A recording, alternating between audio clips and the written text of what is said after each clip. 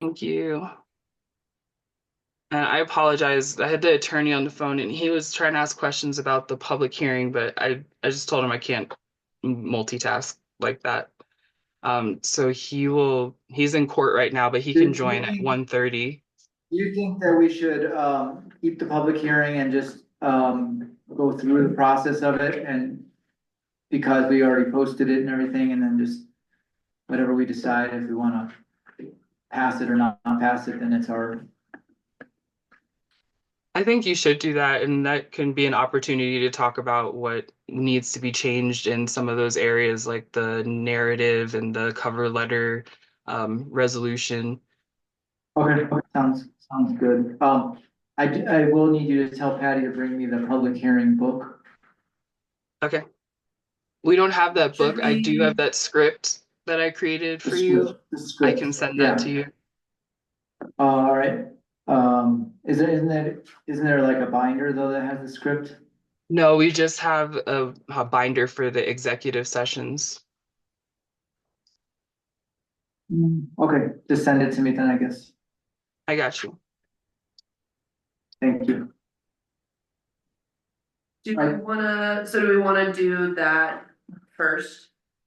Before, like, just keep the agenda then? Yeah, that's right. As I think you're right. Just planned. keep the agenda the way it is and then we'll just move through. And then if there's stuff that needs to be postponed in the moment, then we'll do that. Okay, so.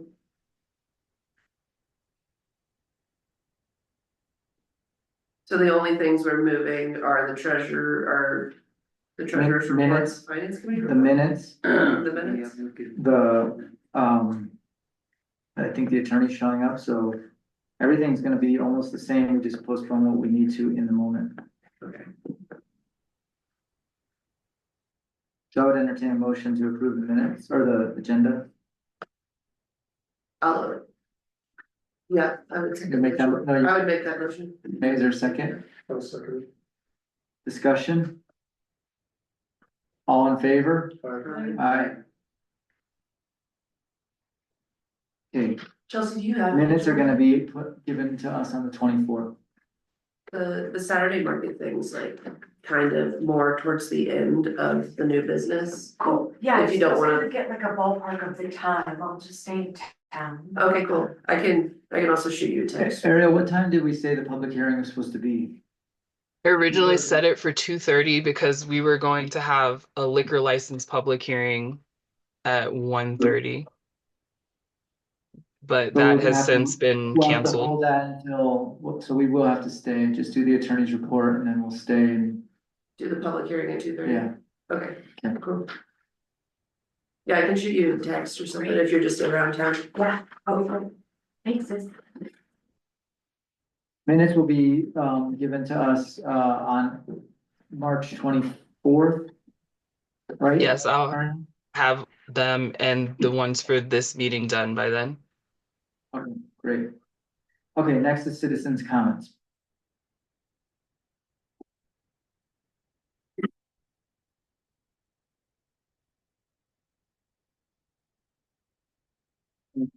State your name and if you want to address.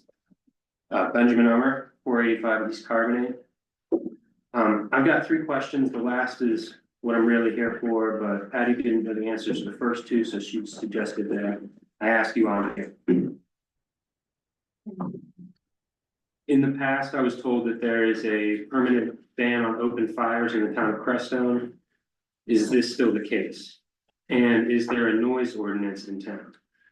Regarding these first two questions, if yes, how would I go about obtaining enforcement of these rules? I came home Sunday night at 8:30 to my neighbors who are renting Diane's house, having a pretty raucous outdoor party with blaring music, multiple fires, and loud hooting, hollering, and carrying on. I called the sheriff to ask about the rules and enforcement, and while they were willing to send a deputy over, they said they didn't think that there was a fire ban or any noise ordinance in effect, so I didn't follow through and ask them to send somebody over. But the reason I'm here today is that I'm wondering if there's any hope for the problem of barking dogs being addressed, or should I just give up and move? The whole reason I live here is for peace and quiet and to get away from the noise and dissonance of more populated places. And ever since Simone moved in next door to me over 5 years ago, the incessant barking has been driving me crazy. And I haven't been able to get any relief from it despite filing multiple and ongoing complaints for years. And the problem is only getting worse. She continues to get more dogs, and there are now 5 or 6 different properties within close earshot with dogs that often have prolonged fits of barking that seem to be completely unaddressed by their owners. It seems like I'm the only one who cares, and I realize that if this is the case, then there can't be much chance of getting anything done about it, and I should kind of just give up. Thanks. Thank you, Benny. So we don't normally comment on citizens' comments, or respond during citizens' comments, but we could. We do need to address this because right now we don't have a code enforcement officer. So I would ask Ariel to put it on the agenda as a complaint, like as something that we discuss on how we're gonna deal with it. I can't say that we're gonna find a solution necessarily, but it's kind of like if you read our mission statement, self-reliance, it's unfortunate, but we've kind of put ourselves in that situation where we are somewhat self-reliant. And it sucks, but it's true. I mean, that doesn't suck, it's just part of our structure that we've created. We don't have police department, we don't have code enforcement's a really hard job in this town. So I'm gonna ask her to put it on the agenda and we'll just discuss it as we move forward and see what we can do to find a solution, but I can't guarantee anything.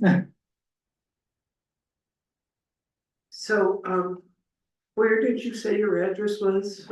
It's on Hemlock. 485 East Carbonate. Cause, the issue of open fires, the town really does take seriously. We've had several red flag warnings already. The next number of days are supposed to be very windy days. And so I want to thank you for bringing this to our attention. And, we will look at. And like he says, we don't have a code enforcement officer, but at the moment, but I still think that, these issues need to be addressed. So thanks for bringing it to our attention. I was speaking more in terms of the dogs, but the fires are definitely a big deal and need to be addressed. And I think, one thing would be to work with our Crestone Fire Department, and we do have a van in the town. Is that like all the time, fan? Yeah, it's a permanent ban. Okay, so they shouldn't have been having fires. And is there any way to get that enforced, like? Well, that's our biggest issue is enforcement, The sheriff recommended peace patrol, but I guess the dispatcher that I spoke to, she contacted the peace patrol, and the peace patrol said that there are no noise ordinances and there is no fire ban. Well, there is noise ordinances as well. The problem is enforcement. It's not so much that, again, self-reliance, people need to kind of follow the rules as best that we can, but so it's just tricky. I mean, But if the peace patrol is an option for enforcement, it'd be good if they knew what the rules were. It seems. the peace patrol is not really set up to enforce people's private properties. Okay. And so if there's like an issue with like in the moment, it's more like they can break up a fight, call the sheriff, try to calm down the situations and things like that. There, there's things like the sheriff calls for wellness checks a lot. That's like what Peace Patrol does a lot. They go and find up to old people's houses and see if they're okay. Yeah. It's not an enforcement organization at all. I mean, we really need a code enforcement officer. And we are, since we are in contact with the sheriff's office, and I'm trying to set up a meeting with them to come and speak with the board so that we can get more clear on. Cause if they if they don't know what our code is, or we're trying to figure out like what parts of our code they would enforce. Yeah. And what they might not enforce, and like getting in touch with the fire department as well to set up a meeting and try to figure out what enforcement of some of these codes looks like. From the sheriff and from the fire hall, and then what we need to handle here as the town. And so we are kind of like going through like a bit of a shakeup with that and trying to get the structure more like firmly in place so that there is a process and a procedure and people that people know they can call. And yeah, I mean, you being here is just another obvious example of like why that's an important function. And we are trying to like get all of that really hammered out. And I'm sorry that it's like, yeah, I'm just sorry that. And even you said you were dealing with the barking for 5 years. I mean, this is, I mean, I go to bed, I hear dogs barking, like, well, you know, Yeah. who's there, like, what can we do? We have to almost like self-enforce. I mean, it's really a problem. I mean, it's an ongoing problem, and I totally agree with you. We still having a struggle with how to handle it. Mhm.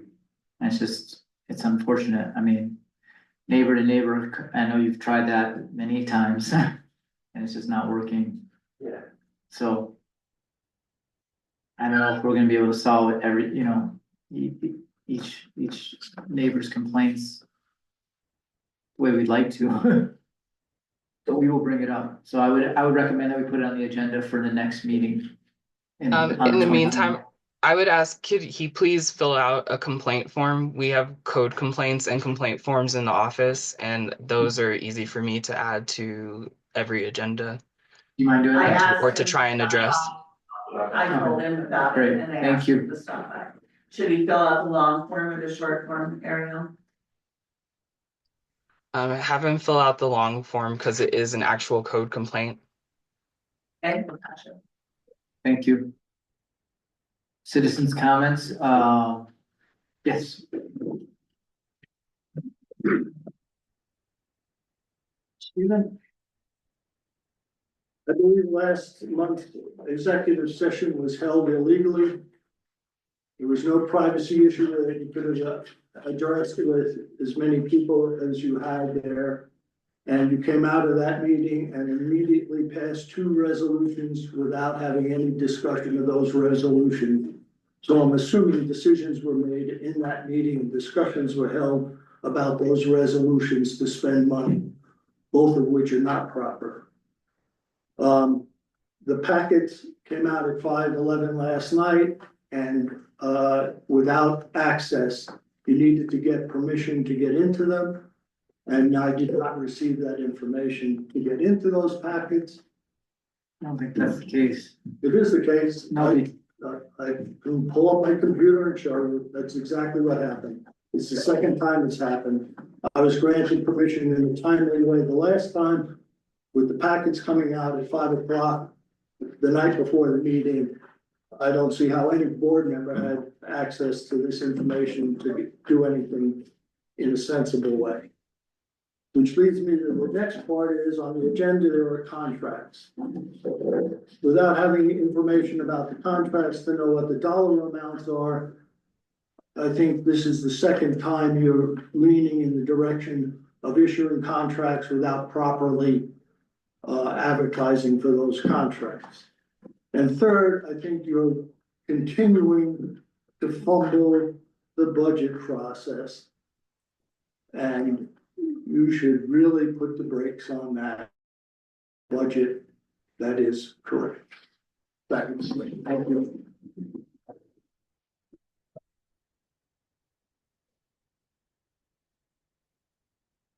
more citizens' comments?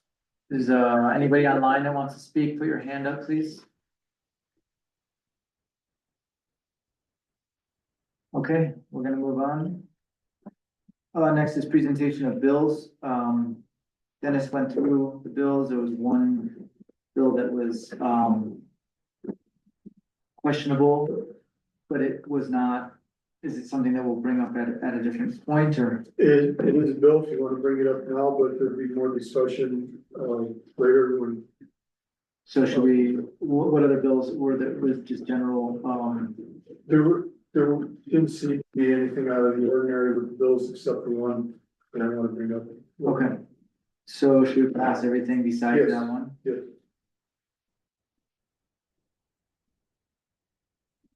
We need a motion to, I move we pay the bills Second. as presented, minus the one. that is- minus the one. No, that bill's gonna have to be paid, it's the circumstances that created that amount. Okay, So how would I? Okay, I move to accept and pay the presented bills. that's it. That's good. Okay, you got that, Ariel? Motion to pay the What? bills. Motion to pay the bills as presented. Yep, seconded by Dennis. All Got it. in favor? Aye. Next, we have the treasurer's report.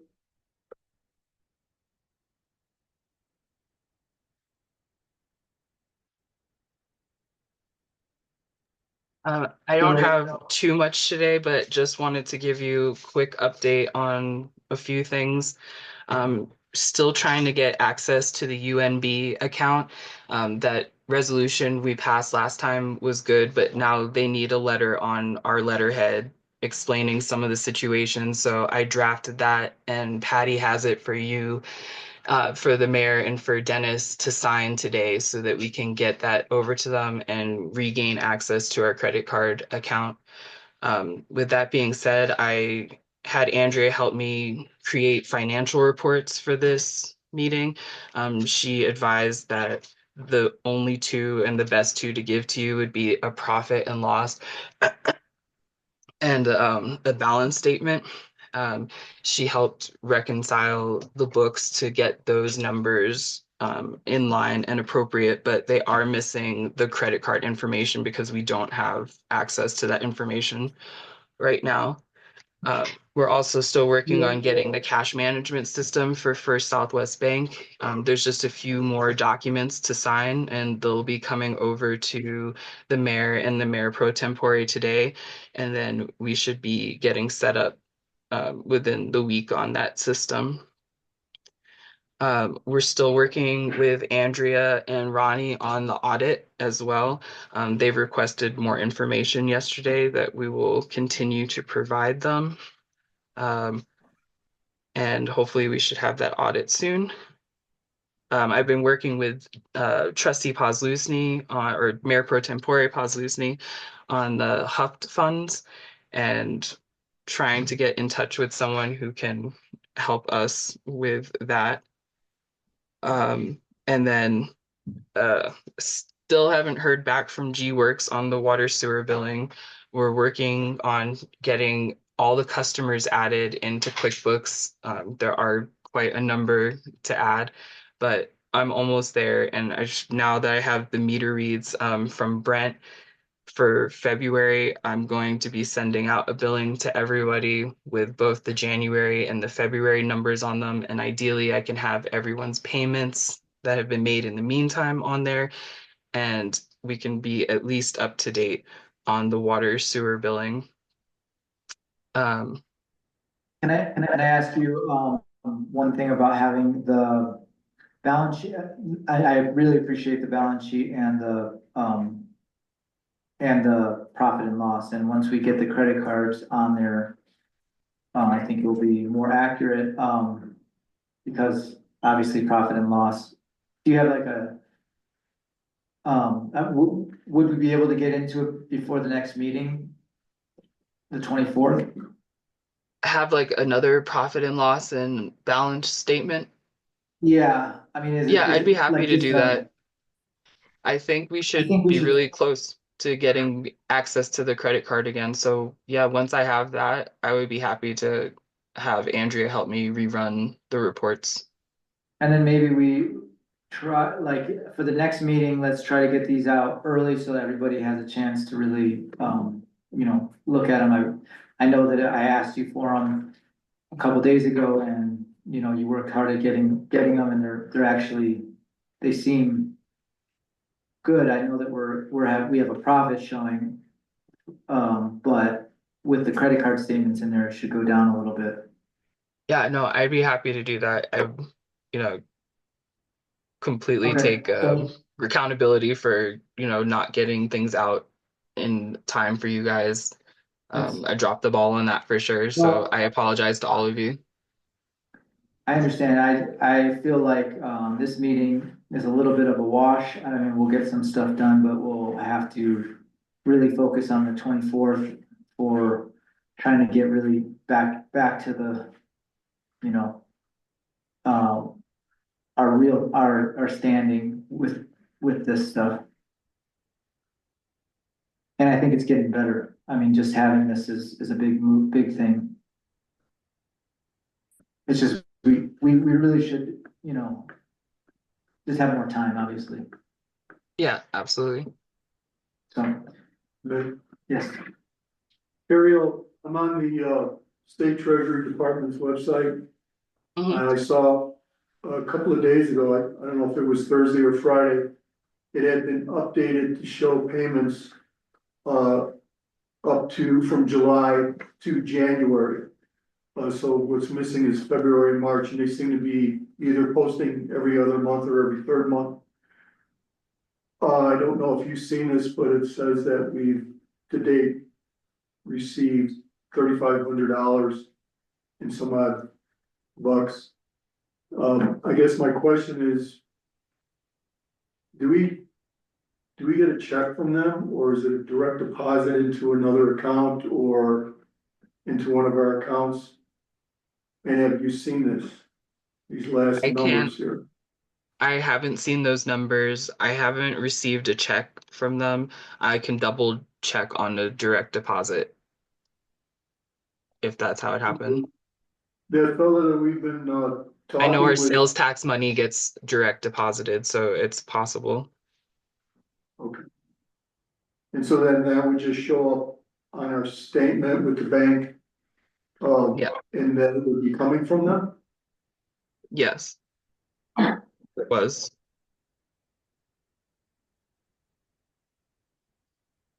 All right. and then also, when we do approve a budget eventually, when it does get approved, obviously the profit and loss would be compared to the budget.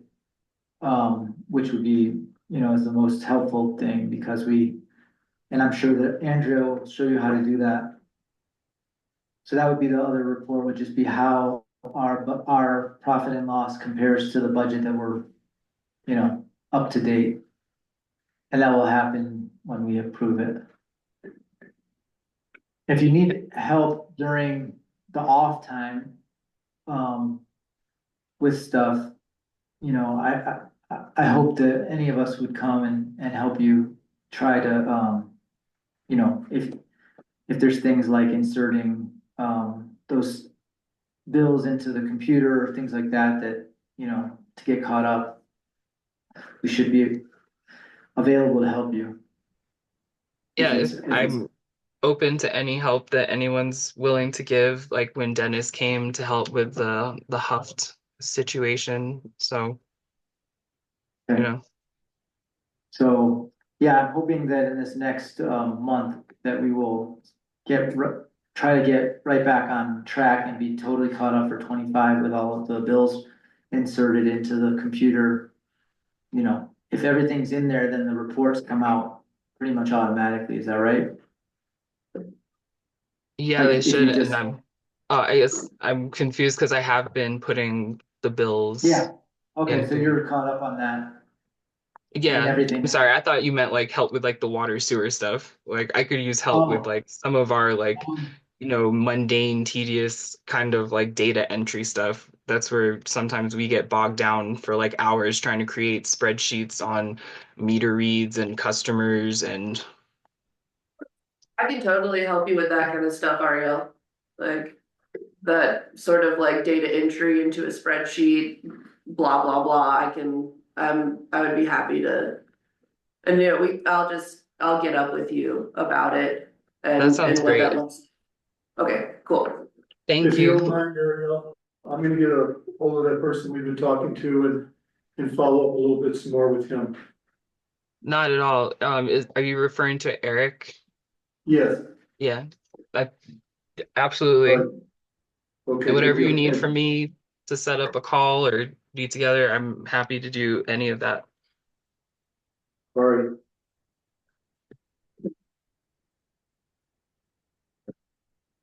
Any more on the treasury report, Ariel? No, that was it for treasurer Thank report. you. Hey, thank you so much for, even just initiating these reports. They're definitely helpful.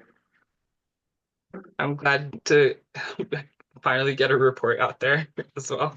Yeah, it's a good start.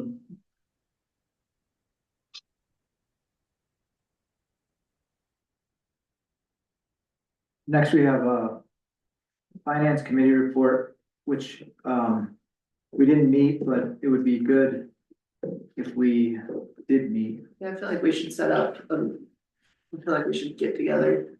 You know, I don't disagree with you, but until we get that remaining stuff from the auditor, we're just shooting in the dark. Yeah, However, one thing that, you know, we're all worried about the budget, and we should be, but, some of the stuff in the day-to-day accounts receivable and that, there's no reason why we couldn't sit down and talk about that, talk about the health fund, get a clear understanding on how that works, who some contact people are with that, and just share that information. So it's, you know, it's more than just the budget, right. Yeah. Totally. so we can sure do that. So I'm available on Friday afternoons, evenings. We can- Evenings are definitely better for me. I've got like a bunch. I don't know, weather's warming up, people are, lots of jobs are happening. So yeah, evenings, like, I mean, evenings after dark are always better for me. Okay. Or Mondays, I'm available evenings. We could do. This coming Monday, I've got a meeting in the evening. I could, but The other option is the 24th. You know, we could meet after, like, if that's, depending on how long that meeting is, we could meet after that meeting. I would be down for that. I've already got that whole day Yeah. slated for, Monday, the 24th. yeah, And hopefully we'll have some more information by then. We'll just stay after. yeah, And already, you, Ariel, you have to notice that separate. Oh, yes. Would it be a work session because you wouldn't be making formal decisions? guess I it would would be just a notice it as a work session. work session. And what time? just, How about 4 o'clock? yeah,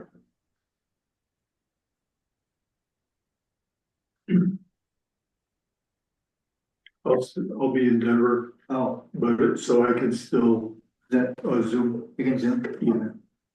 And you'll bring some of that information from? Yeah, Okay. I'll get it, I'll put together everything that Ariel I've been talking about and some other stuff. Hopefully I'll get it to you guys before. And Ariel, anything else that you might wanna add? Even if Okay. you duplicate. That sounds good. Okay.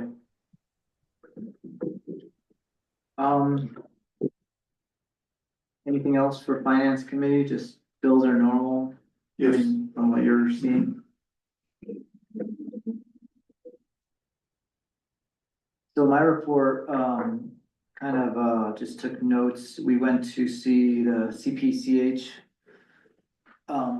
project. It was definitely moving along. It's, you know, way bigger and bigger and badder than I thought. It's bigger in that it's like, when you look at it on the plans, it's hard to grasp the size on the plans until you actually see it, and it's, you know, every apartment is,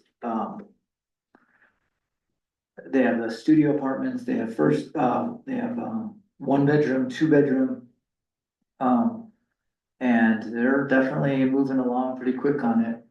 It's, Kizim was there, Dennis was there, Sean was there, and then so Dana and Kim was There there. was no one there. Oh, we're, I went up there twice, oh, really? and no one this. We might have been all the way down. Were you there at the time? Yeah, right at 4. I'm sorry. Well, we were there, we were standing there waiting for a little while and then we went down to the. I looked around anyway, but I was working on a project till like 7 o'clock that Yeah, you had to. night, so. Anyway, it's gonna be interesting to see, when people move in and we have 30 new constituents in the town. How that's gonna, maybe there'll be an accountant. I just wanted to say, yeah, I check in up there frequently and it seems like they're about a month ahead of schedule.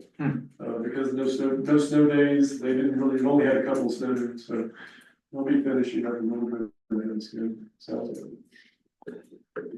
Obviously, we're dealing with a lot of, I'd say somewhat chaos and uncertainty on the bigger macro level of our government and things like that, and I think it is trickling down all the way down to us, so we are getting affected by it, in a lot of ways.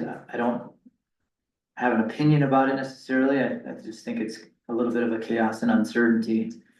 The stock market and crypto market lost $4.5 trillion in the last few days, which is quite a bit of money.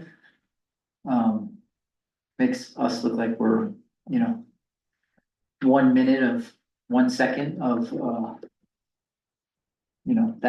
that lot, like our whole budget is 1 second of that.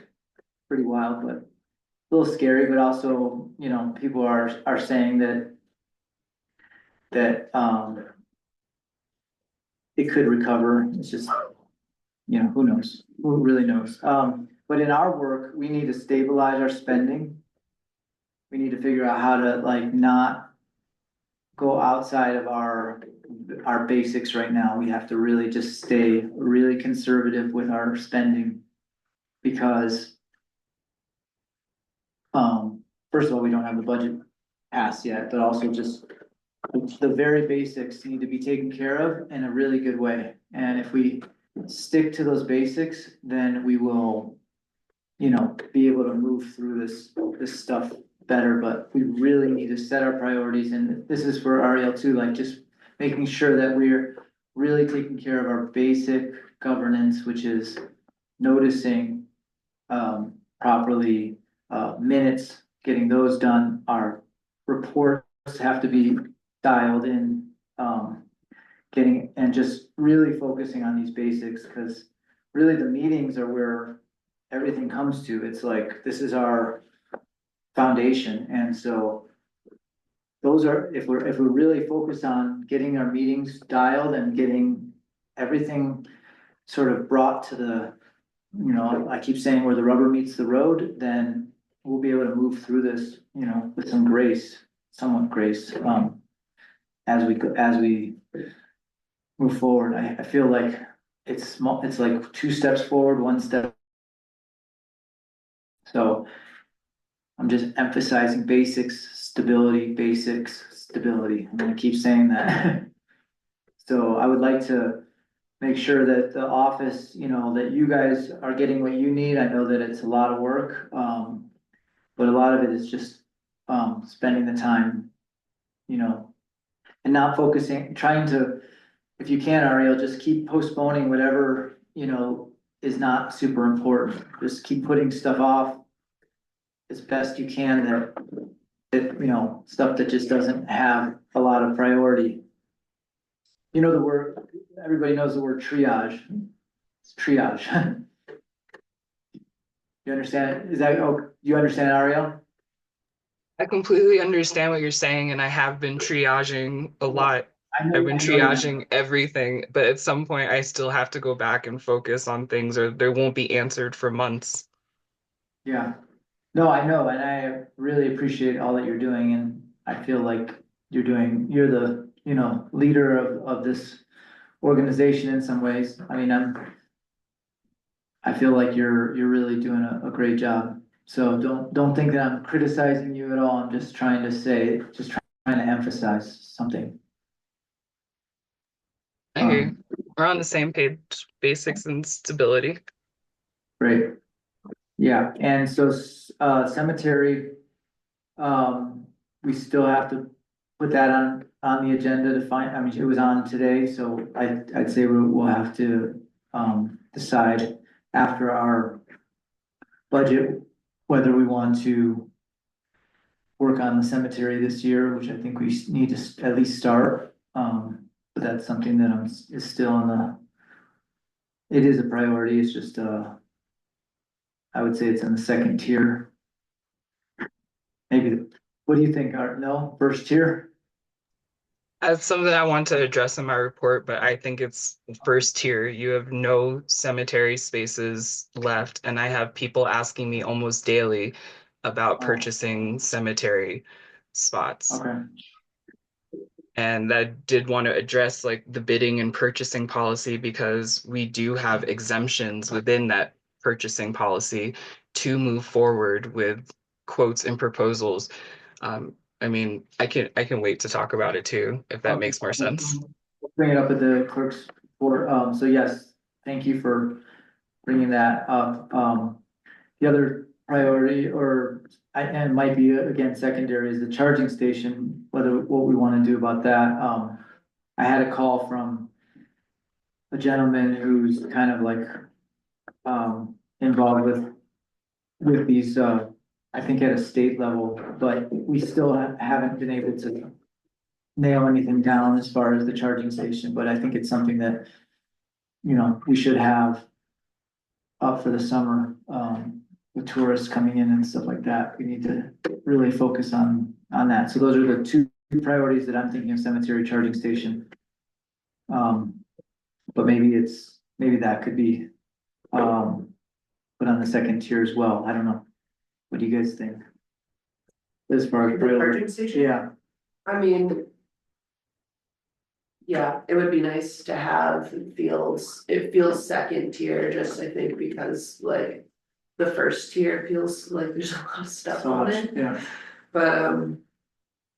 Yeah, I guess that's my Yeah. opinion, but again, it would be nice to have, and if the town was getting.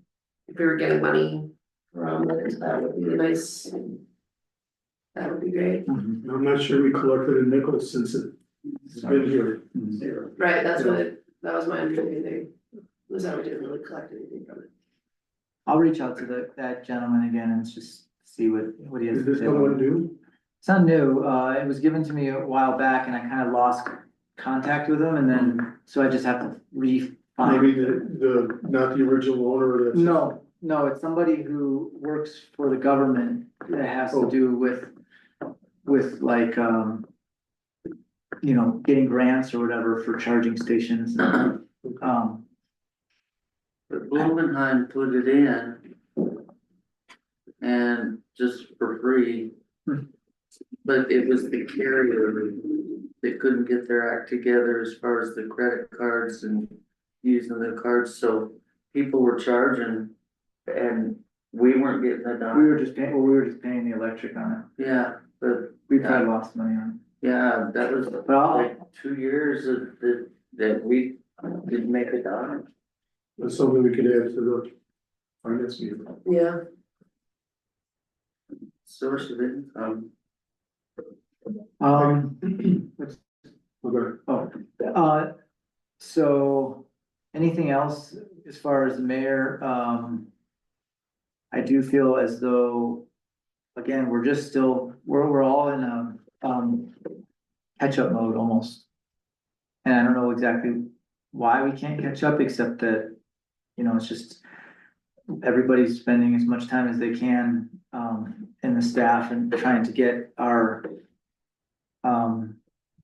finances back in order, and I don't know, I think we just need to give it a little more time, so hopefully everybody's can be patient and feel like we are making progress. It's not, maybe at the speed that everybody would like, but. I agree with you. I think it's still what's left over from the past. Catching up when information is either limited or not there at all. It's hard to relay to the auditor asking questions of things that happened, years ago. And, but I feel confident that when we get that done to them, get that to them. And this last round, things should be looking a lot better as far as breathing room anyway.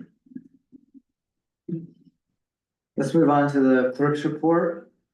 Back to Ariel.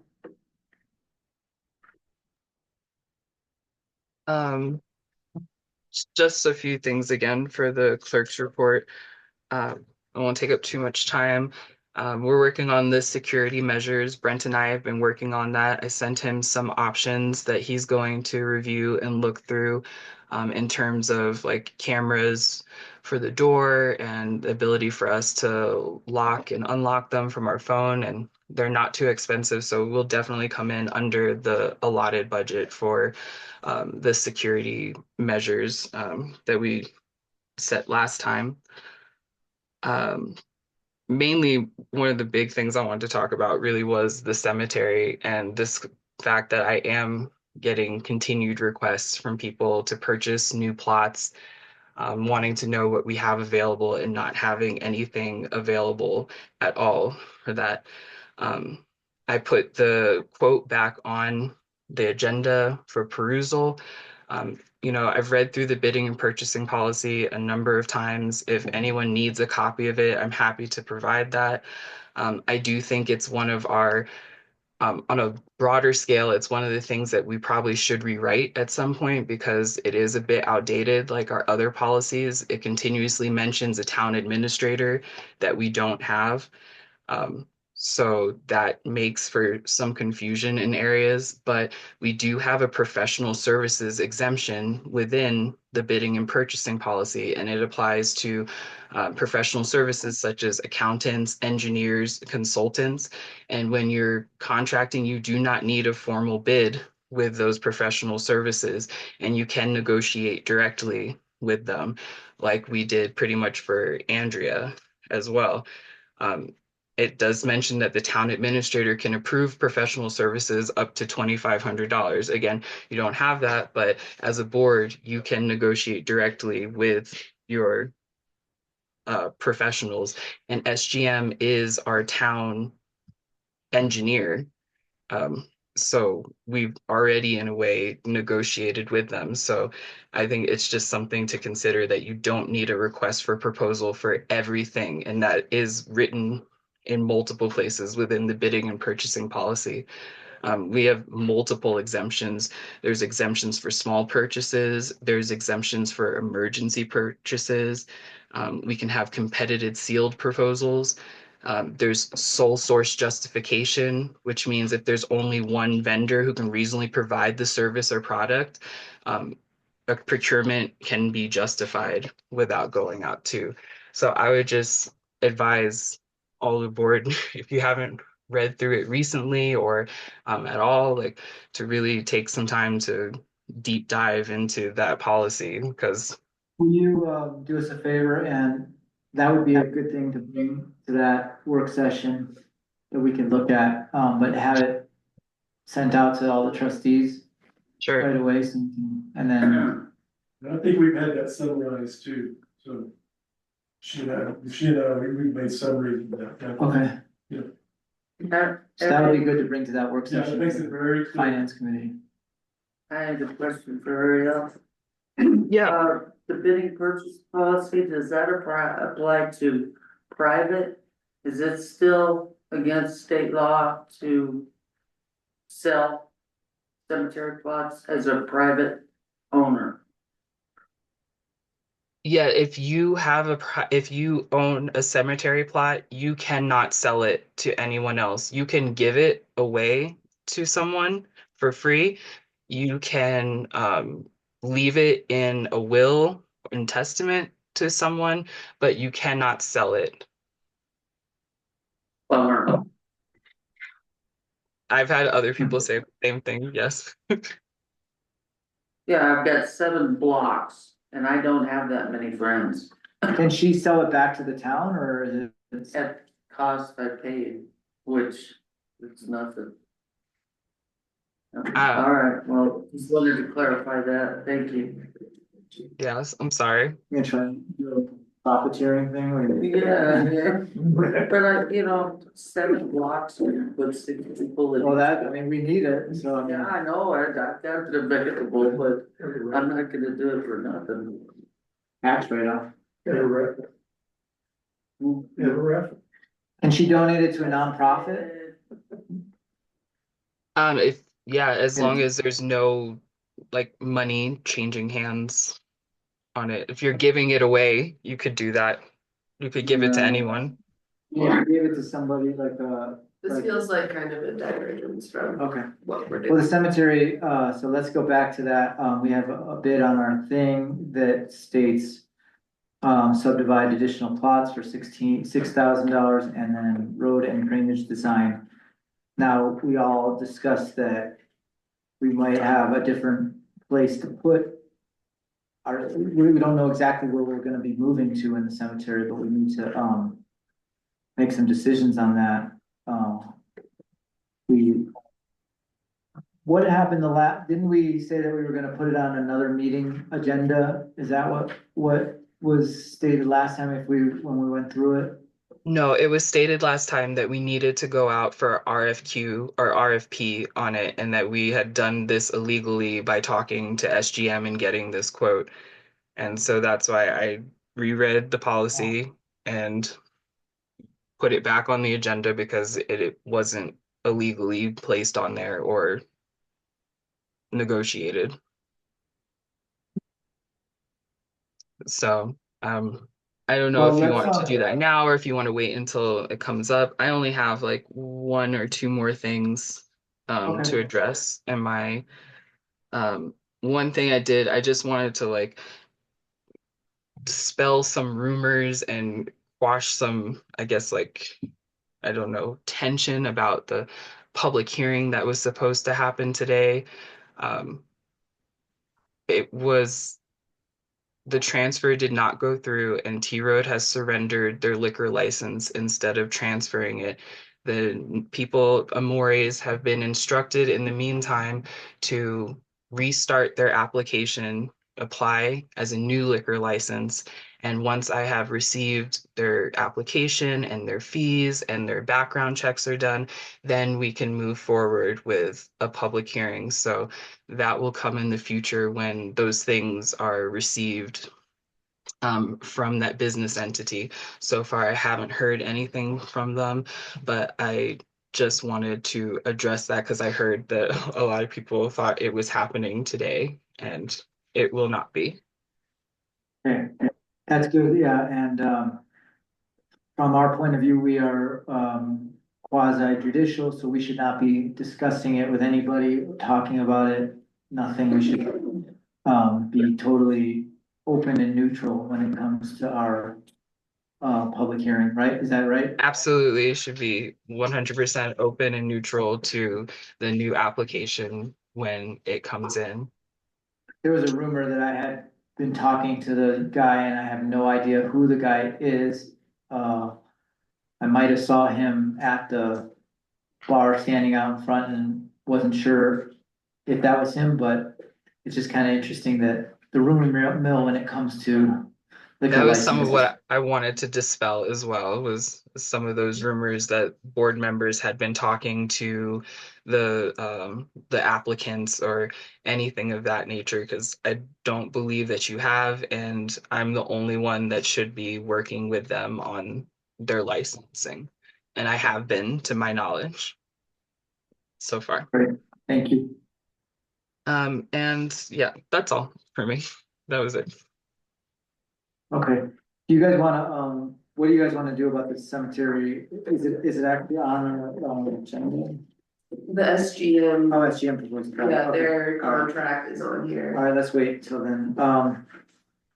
Let's move on to,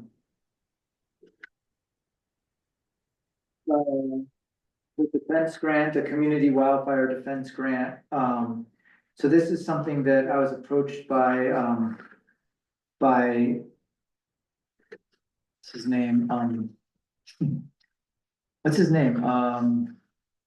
He's on the POA board. Not Marvin, Leroy. Leroy. I don't know his last name, but Leroy basically called me and asked if we would be interested in doing like just a letter of support for this grant that will include the town of Crestone, but they will write it, they will do all the management, administration of it. And it's basically to kind of get a wider overview of emergency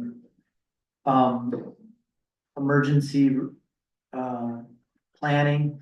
So it includes us, but doesn't necessarily, we don't have to contribute anything.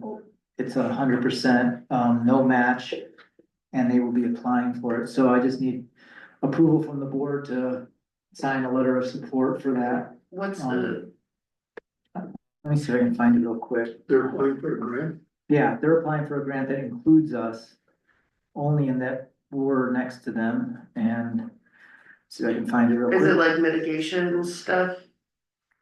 It's not just mitigation, it's more of a plan, like how, Emergency response, Response. evacuation. Mhm. Let me see if I can find it. I think that anything that's being done in our greater communities to deal with possible wildfires, I think we should support. So I would be in favor of writing a letter of support from the town of Crestone for their wildfire defense grant. Okay, Are they writing the letter and they just want us to we, sign it? no, we write the letter, we would have to direct our clerk to write it. I'd like to see the plan first. Okay, let's find this email so I can read it out loud. Is it? Maybe he sent it to my.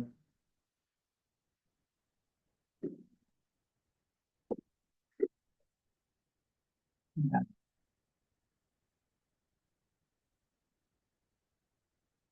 Fully prepared, it's fine.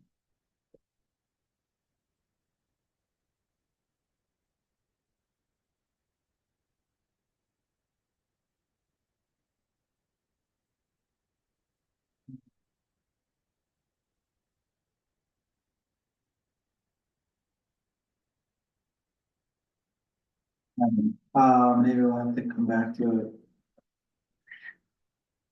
I'm just, So wait, I got it, here it is.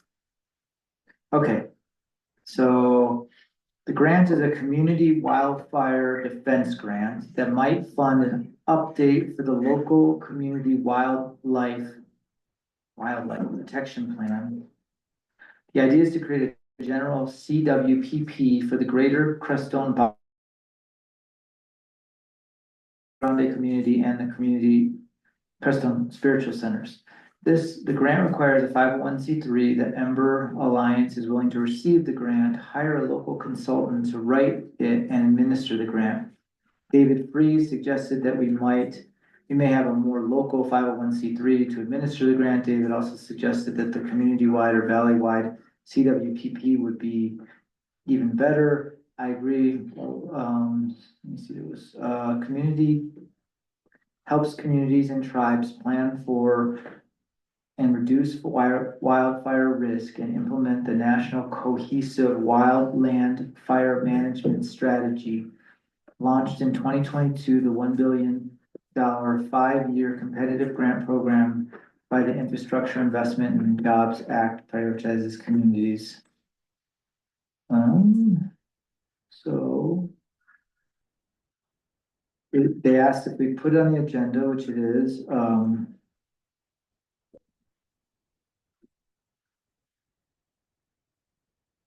Anyway, they just want to have a letter of support. So that's all. It's just a letter of support from the town to join into that, it's not like we have to do much more than that. I would like to see us write a letter of support for the grant. Let's see what the plan is. Application is due March 14th.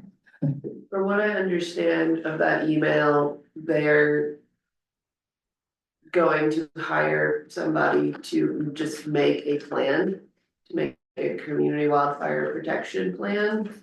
Like, it doesn't sound like there's gonna actually be much action oriented in from what I can hear of that email, that it's just like. Somebody's gonna come in and make some sort of plan. Yeah, Roy, he just basically said, do we wanna be included? If we do, then we should write a letter of support. I mean, I wanna support them, you know, but I see where Dennis is coming from too. Yeah, I about don't what I'm even know, supporting. I'm trying to find it, more information about it, but there. Are volunteer, this, are fire protection people involved in this? You didn't mention David Freeze is part of the OEM. it. What's that? Office of Emergency Management. Yeah. And in the letter he read, it mentions David Freeze, so it sounds like the county's involved. Okay, And then it says the Ember Alliance is an organization. I don't understand where this comes in, but it's a nonprofit devoted to change. The Ember Alliance is a nonprofit based in northern Colorado. Team works with partners across the country to restore people's relationship with fire and restore ecosystem processes with fire. People focused. Our ops team works with partners to plan and implement fuels projects and prescribed fire around the country. Our RCE team supports communities, counties, fire protection districts in planning and preparing for wildfire.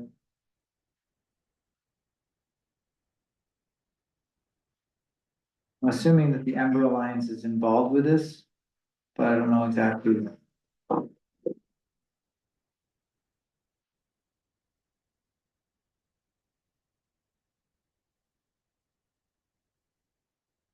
It's due on the it's 14th. due like in a couple days, so they probably can't. I don't know, I would love to, I feel like one of my problems with, is that. Like just supporting something without having full Right. information is what gets us into a lot of trouble. Mhm. And then later on, you know, it's like, oh, whoops, well, we didn't have all the information. And so it's like, I want to give them a letter of support and potentially be involved, but I don't know what it is, I'm with you on that. right? Okay. Well, we could just let it pass and see if they come back to us. I'll try to say that we need more information on it. Or if you can email Leroy and Yeah. ask him to. If, you know, even if he could just get us more information today, like. Okay. Yeah, then we could still potentially like move on it. And just start I think mostly I'm just curious, like, what the CWPP is. Like, what is and does it involve, are they gonna try to like implement mitigation, or are they just trying to create a plan? I just wanna know what they're doing. All it says is Ben, that I asked, that I include you and ask that the letter of support for this effort be put on the agenda. Adam Moore is involved and,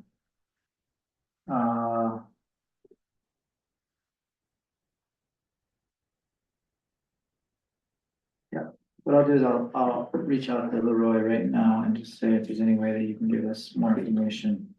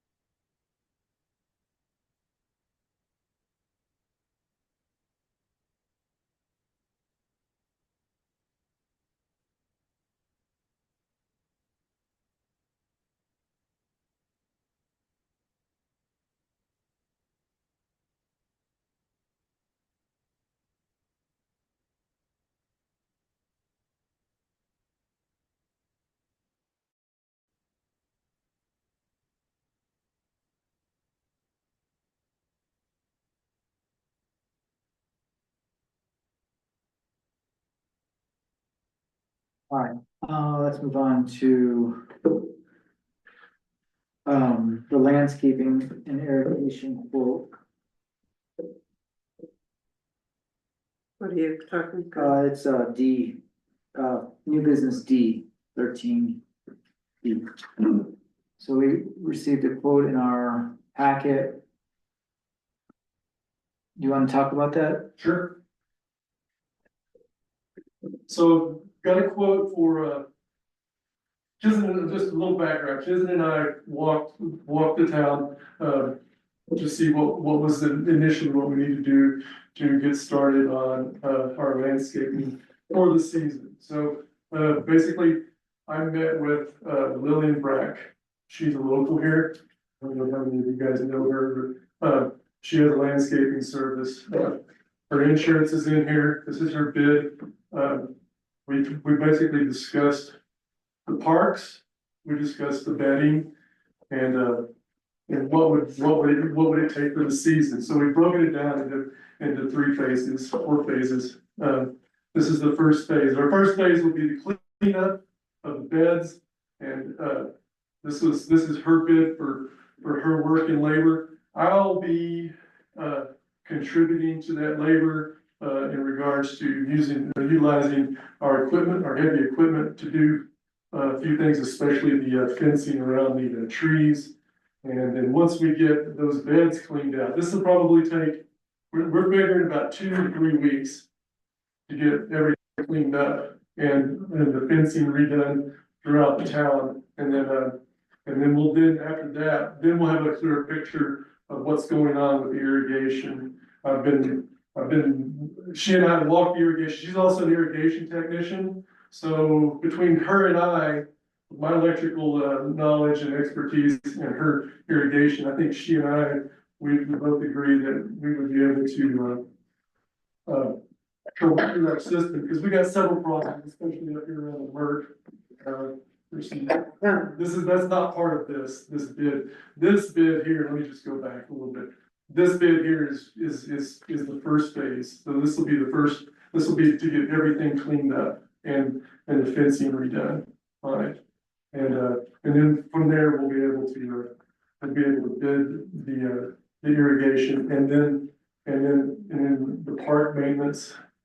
And then finally, the shutting down for the season. So it'll be four parts.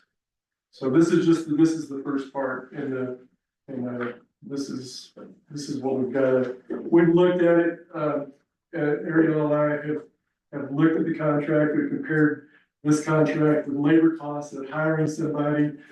This is gonna be $4,000 cheaper than having an employee do this kind of type of work. So we'll be coming out ahead, as far as the overall contract looks. At this time, we'll get a better idea, going forward, this year, but it looks like we'll be saving some money, contracting this landscaping out.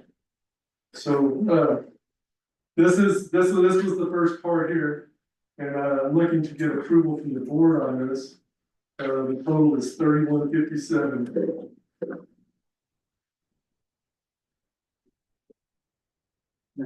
I have issues. Number one, most of the stuff that's listed on here is what Public Works does as their salary. That's just what they do. Now we're talking about contracting this thing out.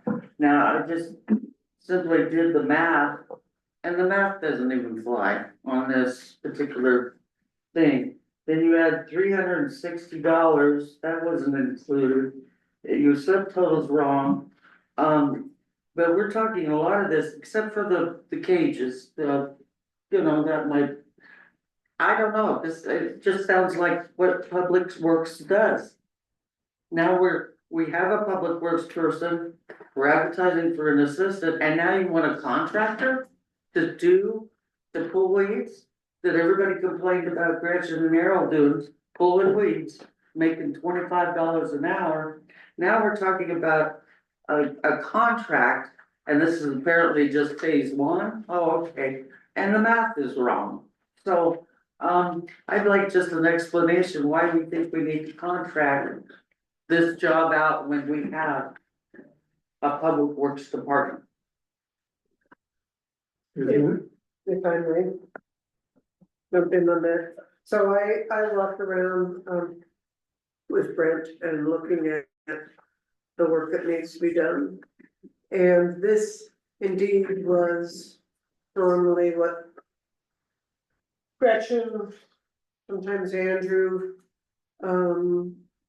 Harold, did as part of the works, Public Works.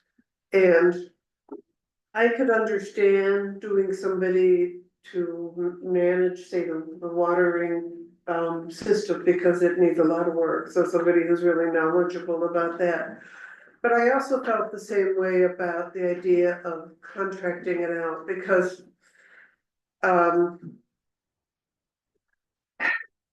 there's this batch of work, phase one, that needs to be done, and it really needs to be done. These fences, the deer have decimated, the deer are getting into these trees that we got paid like $500 each for, and they're causing a lot of damage. The perennial, or you're gonna be damaging the plants. This work needs to be done now, and my concern, I mean, if the only option is to hire somebody to be a contractor, okay. But I look at, there's work that's ongoing, that needs to be done. Not just for this phase, but then moving from this to weed whacking, to picking up trash that happens a month after this work is done.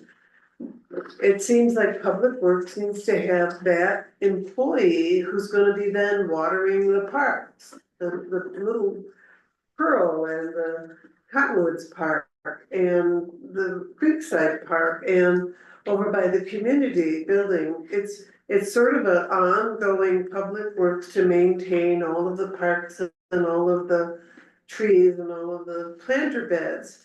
And while this is a very good detail of the work that needs to be done now, I really wonder if our money would be better off to have that employee who, after they're done with this, can be the person on the end of the shovel when you need to load this or that, or clean them, or pick up the dog poop in the park, or who's just that grunt person for the Public Works. And I have offered my help if somebody's got the I would help direct people on pruning trees. I would just do that for free. Come and say, yeah, cut these branches and here, move this fence up this way. I would be happy to help to contribute. I can't do the physical work, but I really question about having all these things contracted out. I would be willing to go with a contract to have this work that needs to be done now. But really look at having that Public Works employee who continues doing all of the ongoing sort of maintenance of that just maintains all of the parks as part of their job. throughout the year. Yes, We are advertising for another employee. And we've had two applicants. One backed out after he found out everything that it entailed. And I haven't heard anything back from the second application that I saw. I'll be scheduling an interview next week. And if we can get this cleaned up now, like you said, needs to be done. In the meantime, we get a successful applicant to take those duties over. And the post office is responsible for their own weeds. We can request them to do that. If they hire their people for their maintenance.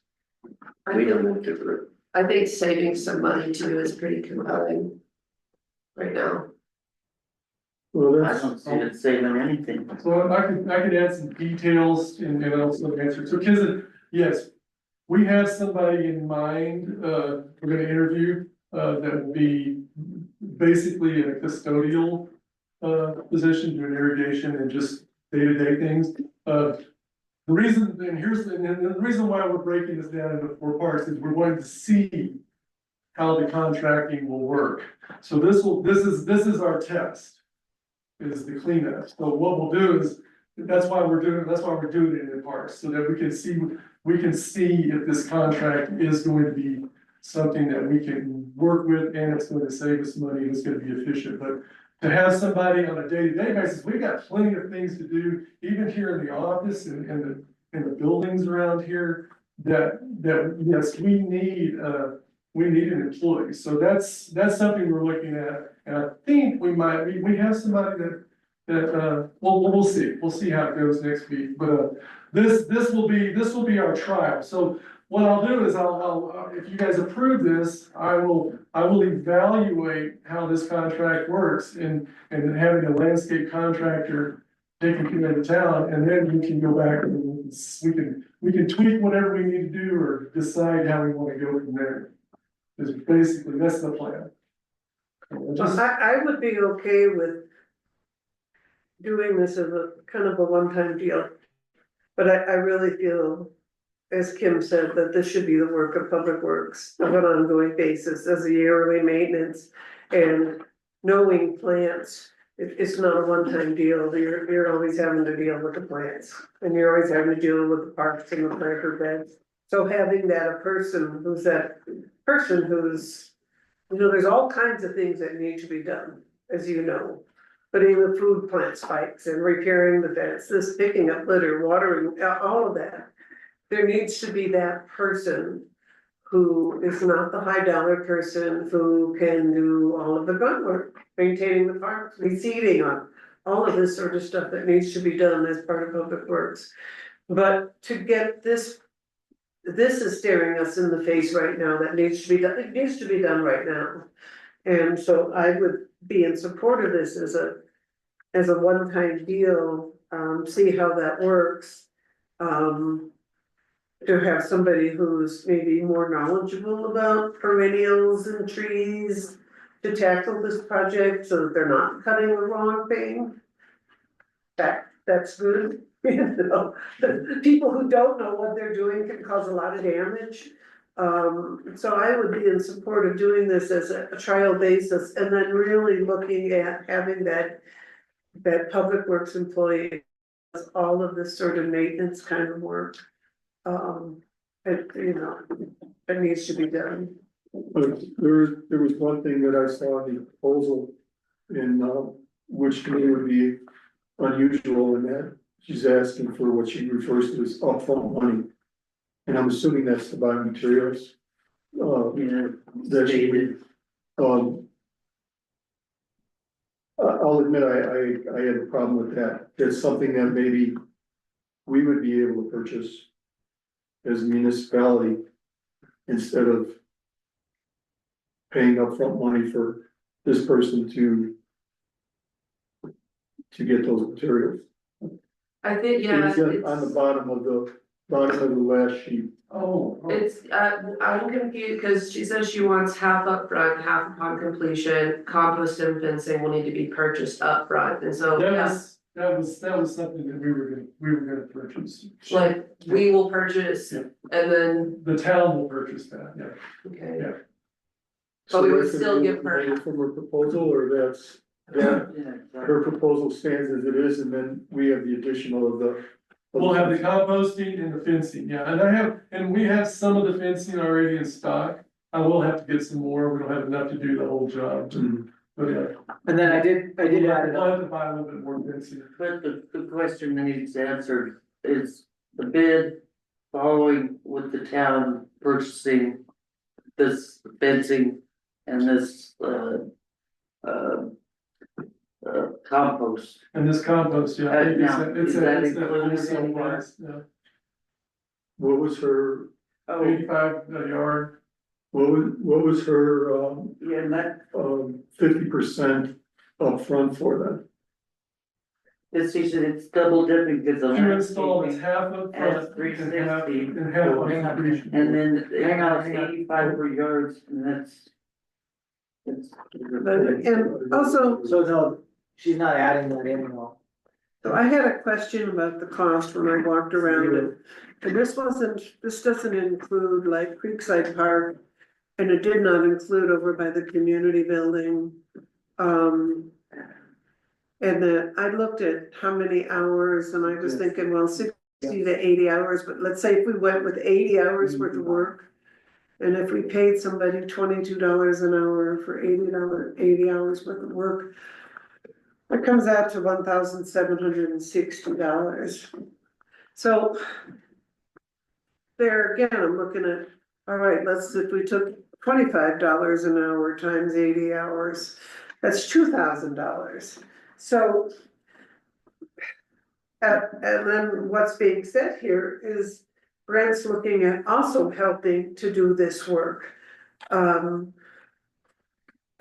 question the total of, or what is it, 57. It just seems to me like an awful lot, 3,157. It just seems to me like a high dollar amount for the work that needs to be done. Most contracts appear to be that way. If you're just going to take into account the employee's hourly rate. But the hourly rate does not represent the total cost of our employees. Correct. And the other thing is, we really don't have a lot of people knocking at our door. I don't know how long you wanna postpone this. But, one of the advantages that I see is that when the work is done and the contract's over, there's no more employee expense. They're gone. Well, But I that's also true. agree with what Fran was saying, we are missing an employee. We thought we had that employee with Eddie. Something went haywire there. I can only guess why, but something happened with him. And, as helpful as he was in the beginning, that faded out. Well, and that's a good point. With an employee, you have social security and taxes and insurance and all of this that goes on top of it, and a contractor carries its own, and I would, like I say, I would be in favor, and let's give this one a shot. And then let's just evaluate again, and let's see that we have that person who can do this kind of work. And right now, the tree trimming, fence building, dealing with the perennials is a step up of skill level of people need to know what they're doing. So, I'd be in favor of going with this, and then, but let's not make this, let's really evaluate how the money shakes out, in the amount of work that gets done. Okay. It is not correct as far as the totals. She added another 360. It is correct before the 360. Before the 360. So, and I'm wondering, I'm thinking if it's. Actually, that's what I think, what that, you're talking about what was written here. Yeah, So that is basically take the 720 away, Oh, and that's Oh. 360, because that's my labor contributing to it, so you lower the amount. so cross off 720, Yeah, then it's still not, that would be that's what it looks like, clearing the tree wells, which is what I was gonna help with. And winding and replacing the tree cages, so we just talked about that, I said, well, if I help you with the labor, then that amount should go down, and she agreed, so that's why I just wrote in there 360. So this would be less than, Okay, it would be less. so less than the total would be $2,510. And yeah, 720 minus 360, whatever that number is, take that away from the total. Well, it would be, cause I added it twice, so I would just subtract 720 into 2,510 for the subtotal. Just 360, take the 720 out and add 360. So then subtotal would be 2,510 plus contractor fee or whatever that is, 287 plus so I would. I would have to add it up, I'm gonna take your word for it. 2797. Yeah, So so it's a little under 3,000. I would like to approve the contract, but I wanna get, obviously I wanna approve the contract that has the updated numbers on it. That also Lillian is like, yeah, this is what we're doing. You know what I mean? Like you wrote in 360, I just want the contract that's accepted to have the root, like the actual subtotal on it. Which is 2797. Well, I can get that, but in the meantime, what I wanna do is get an approval today. So as long as I can get you an updated number in this, that's fine. But we need to approve, a contract today if we're gonna go this way. Maybe, as long as the corrected numbers don't exceed what they're saying, I think. Yeah. that's fine. Okay. And You good with that? yeah. Yeah. They won't go above the 3,100. No. Okay, so Right. we know that, so if I can get something lower, if we can approve the 3,100, then I'll see if I can, I'll see what I can do to get that lower down, because I think pretty sure that's what that number was, I wrote that in there. Yeah, I didn't see that proposal until yesterday, so. Yeah, we didn't get a and this has been sitting a while, yeah, we did this on the 20th of February, so it's been a little bit. So, I mean, I would make a motion to approve the contract with Terra Aqua With the corrected amount, with the corrected subtotal. I'll second that. More discussion? What's the corrected, is this the corrected amount then? 2797. 2,800, 2,797. And as part of the discussion, I'd like to know how soon they can go to work. I think as soon as we get this approved, we're gonna go to work, yeah. Yeah. Yeah, it's gonna happen, but yeah, I'm gonna get on the phone with her as soon as I leave here. Yeah, so just, Yeah. the other thing is back up on she's asking for half up front. Yeah. And I think, I don't see that, I mean, have her some operating cash, I don't see that. Are you using this contract as a kind of checklist and you guys will be going through it piece by piece and just nailing it down? So when we come back after it's done, it will be like, this has all been completed to satisfactory. I'll be supervising the whole thing, and yes, and I've already gotten the word from the board, on what needs to be done. And we'll, yeah, I mean, I'll be supervised, I'll be responsible for the whole Performance. for the whole thing, yeah. And then, yeah, and then what we'll do, and this will give us once we get this clean, this will give us a really clear picture of the next steps forward, and we'll nail this down tighter as we get into it. So this contract will get a lot tighter as we work forward. That's why I'm doing this in steps, is so that we can tighten this down, and then if we decide we want to go further with it, then we'll have an even tighter contract. And this will be nice, this will work nicely, I'm pretty sure it will, as far as efficiency goes. All right, will you read back the motion? Just one last thing, real quick. On that 50%, I would feel better, I don't particularly like this, but I'd feel better if she actually wrote an invoice for that, and on that invoice said what the 50% was for. If it's for material, Okay, that part I get. and just, If it's for anticipated labor that hasn't happened yet, okay. that would not work with me. Okay, well, yeah, I'll let her, yeah, so I'll just have her, I can have her rewrite this and get a little more specific about her upfront costs. That sound right? Yes. Okay. Mario, what's the motion? Motion to approve the contract with Terra Aqua with the correct amount. And correct terms. Sorry? Corrected terms as well.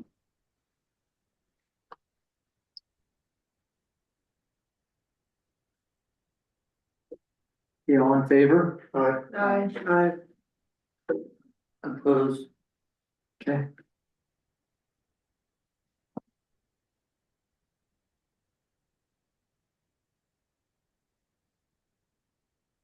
Motion carried, one opposition with Kim. Thank you. Trustee Martinez opposed it. I got that. Okay. Let's move on to Jeff Winsett. Are you here, Jeff? I see your picture. Can you hear me, everybody? Yes, we can hear you. Yes. Yes, Jeff Winsett here at 11:05, month 3, day 11 on the good Lord of 2025. Good morning, everybody. Good morning. Good morning. Good morning. So I have some questions here for all of you. As I called in and I talked when I came in and I talked to Ariel and I filed the complaint on the slippage and foliage, she replied to me that it was the San Diego Cristo Inn's property, the whole 9 yards. So I asked if I can get that paperwork of the contract that that they signed and agreed for them to clean that out, that parking stall out. Is that physically possible? Arkansas. Did they, say it one more time, the question, sorry. Hello, can you hear me? We can hear you, but so like, we don't Okay, have all the details, and you have more details than we have. So we don't really even understand exactly what it says, the parking lot of the Sangre de Cristo Inn, which is to the north of Sangre de Cristo Inn. okay, yeah, okay. So let me fill the board in. I'm knowing all of you guys very well for what 28 years, and some of you way less.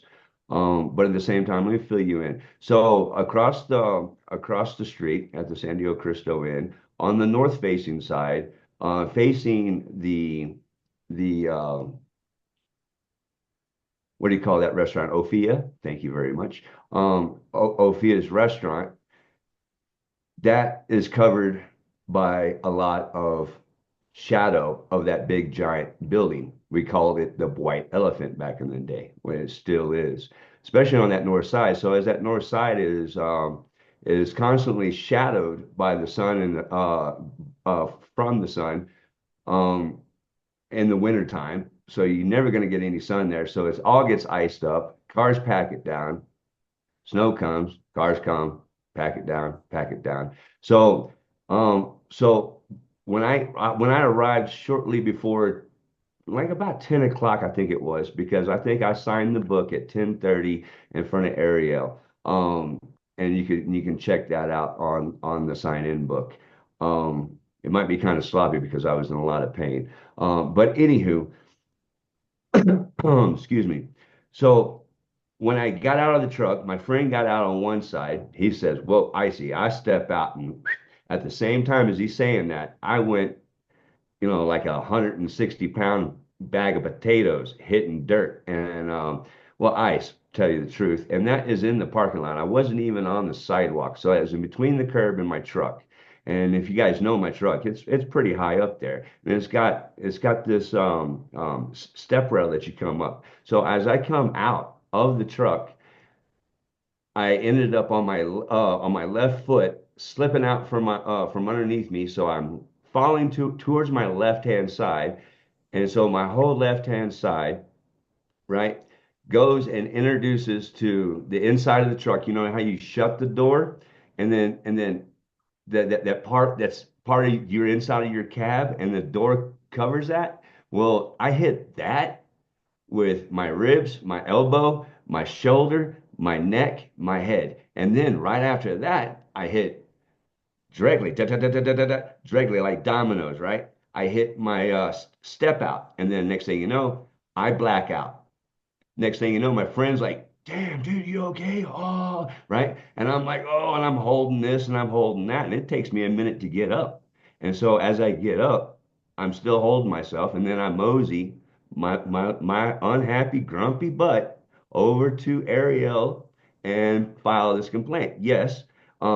Like I've said before, that no one is happy when something bad happens to them. I don't care if you got hurt, you wrecked your car, someone broke into your house, someone messed with your wife or your kids. People get unhappy. And I was kind of a little frustrated at that particular point. Ariel said something, and I apologized directly to Ariel. Sorry, I'm just upset. It's nothing to you, Ariel. And then I went to the hospital and got some x-rays. And for 2 weeks, I was banged up, sore, sore, sore, can barely move. And So I've been calling around. I found some representatives as well. So, but I have the right to be able to represent myself as well. Um, so I am asking for an application that, I mean, not the application, not an application, a piece of paperwork saying that it is Sandio Cristo's responsibility to clear that parking stall out because it's a parking stall. It wasn't the sidewalk. And then I got videotape of the accident right after the accident, and then through periodically throughout the week and into the next week, and how the ice was still always remained. There was never no there was no signs, no parking cones, slippery, icy. There was no tape. There was no salt. There was no sand. At any given point in time, no one touched it. It seems like Public Works probably just wants to kick down the work to someone else. It seems like within the job. And I want you guys as a board to look at what has actually happened from last year's experience to this year's, because this is not the first time that we had problems with snow removal by town or a business. Okay. So we have to look from the past what happened, like Kizan said, and I quote, like, back in the day we had Andrew, we had Gretchen, and we had Harold. God bless Harold. So, but I understand that Andrew's retired and Gretchen needed to move on for her own personal reasons. But back in the day, you always saw them out there with these little chipping bars, chipping things away. They I want to know what changed, and can I actually have a document signed by them that agreed for them to shovel out that parking stall? I would like to speak to this too because I do have some back knowledge Yes, ma'am. on this as well. And it has been already relayed to Jeff or Mr. Winsett, I'll say.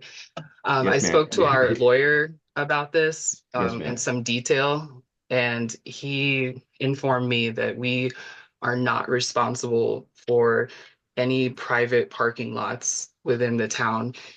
If you would like me to request paperwork from him, please let me know so.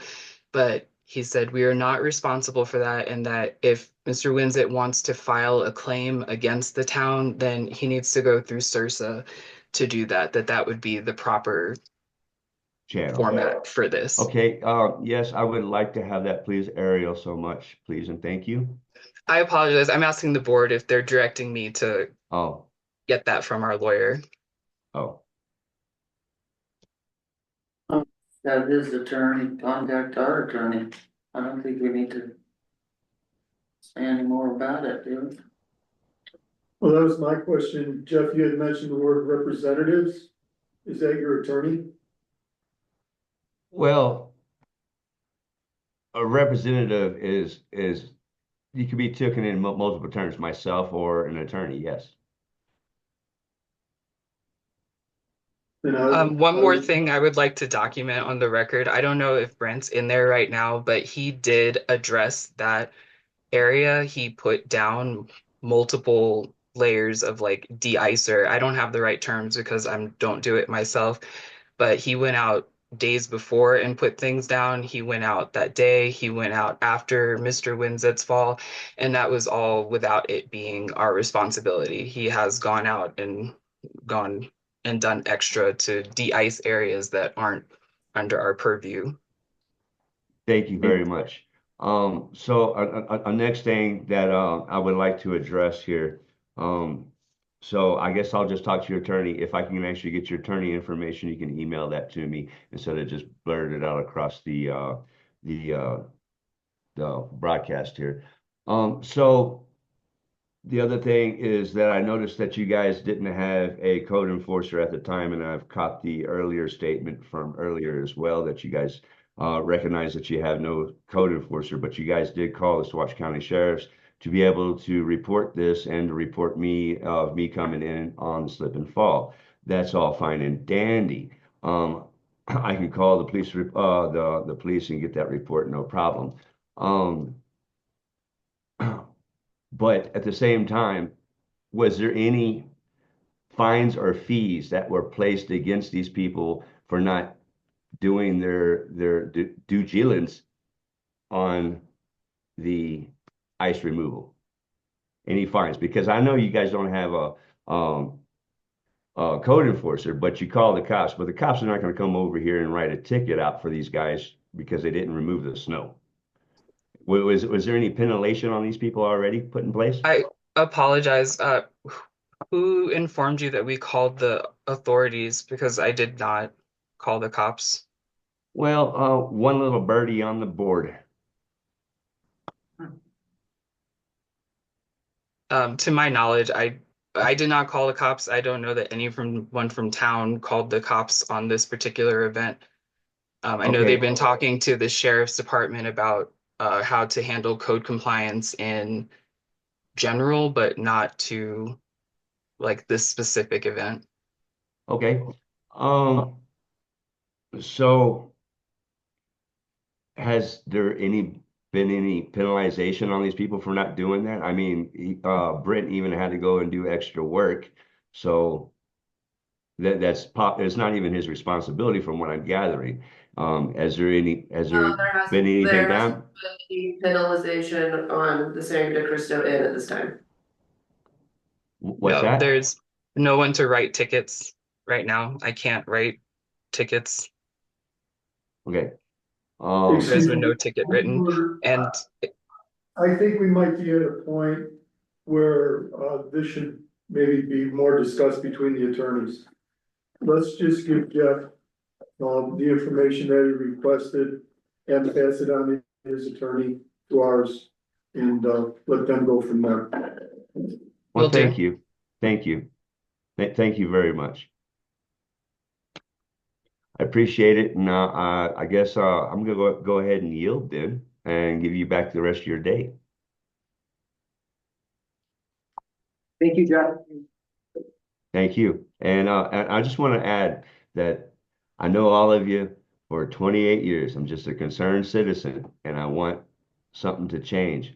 And it seems like we went through this how many times this year? And I don't want to see like uh, a delegation, a lack of movement here. We we have to delegate our jobs properly, and I hope you guys can delegate these things and move them forward because this is completely unnecessary. What happens if it was an elderly woman that broke her hip? What is if it was a kid that slipped and fell and a car ran over her? These are the things we have to address, relatives, as a community member here for 28 years, and I know every single one of you.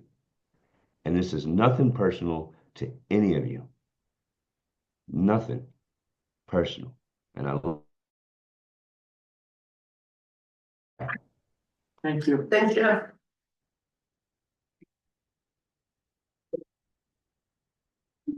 So Ariel, you'll figure out how to get him the email for the attorney so that they can combine the attorney to the attorney Yeah, to attorney. I Okay, will send him our Chinese information. thank you. Okay, Chelsea, you came just in time. Please gonna come up.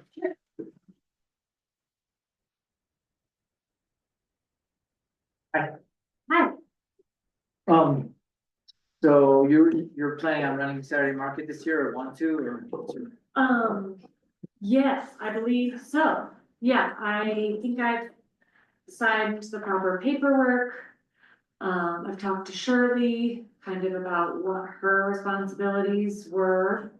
And I think I can speak for a lot of people in the community that they would love to see the Saturday market flourish and like, I personally would like to see it have some more locally grown foods and things of that nature. So hoping to do that. I was also just here to ask, like, I don't know, there's nowhere that has any kind of like rules for this kind of thing. Do you guys have any rules, regulations, things that need to be abided by? Like, it'd be nice to be able to have regular music. on the Saturday markets to kind of bring more people out, into town and like, I was curious about if the town has any rules or any. I think, Ariel, do you wanna speak on that? I was gonna say, Chelsea, I wish you'd come talk to me because there are like rules and procedures for it. You will need vendor permits for all of the vendors that come through. I don't know if Shirley told you that. Yeah, There's a she said, $10 fee, an application that they'll need to fill out as well. I'll need to yeah, have all that information. I'll need to know if you need electric and or water. Um, for yeah, each of the Saturday events.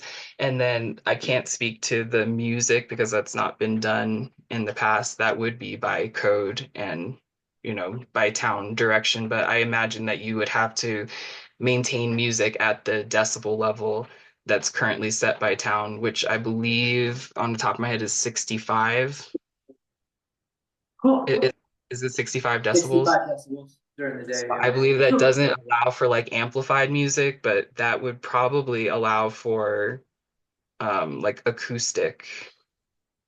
okay, is that the same for events or is there a special event amplified music agreement? It's the same for events, Oh, okay, but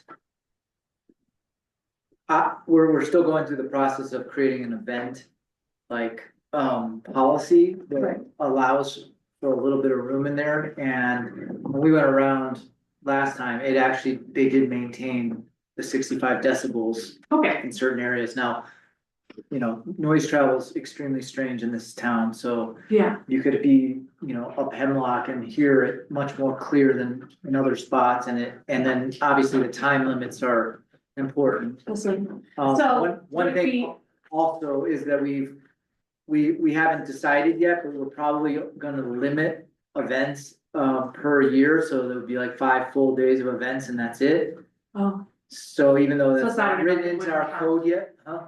so Saturday market wouldn't count, Well, that's what I'm trying to say, is that part of the reason why this might be able to go through as a higher decibel would be because we're limiting so heavily the amount of events that you can have per year. okay, But but currently. The music that's been happening at our current events has fallen under that 65, so we could do the same at Saturday market and we would be, okay, now there has been events that have gone over that. right, So the last events that we've had, when we walked around, they have not gone over 65. And great, it's kind of like on the order of the town park. Around the edges and stuff, but great, again, I mean, I hate to say it, but I think there is kind of a special, and we have to kind of come up with a little bit more of a organized policy around it, but usually there's a little bit more room for the special events because they've been announced. Like some of the coordinators are kind of gonna be required to go around and talk to all of the neighbors and, make them aware of it a couple months in advance and things like that. So that helps with sort of preventing complaints and various things like that. What we're trying to do is really limit the complaints, right, because a lot of people want music, but there's some people that are, working in their gardens on Saturdays and don't want to hear blasting music coming from the park every week. right, So it's, you know. so as long as it stays under the decibels, we're good, Yeah, and it might be that if you're gonna amplify, that doesn't mean that it still doesn't stay acoustic. You see what I'm saying? It doesn't have to be electric guitars per se. right? Um, Yeah, and I mean, this is all very dependent on who right. wants to come play a Saturday We market. do have I a- don't think we're gonna be getting like big acts. to And we come do have a up. request to allow the use of town stage in the park for open mic amplified during the Saturday market. Has nobody talked to you about that? No one has talked to me Okay, about yeah, that, no. but I don't think anybody knows that I have Okay, taken over the Saturday market. well, y'all should Only definitely talk. a direct select few, cause I was thinking it would be nice to start the morning off with yoga in the park. where like the yoga teacher's on the stage and being able to have the yoga teacher have Yeah. like a little bit of amplification so we could hear their voices. So that was my main question was like, it's just gotta be within that, Yeah, you know? And I'm happy to go around to the neighbors, and talk to them about the Saturday markets. Also, that's something that I would be willing to do, if that would help.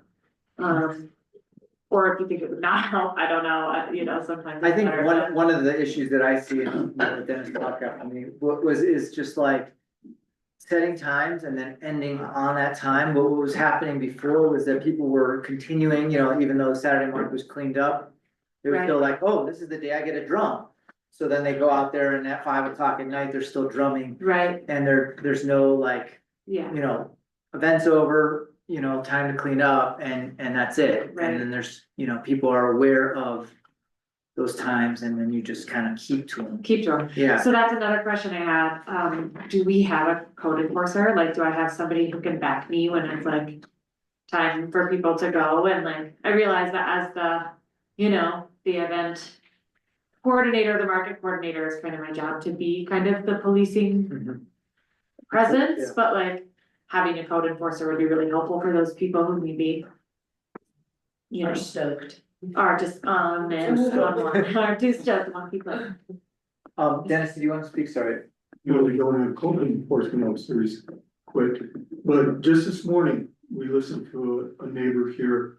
I don't know exactly where his home is in relation to the park, complained about, noise and fires and a couple other things.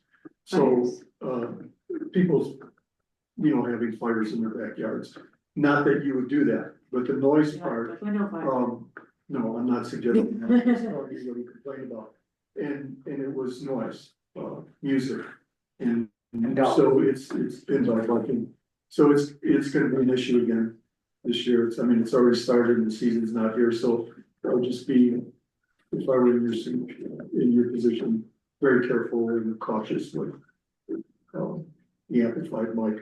I would say that his complaint was about music happening at night Okay, and it like into the evening while, so you know, yeah, just for my own personal schedule, you know, before sunset would be when, you know, things would be packed up, you know, that's a long day. I don't think. I think originally they were doing it from 10 to 2, and I know that the code enforcer wasn't involved with getting people to leave or like policing the market at all. Just from having done this last year. So, you know, I think having some live music at the Saturday market would be a nice feature to the market. Every year it seems like it's getting a little bit better. And as was said here, noise is a real big issue. And I think, you know, as the event organizer to say, okay, you know, there's a difference between somebody playing with acoustic guitars or this sort of thing. But if it's amplified, to set times that are like from 11 to 3 or the event, so that it ends plenty early. Right. You know, if you're ending at 4, make sure that the music is ending before the event ends. Right, And keeping it low key, this isn't yeah, a concert, you know? yeah, this is- I'm a little concerned about the open mic, happening in the park based on that, Yeah, just based on the. You so know, I think from that, from what I've seen in the open mic, but you know, the Cosmos and those bands tend to be on the louder side, and so there's a difference between, you know, when you're having the 4th of July or you're having the music festival or the energy fair, that's an event. Now, I have found if I'm at the Saturday market, I'm trying to talk to a vendor about their product, and I can't hear a word they're saying because the music is the dominant feature. So this isn't about being a musical festival. This is about a Saturday market with vendors and people using the park, selling their wares.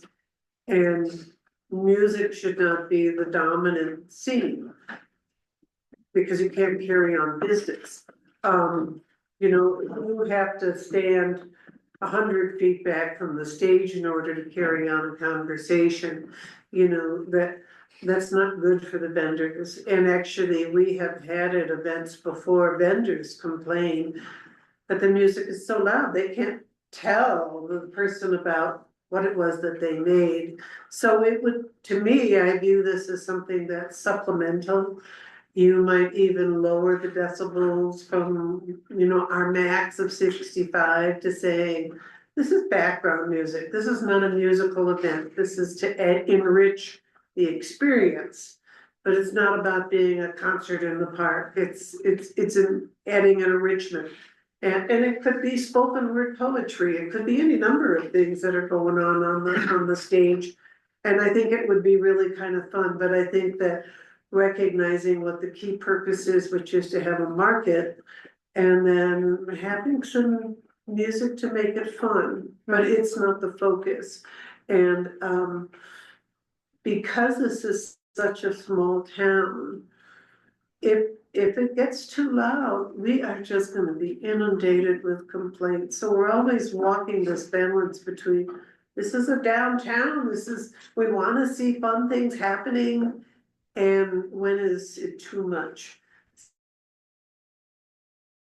Having music, but I think it will take really setting some ground rules that first come from the town, but then also from the event coordinator who said they recognize that the sales conversations are the priority. Right. And yeah, you're dealing with musicians and half of them are deaf, so you gotta reel them in, you know? Yeah. Does the town have that device that reads the decibel level, or is that Nick, does Nick have that? Nick Namura is the We have it. producer, you guys have it? So I would suggest that our event committee maybe work with our town clerk and issue some guidelines to your event. So you, as an organizer, has something on what is expected of you, and the town, there's just clear communication makes everything better. Yeah, So I'm I all think about it. that, Well, the event committee is, you know, we've worked pretty hard in the past to kind of come up with some criteria. But we are getting to the point where there's only a couple of us on the committee because, as you can see, like,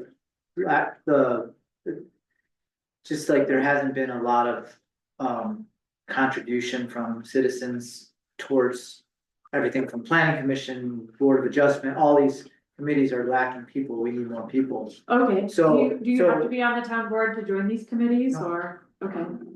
No, Well, I would like to be on the event committee.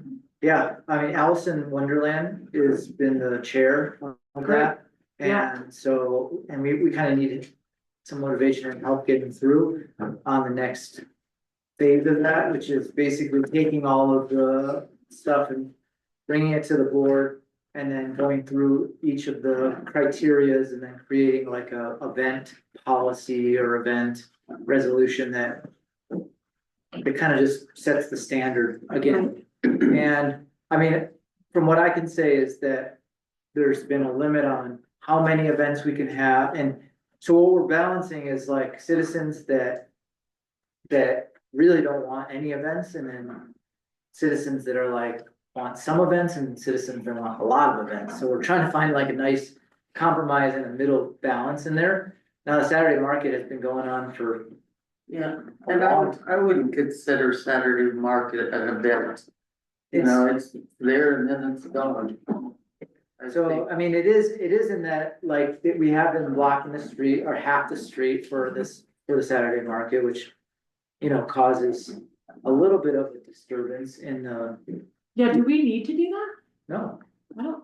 don't see why, It was just, it's right there, I mean, I could see why blocking the street over there by the cloud would have been, but it's over here, I don't see any reason. I think the reason they were doing that was because there was some people that were coming in with giant, RV type things, and they wanted a place to be able to park, and it was kind of causing a block anyways. Right, So they were blocking off half the road yeah, on, well, Galena. I'll probably move not to block the road Okay. personally. Yeah, if as you do the block the coordinator. road, it's a whole nother kind of. I don't think it's necessary, I think it's bad for traffic. and the other thing I would say is not to allow drumming. that just. The gets drum people- circles? The drumming, because it's repetitive, and we have part of our noise ordinances is repetitive noise. And the drumming is the one that will get people calling in like crazy. Because from a distance, all you're hearing is that sharp and it goes on forever.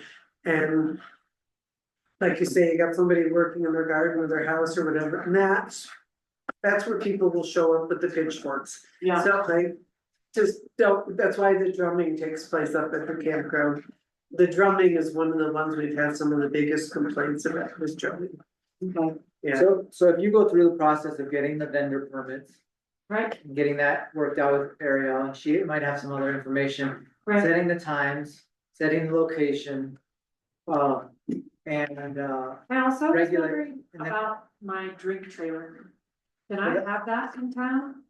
I know that there's a rule against food trucks. well, what we were doing was, when you get the vendor permit, we were limiting, it's a temporary vendor permit, so it's basically allows for the time that you set, which is. What is it, 8, what was It used to be 10 10 to 2. It was 10 to 2 in the past. That was like kind of an opening for allowing stuff to come in. Right, So that was the idea, was that it was like kind of a special event okay, thing, but it's basically Saturday market is exempt from having to have a full business license. It would be like a vendor license, okay. and so it's temporary, But I can't get a business license for my trailer to have it permanent. not permanent. Okay, unless it's on somebody's private property. Yeah, and even then you would, I think there's some requirements, but you'd have to talk to Okay, I'll Ariel. talk to Ariel. then. Yeah. Okay, The main thing, is just maybe working it out. I actually think Saturday market should continue. I think that, if you do it really well, I used to run it back in the day, and I had like a sheet and I labeled everything and I actually numbered out the spaces so that, and then had a sign-in sheet and the only other thing was like a fee, and does that fee come to the town or does it go to you, or who does it go to? Because, it does take, there's cleanup that has to happen, and if you're doing the cleanup, then that's one thing. right, If we're doing the cleanup, that's another thing, and then not to mention the kind of like the abuse of the. You end up having a lot of people trampling the grass and stuff out there, which. Is okay, part of the deal, but it also does require us to have.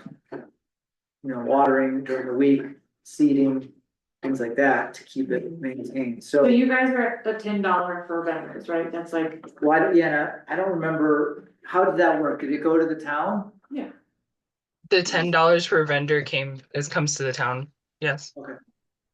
And generally Well, is what's the paid by the one-time? vendor. The one-time thing? Or is it every week?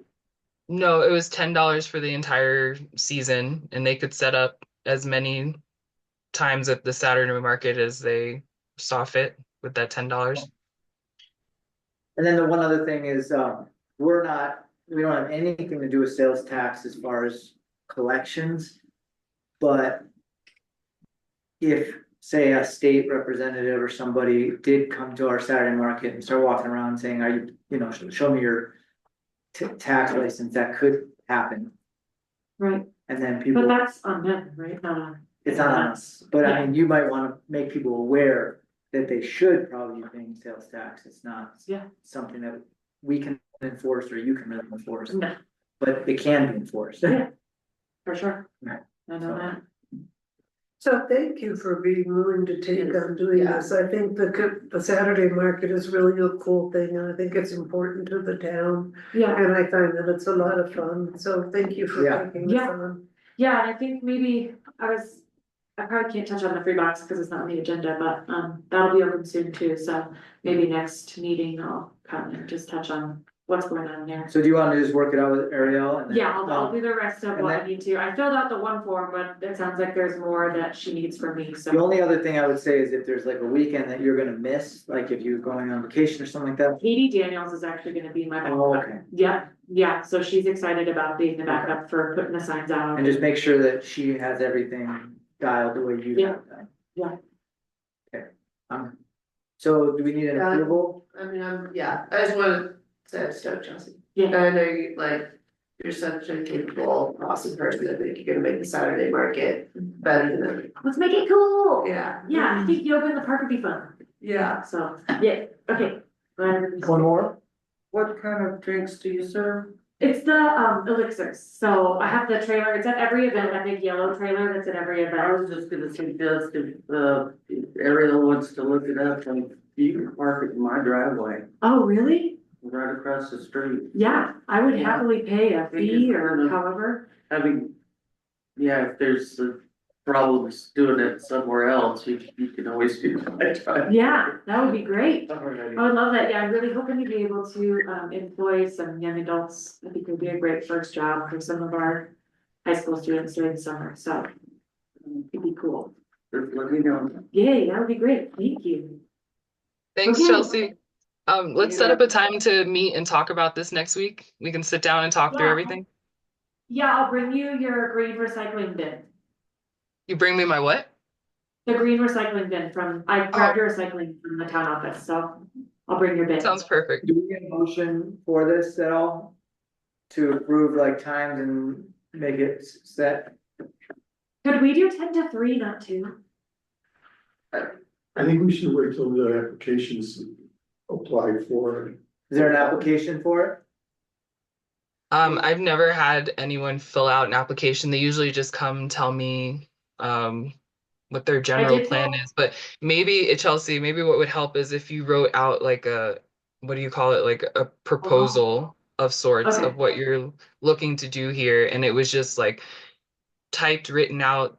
The board could look at it. We had it on file. That way there's just no confusion or. Okay, and he'll bring it to the next, our next meeting is on. Yeah, and you don't even have to call it a proposal, just like March whatever 24th? your plan of action. Okay, yeah, and then maybe I'll try to get the pre-box on the agenda for that too. But give it to us way before, like a Yeah. week before. And if like you can't make it, if you just send it in, then we can get it on the agenda and look at it. Okay. Okay. Great. Yeah, just like a week before is best. Yeah. For Yeah, both of just them. Wednesday by 5 p.m., the Wednesday before the meeting. Okay. Sounds good. All right, thanks. Thanks, Chelsea. guys. Thanks, Chelsea. Thanks, Chelsea. Even though we're gonna go to 45 minutes, take a 5-minute break. Okay. So what are we doing, what's the rest of today? We're gonna come back after lunch with the attorney's report, and then at 2:30, we still need to do the public hearing. What are we doing? 2:30 is the public hearing, we're still gonna have it Public hearing for, for the budget. we're gonna hold on to public hearing after. We are, but yeah, we have to still Okay. hold it. And what's the attorney's report gonna be? Just, Attorney's report, well, we have a letter that, I don't know, Okay. he has his own stuff, maybe we we should should take a break. Yeah. take a 5-minute break. Okay. Coming back. All right, let's come back from our quick break, and we have 35 minutes to finish some stuff. One thing was, I got a text back from Leroy. He said we decided not to pursue the CWPP grant because it was risked the interfering with a bigger grant from the Forest Service for fire mitigation. We decided to prioritize labor and equipment over a revised CWPP. Sorry that I haven't followed up. This is all happening in real time now. David Freeze at the county suggests we pursue countywide CWPP, so the subject will come up again. Again, I apologize for not keeping you informed. This has been very active in the last few days. I was planning on writing you an email today. So that's good. We're gonna think about that. Great. The only thing, the G, let's see, new business G allowing, request to allow the use of the town stage and open mic amplified during Saturday market. I think we should kind of move with Chelsea to get her stuff, and she could maybe deal with that, as we get further along in her. I We think, haven't even made a motion yet to approve the Saturday market, so.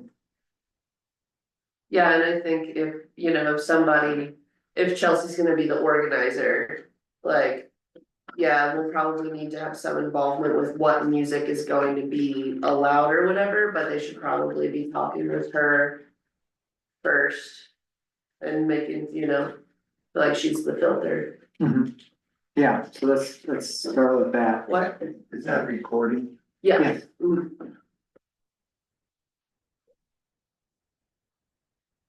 Um.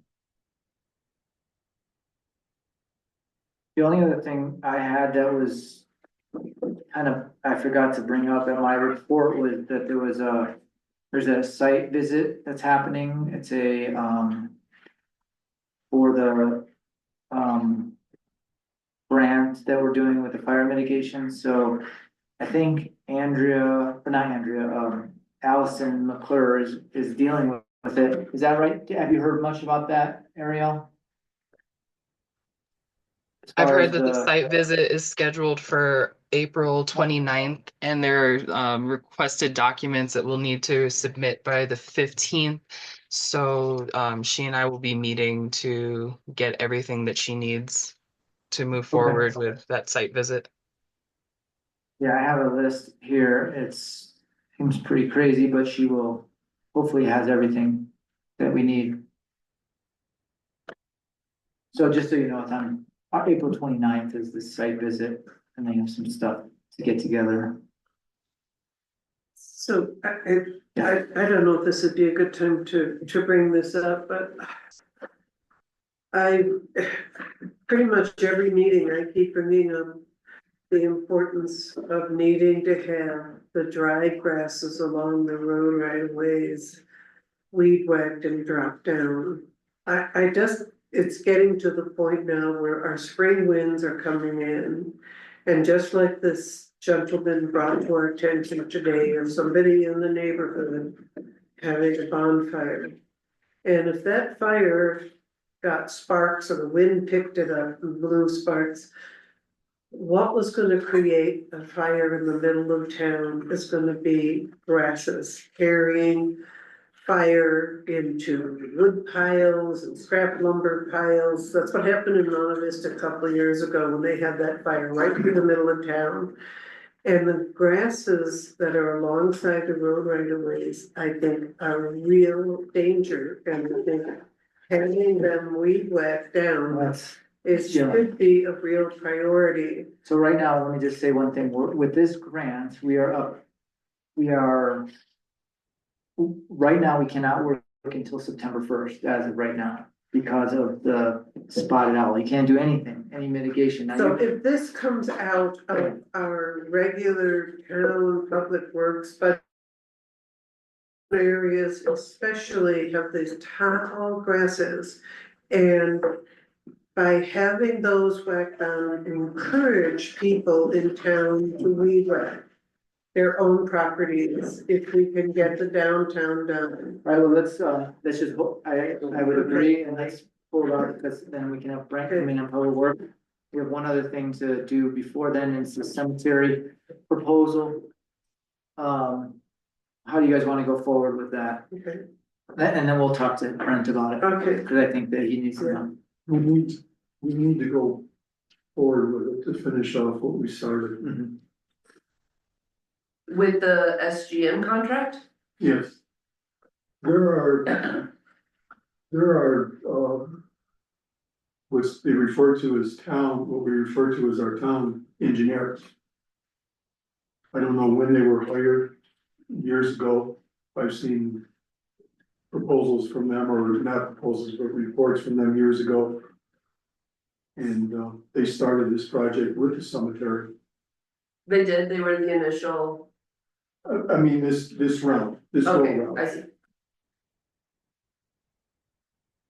Do you want them to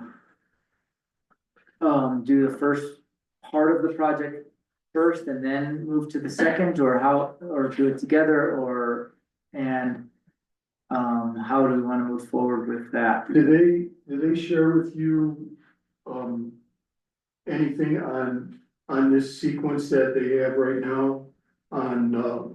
I guess what I'm leading up to is if we just let them go and finish it off, and let's get this so we can start selling these pieces. Those that are asking for them. So the idea was to kind of, I think the only thing that hasn't been dialed is exactly which way we're moving on the cemetery. We had talked about moving west because of the existing road and that whole thing, and then last time we met, we talked about moving north, and that was, another reason. And maybe we have to go both directions, actually, at some point, we're gonna have to expand moving, from Well, the, if we can complete this project and get it done. And sell what we can where we have access. And then us work on resolving the access problem going west. Mhm. But we'd have everything divided. Mhm. And we just don't put anything where we might put a roadway. Mhm. And get this thing off our plate and just get it done.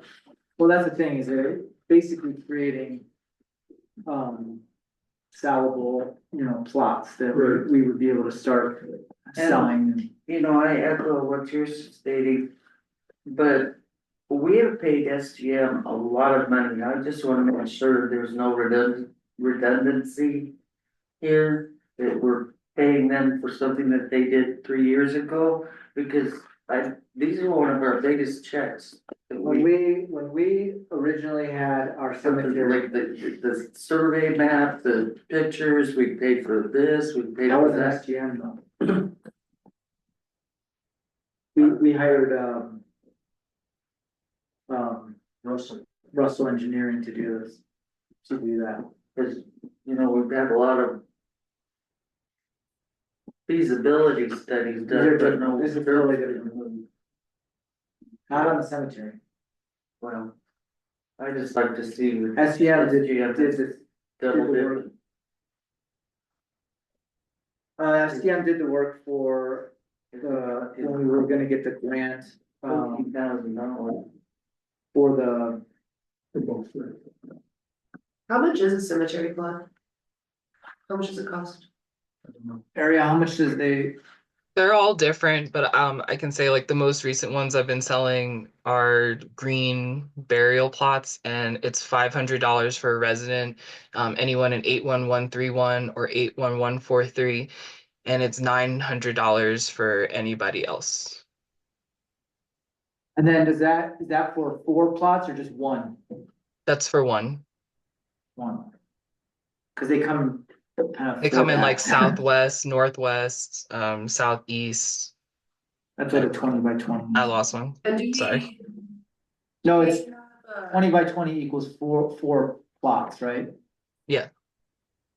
And we've And got, each plot is $500 to $900, and that's for green burial. I've never sold one for a regular plot because we've only had green burial since I've been here. So I don't know that pricing off the top of my head, but actually I have a binder here.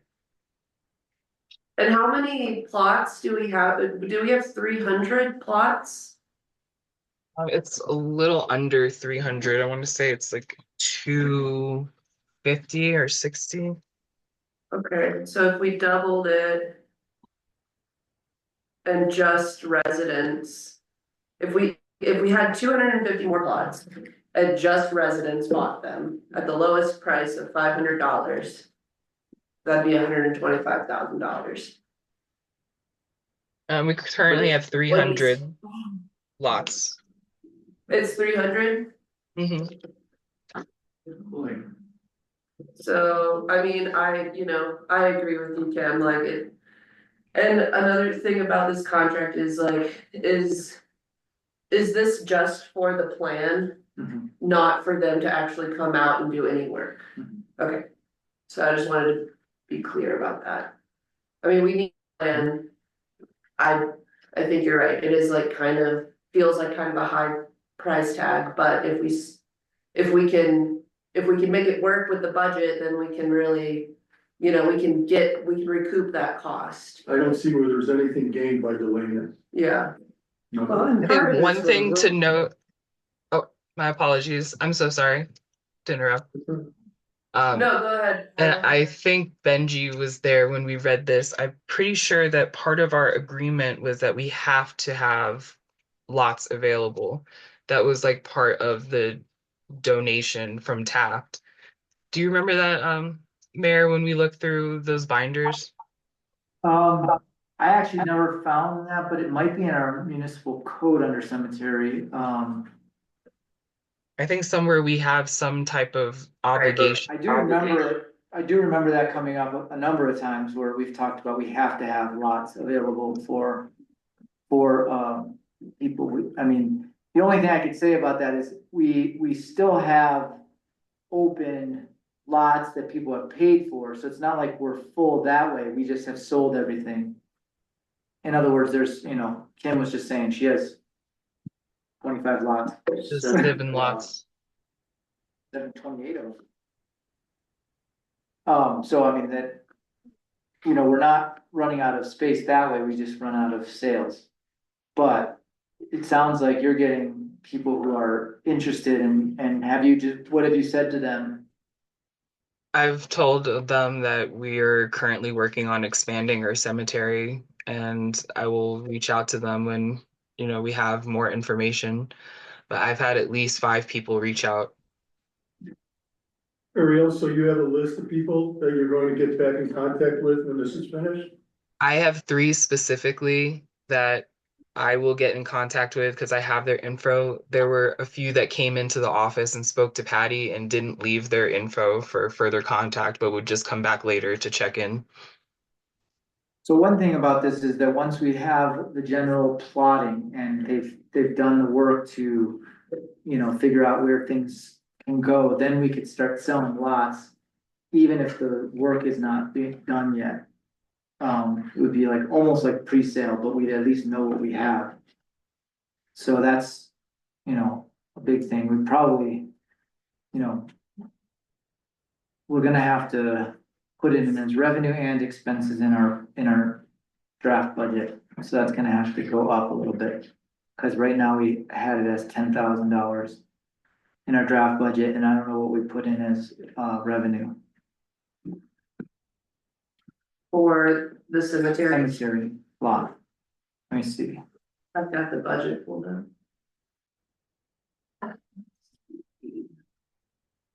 I'm gonna move forward. Totally. Cemetery like you said, lots, yeah, Dennis, we've got 3,000 for revenue. But 14,000 for a city before they even break ground, 300. so we're talking like 30. Just to get the road, Yeah, when the construction starts, the road, so and we're, I think there's something left, and that would be don't we have to have this recorded at the county as well? Probably. And I most had stuff my too. plots recorded just because Crestone loses records all the time. They looked at me like I lost my mind. My But guess is this is gonna be a project between them and us that's gonna is last a there little any while. grant money that we know of? Because this is just a proposal, or I mean, That's like an estimate. Might be able to get a sales tax grant. right, but the real work comes along, and we definitely don't have that. If this is 14,000 just for some numbers and whatnot, we're not talking a fence, we're not talking a road. I'm just wondering if there's any money out there where it's not just these I don't sales. know, Chair. I don't know. So, I mean, the way I see it is this is, fully professional services. They take the LiDAR survey, they go through the LiDAR survey, they come out here on the ground, we plot it out, so we actually have like, everything is gonna be pretty much mapped out and done, and every plot will have its own GPS pin, so you know exactly where each marker is. I mean, every single one has to be plotted properly. So that's what we're paying for. It's not so much and design Not so and making much sure the the road drainage is, is there. right, huh? Not so much the road that's going in there. Well, I mean, if you go out to where the previous expansion was supposed to go, they didn't really take into account the contours of the land. They didn't really take into account like which, where the road was gonna go. It was kind of just like a straight, like, let's just make it into a rectangle and go out, and whatever's in the way is in the way. This is like, the idea is like, we're gonna be able to take every plot, it will have its own number, we can insert that into a new database, that we do need to get eventually. Should probably do it, you'll probably do it manually until we get that set up, right? Yeah, I would continue to do it how we have been with the binders and the Excel spreadsheets. So I mean, it's really just like, it's the work of plotting each point and getting everything so that if somebody dies, you can say, this is the spot where they're supposed to be buried. I wonder if It's a lot of work. Yeah, I mean, I do feel like like part of me saying like maybe we could pick, like we've been talking about, we're gonna go north or we're gonna go west. And then have them subdivide the plots and then maybe we could get the road part, like maybe we could go out for bid on the road part and get a better price on somebody designing a road around the additional plots. But then at the same time, it does feel like, Everything goes together. it all goes together. Yeah, like the drainage, the drainage is in a cemetery seems really important. I'm not a cemetery designer, but And I have never, in my own personal life, gotten any gain from starting with one contractor and just jump ship and went with another one and then jump ship and went with another one. right, It prolonged it, it made the project ultimately more expensive because they have to go back and see what the other guy had done that started before. Ideally, when the town decided to incorporate and however inherited this cemetery or developed themselves, they probably should have just divided the whole thing up, right. but they didn't. The whole 40 acres, Right. 42 acres, 43 acres. But I I mean, guess- this will be the like, this is something we do have to do, and I don't know, it's like.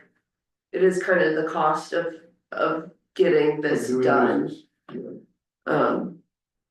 And I think the real question really is like, one, if we're in a position where it's like, we have to have cemetery spaces, that's a consideration. And do we have, like, can we find it in the budget to continue with this project right now? As opposed to putting it off until maybe this summer when we have a little bit better understanding of, like, we have the audit and whatnot. So that's, I hope the audit doesn't take us in the summer. right, yeah. Totally. Yes, Warren. Instead of planning for the next 30 or 40 years, it's more like 100 years. We have about 10 people a year that we plant out there. You could go out along the North Road, pick out spots with easily doing it. You don't have to put in a new road. You could get, I don't know how many spaces, but you could probably get 20 spaces along the North Road alone. You don't have to hire anybody to do any engineering. And you only sell to people that die. You don't have to sell to people anticipating dying. You only sell for the dead. So I mean, I was recommended by Elaine too, to hire professionals to do the cemetery expansion. So I mean, she actually highly recommended not just doing like a. If you're gonna expand it out to 300 sites, I agree with that. But if you need a spot to plant somebody tomorrow, you can go to the north side or the west side of that cemetery. There's a spot there that's easy to dig, there's no tree in the way. I don't think we can do like a free form thing like that without plot, I mean, because it's gonna have to get put into the plans anyways down the road, because they're gonna be burying people there. I think people wanna know what they're buying and wanna know where they're gonna be buried, and You could do that, but you do it 20 feet out, that's all you do. I don't understand why you don't pay the money now to have it plotted properly for the future, and then we know what we can sell, and we over time just start, If you had- if you I mean, knew the other thing is, one other thing is that we have never taken into account, the cremations and the fact that people want to have their cremations out there, and so there's that mausoleum idea. And so, making sure that the space works and it's not gonna get, if there was a flood, that at least we put the effort in to make sure that we're not, I don't know, I don't totally agree with not doing it the professional way and just kind of free form. It's great, and budget for it. Yeah, I think we need to. So I think one of the things we, I don't know if we've made the decision, we've kind of got two things happening. One is to extend the road that's been closed and through the cemetery to connect up with the San Isabel Road. Okay, there's no real urgency on us doing that other than maybe accessing the pet cemetery, but and then we have talked about the future expansion of the cemetery actually being to the north. And when you look, I haven't walked the whole thing, but when you look directly to the north of the existing cemetery, it seems like it's maybe not as gullied, yeah, as the western is. So if we're looking to the north, and I think the idea, Warren makes a good point in that we could pick an area and say, okay, this is gonna be the future development of the new cemetery. Carve out how many acres is gonna be for the 200. And actually can do a phase one development. The idea of, okay, we're gonna go off the north fence and we're in the future, this is where there's gonna be a road. And this is where we're gonna carve out 20 spots. To me, that does make a lot of sense. We don't even have a population of 200 in town. That doesn't mean that we ignore the long-term planning. But the detail of the longer-term planning, how much do we need to get into that now? Can we do some broad strokes of the long-term planning? We could put this into next year or the following year. What we've designated, this is where it's gonna be, and we're first gonna develop area A, and then we're gonna develop area B. So kind of meeting it halfway rather than planning out the whole thing of doing it in some stages, so we're biting off, what we can shoot. I do think we should do it in stages. I just don't think that we should, the design should be more of a complete design, so we know what we're moving into. So, in other words, we sell it in stages, but we don't necessarily design it. Right, and we might not build the roads all at once, and the other thing is we might be able to supplement a little bit of this with our natural burial fund. We have money in a natural burial account that, I mean, maybe not all of it, but whatever, percentage we do. Well, I think having a plan is good, of course, because we're gonna have dealing with drainage issues and this sort of thing. But I think as far as the amount of work that's done, being that done in stages, creating a road for the access, we only really need to have the access for at this time. And knowing in the future, we're gonna put in a road over here, we're gonna put a road over there. I don't know, I mean, I'm kind of the type that says that we should have everything plotted out and GPSed and labeled to, I mean, that's what these guys are, that's what they do. Right. They take our survey and they literally go down to like the foot, and then we know what we have, what we're selling. We're not, what if we buried somebody in there and they're like, this doesn't line up very much with the plan. I don't know. I feel like we should figure it out. There is the $17,000 in the natural burial fund. I'm not saying we should use all of it, but maybe we should use some of it. We have 10,000 budgeted in there right now, for the cemetery. Since we haven't passed it, we could increase it, and then we could also increase the revenue because we might end up, if people know that we have these plots, we might actually sell a bunch more than we think, especially with these mausoleums, because I think the mausoleums are, Well, and that's So- that's a good point, and I think as long as we're staying within our budget and we're not extending ourselves, you know, we could, you know, do some broad strokes on this, but as far as actual sales and development, I mean, I would say, okay, I don't wanna sell lots that are way the heck on the other end, just because somebody likes the view. It's like, this is the area that's gonna be open for first development along that north fence, to where we can do it in managed stages of what we can afford, what's in our budget. And how big of a priority is it to put that one road in? How expensive is it? well, I mean, right now, the road is already blocked off. We probably wanna make it so that people can get out to the pet cemetery pretty easily to the west, you know, so opening this up might be worth it for, and then having a turnaround or something for now. Mhm. Cause I don't think we're gonna be able to get a road again that goes into the BLM. I don't think they're gonna want. So just coming across and getting access to the road where the pet cemetery is. Yeah, cause if you've got a 100-pound German Shepherd, you don't want that in, Right, okay? but I mean, I know that like. This is kind of expensive.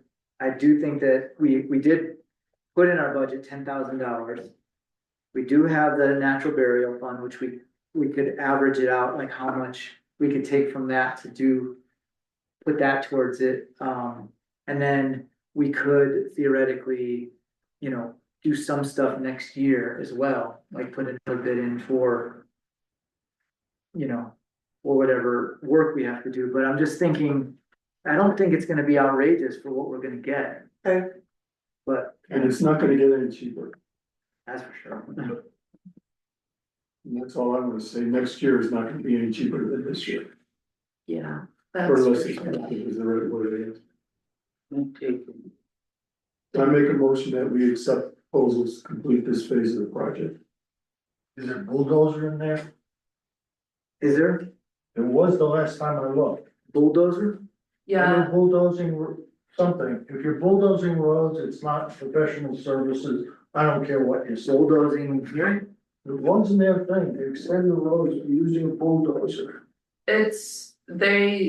I think. Like this proposal does not include them coming out and doing any of that work, but in the proposal, they do mention how they think. It like doing that work would be It was a a day of suggestion, bulldozing. right. Yeah, it's a It was suggestion, a that suggestion. it would be a Might day take a day of this bulldozing. type of work. But it just, they're not implying that they're coming out to do it. Right.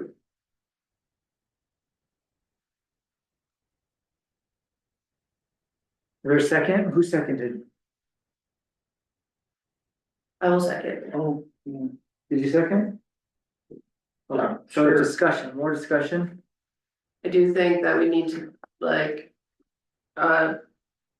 You know, like, are we gonna take this out of natural burial funds and make that, you know, how are we going to make this work in our budget?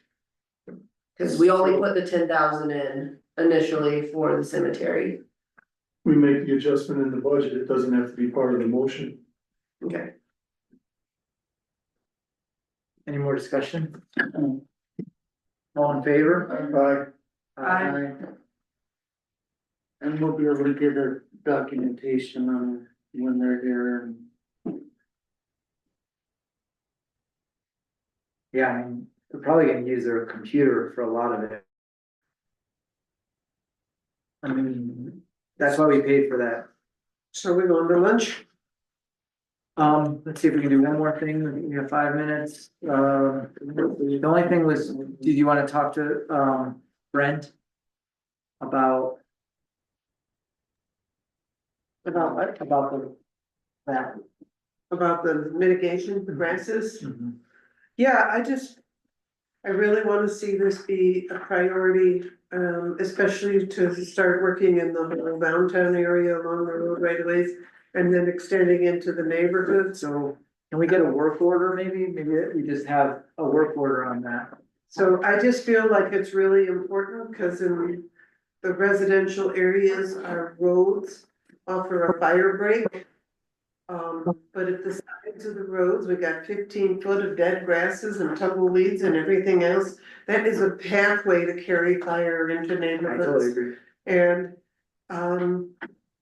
I feel a great deal sense of urgency that this happened. And I think the first place is for the town to really start in its whole downtown area. It looks shabby, in a lot of the places downtown, it really looks awful. I wonder if, how much an attachment would be that could go on the back of the little tractor and actually do some of the Like a work. little mower attachment. I I don't make a know. brush hog, Yeah. you call it. Like a little brush hog arm, I think they make ones for small tractors. And it just like sticks out on the side. It might be a piece of equipment we don't have, we have to rent. Right. But I look like, go walk between the credit union and the liquor store along the town sidewalks there. So It's just, let's direct Ariel to put a work order in. okay. Do And you I, mind doing that, Ariel? Put a work order in that, a work order for Public Works to start focusing on, roadway thinning, or what do we call it, roadway thinning for fire mitigation and protecting these right of ways from carrying fire. Gotcha. Yeah, I don't know where this would be, I think it's next in the agenda. Oh no, it's not, it's further down, but I know if I don't mention it now, I'm gonna forget. I got a call from, one of my neighbors who said that she erroneously had put in a complaint about CPCH. She just wanted you guys to know that. Yeah, and so I think what we should do is do the attorney report. Then we're gonna have probably a little time in between there. After, and then we do the public hearing and then hopefully we'll be done with the meeting after the public hearing. Well, she just wanted you to know that. No, I know, it's in and here. and I think saw it. before we get the code enforcement officer done, I would suggest we have somebody from the town, I would suggest the mayor. To talk to whoever it was that had the fire and just say, this is absolutely not forbidden, and I mean, this is not allowed at all.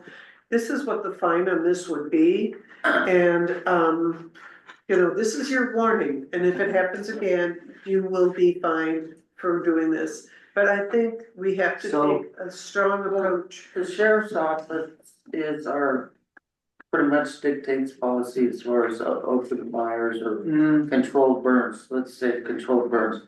But if you The have town a has its rim, if you have 3 sources of containment. Sand, water, and an extinguisher. You should be able to have your little s'mores in your front yard if you want, but you have to call the sheriff's department and get their permission, their fire chiefs. When the district isn't around.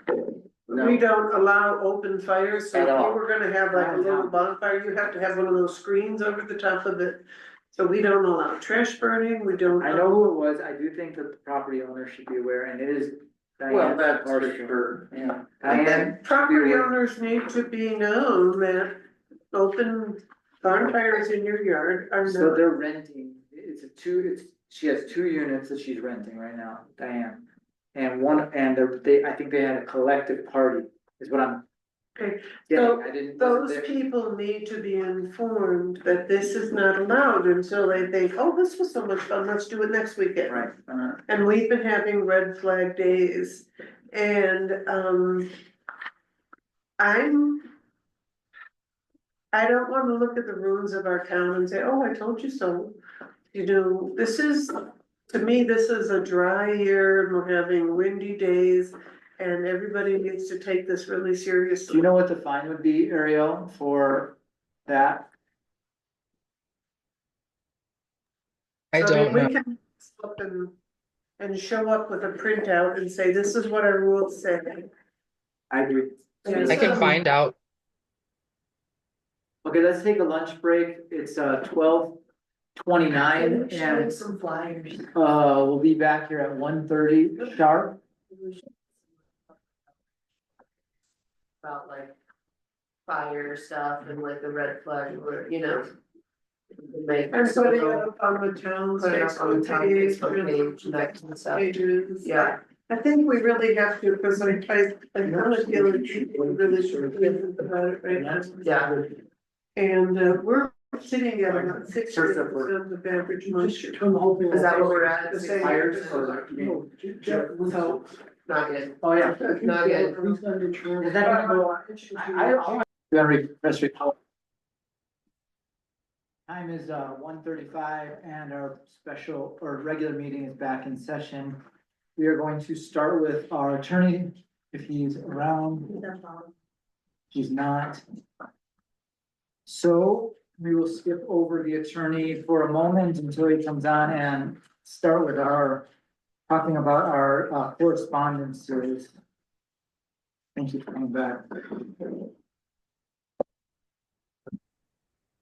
And I did make one mistake. I put the dog at large dog barking documentation under correspondence, but I honestly meant that to be under code compliance. But Okay. whatever you Well, I want guess, to, it's fine. Because well, Ben Ummer was a correspondence. are we going to have Public Works and Water Department reports, or is that gonna be postponed? He did not give me a written report, but I imagine that he has a verbal one. Yes. I don't necessarily want to jump ahead without Brent being here, but well, I'm sure you have something else to add, but, this last reading of VODs was more than double of what they were in the previous month. Really? Yes, we went from 41 points to 98. What's going on? Yeah, it was a shocker. The one thing that I think we both noticed without even talking with each other until we did, is that it appears to be on every other month cycle where there's a huge spike. This one, of course, was outrageous. And it's very expensive. And we talked a great deal about it, and knowing that in this current new agreement we have with Baca, that if this were to continue again, because they average it out over a period of time, it would put us in the fine category. So In the what category? fine, as far as paying, because they are fine for if you go over the volatiles. I know, Kism, you had stressed your need for a priority. I did too, and this was it. We're developing a plan on how to, let me phrase this the correct way, to identify to the property owners that, we're aware that it's coming from their property and that, they're in violation of the municipal code and state statute as well. And give them a letter as to a specific deadline when this problem has to be rectified. And also be identified, the compliance will be, or not, will be identified through a series of inspections. Do you think you know where it's coming from? Pretty close, yeah.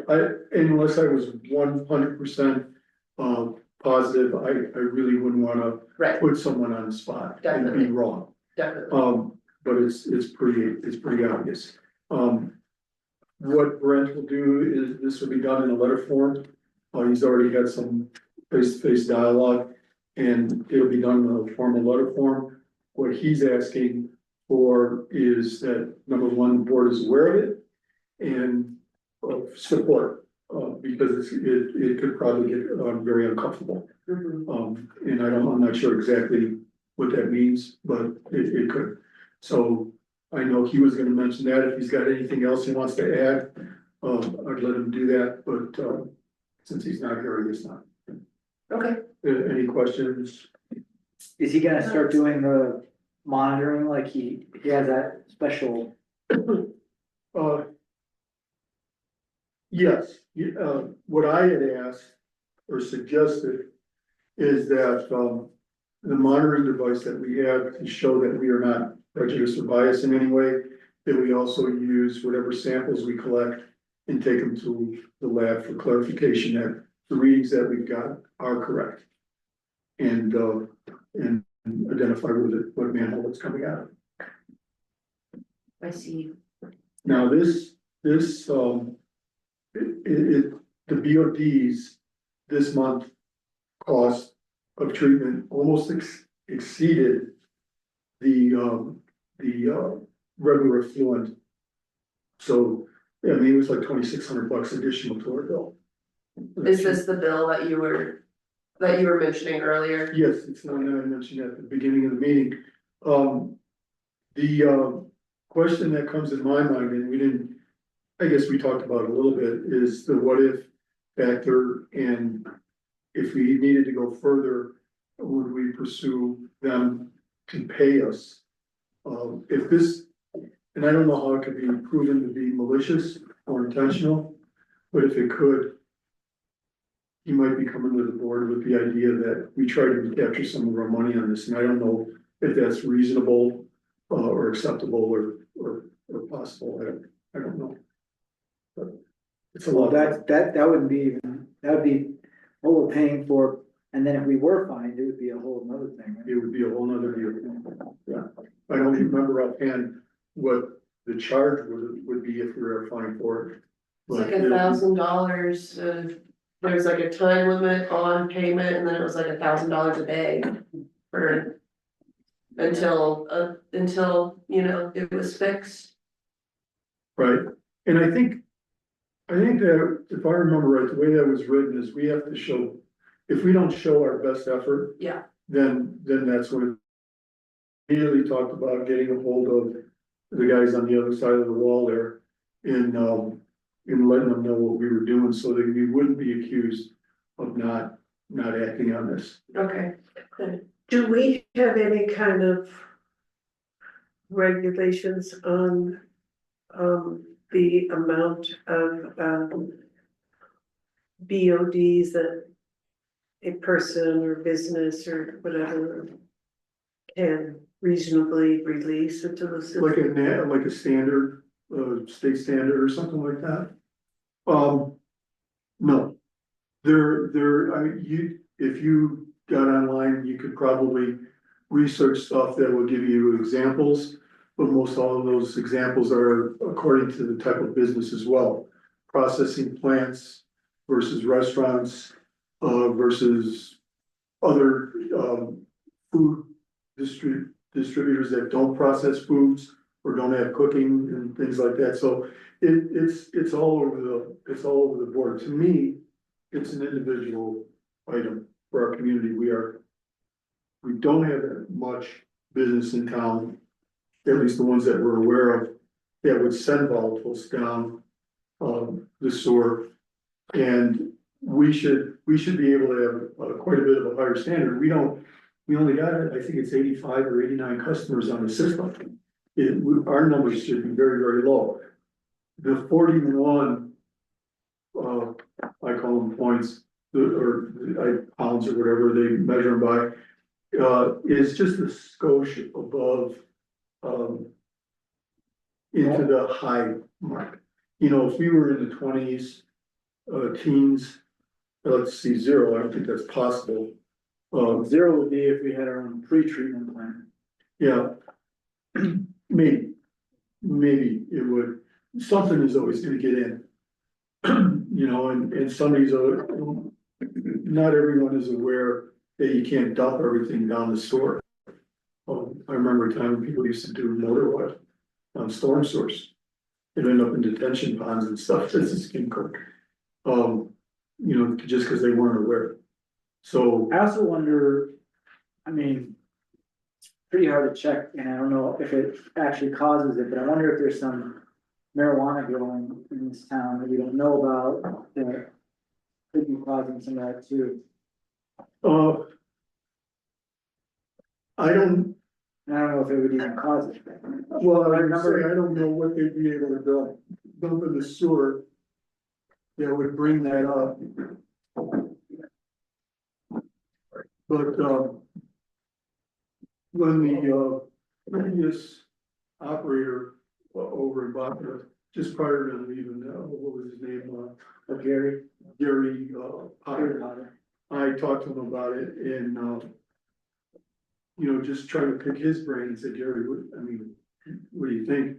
And we started talking about the T Road and the brewing facility, and he said, he said, I'm not gonna say 100%, but it's probably not them, because if they were dumping that waste in the sewer, he said it would be way off the charts immediately. He said, we'd be running down, knocking on your door. That's how bad it would be. So I imagine any marijuana or hemp or anything like that might be the same, but I'm not really an expert on that. I can read what I read and understand it, but all of the different types of vegetation and stuff that go in there, they feel it, but I don't think anyone thinks that it's that. Okay. But we're not excluding any. I just remember that somebody put down a white substance and that might have been paint or something like that. I talked to him about that, cause it was one of my first days on the board here. Miguel stood up there and was talking about syringes behind the outhouse and possible meth labs and stuff like that. And I mentioned it to him and he said that caused them a lot of trouble because the state got a hold of it. And they had proof to them that it wasn't, and they thought it was maybe just paint or something. Right. All right, well, Well, thanks for being on top of that, Dennis, and it sounds like right now, like you guys will keep everybody informed. Yeah, Once you have and more really information. what Brent was looking for is not only for you to know about it, but for support when the stuff comes down the line. Yeah. And, we need a smoking gun. well, we gotta find bullets, we got smoking gun, we gotta find bullets. And I wish I could say I was on top of it more than what I am, but it's always after the fact, we don't know. Yeah, We don't have the ability to test like the other guys do, right. and so we There- know after the fact, Is there a way that Brett, not Brent, but Brett could help us? possibly, Okay. yeah. Yeah, Let's move on, our attorneys online and we'll come back to the other stuff. Is that okay? Yeah, absolutely. Brent shows up. Yeah, Hi Seth. Hello, all. Thank you, Mayor. Thank you, trustees. And if I may, Trustee Pazlusny, I believe we're also, according to our IGA, in a 6-month period of time where the two entities are working together to figure out exactly what the BODs and the flows are and to see if there's any discussion that needs to be had about adjusting those amounts. thank you. Did they end up signing I guess we'll just wait for your report. Well, let me jump to that part then, Mayor. I didn't get a hold of the clerk today. I've provided, I want to say, 3 scans of the executed agreement to Mr. Law. Each of those scans seems to have some sort of a strike through or a blank space in the table, specifically on the discharge permit. I really think we're having an issue with a conversion or a tech issue. So I'm actually going to ask the clerk to physically mail a hard copy. Take a look at the copy that she has, see if that error has been carried through to her end. And if not, get some physical copies out to myself and also Baca Grand for a signature. We've done this 3 different times. It seems like that error kind of just carries through to a different spot. I know we had you sign it again due to one error on the IGA, a conversion error, and that's all.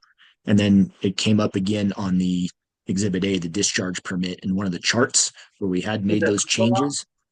It was just not clear. And so we're working on that. Okay. Okay. My next item is I was looking through our packet and it has a proposal from SGM related to the cemetery expansion. Yep. I was just hoping to clarify, am I reading these plot sizes correctly of a 20-foot by 20-foot regular plot? Yeah, that has 4 sites on it, so it's each one of those 20 by 20 would have 4. Okay, thank you for clarifying that. Let me just make those notes. So each plot has 4 sites on it. Correct. Okay. I just thought those were some interesting numbers, and that makes sense now. Thank you very much. My next point is really my March schedule. And I anticipate most of my time being spent on kind of updating and amending our policy due to the adoption of this IGA. We will have some different billing procedures. We will need our fee schedule updated, and we will be adopting some policies of the Baca Grande. And it does relate very specifically, as we were discussing, to some of the regulations on commercial businesses. There is a question I had in there about reviewing grease traps, and if those are specifically discussed in the Baca Grande discharge permit, and to see if the town can help to implement some of those policies to help prevent the high BODs or other discharges that may be in violation of the permit going forward. So, updating our fee schedule to include new tap fees and the fee that will be paid directly to the Baca Grande. Quite a few things related to that permit. That is on my March agenda. I also will be working with our clerk on an issue she has brought to my attention. She has already started this with a possible FED or an eviction matter. She has been in great communication with me on that, and I need to follow through on my end. But that is really my March agenda. That's what I'm looking for, is time to work on the billing policy, our fee schedule specifically, and also then adopting the discharge permit as signed with Baca Grande. Okay. Dennis had something you wanted to say. Steph, in our municipal code 7-3-30, I think it's 2B, makes reference to the fluid that could be put into the sewer. I don't know if it has enough teeth. And if we may need to increase the severity of the wording in it. I don't know if the severity is the right word. Sounds good. Yeah. Could you repeat that citation, trustee? Was that 10-3? 7-3-32B, not 32, but 30, paragraph 2B. Thank you, trustee. And I'm doing that from memory, so. That's in our utilities section. Thank you. That is a section that I have been in, and the discharge permit will be making some additions to that and just upgrading some of that language and updating it.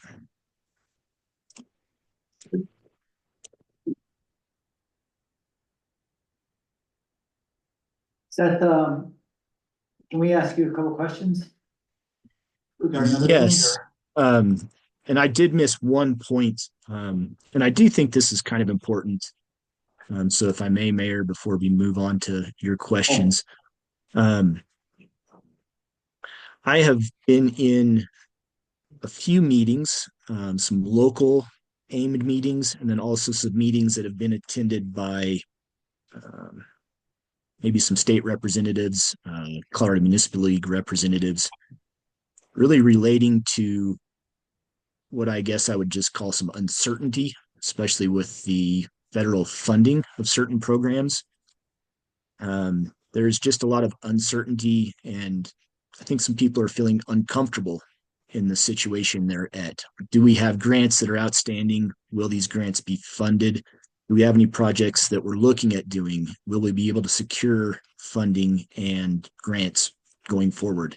I do not have an answer to this program, but I really just want to again state that Colorado Municipal League is very active in this realm. They are attending quite a few different town hall meetings and trying to gain as much information, and hopefully that if anything does change or is directly affecting a municipality, they are going to be very active in publicizing that information, making sure that those towns, counties, et cetera, those local agencies really have information as quick as possible. So I do know the town has some federal grants that they're working with, and that's small things, even from the COVID funding for town hall to some of these wildfire mitigations, and also possibly some street or infrastructure work. But we're definitely trying to keep an eye on that, and we'll let you know if there's any changes.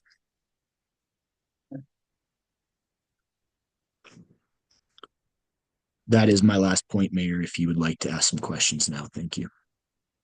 Um, one thing was, we're having a issue with, now that we don't have code enforcement, we don't know exactly what our protocol should be. Nobody wants to be code enforcement officer, we're stuck between a rock and a hard place. We have little infractions that are happening I'm happy to, on some level, give warnings and stuff if I have to. If it's up to me to do that, I would be happy to do that. I just need to be more clear on certain things like, if I say, like, for instance, first of all, if it's even in my jurisdiction to do that, and secondly, if not, then how do we go about, you know, serving little infractions to people? Like, for instance, the other day we had a noise complaint, and then at the same time, there was, some fires being on a private property that were illegal. Cause we have a permanent fire ban in town. And so we were just made aware of it today, and, it's something that code enforcement would normally take care of. I do see also we've got some loose dogs and barking Yeah. dogs that are brought up in our packet. Um, I will be honest, Mayor, I would really ask that you do not be involved in any type of citation. I do not believe that with the code we have, um, you necessarily are given that authority to issue a citation. I don't know that there's a good, quick, or easy fix to that situation. It really is under our code, the purview of our code compliance officer. And I do not believe that that is delegated any further. At least I have not read that. Um, it if we don't have anyone on the foreseeable horizon that may be interested in applying for that, um, it may be helpful to try to publish that, to try to really put the word out there that that position is open. Talk about how that does help the town, some of the ordinances that that individual may be enforcing, and once again, really how that is helpful to the town in a very vital position and something that we are looking to fill.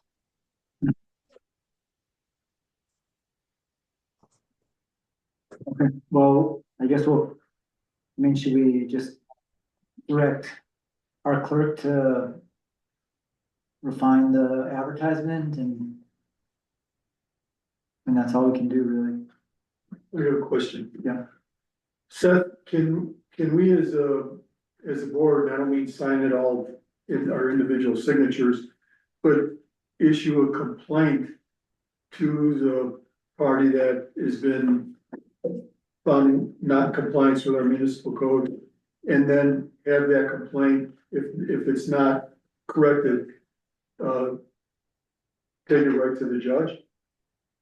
In other words, use us not as the officer, but as a complainant as well as the neighbor that might be complaining.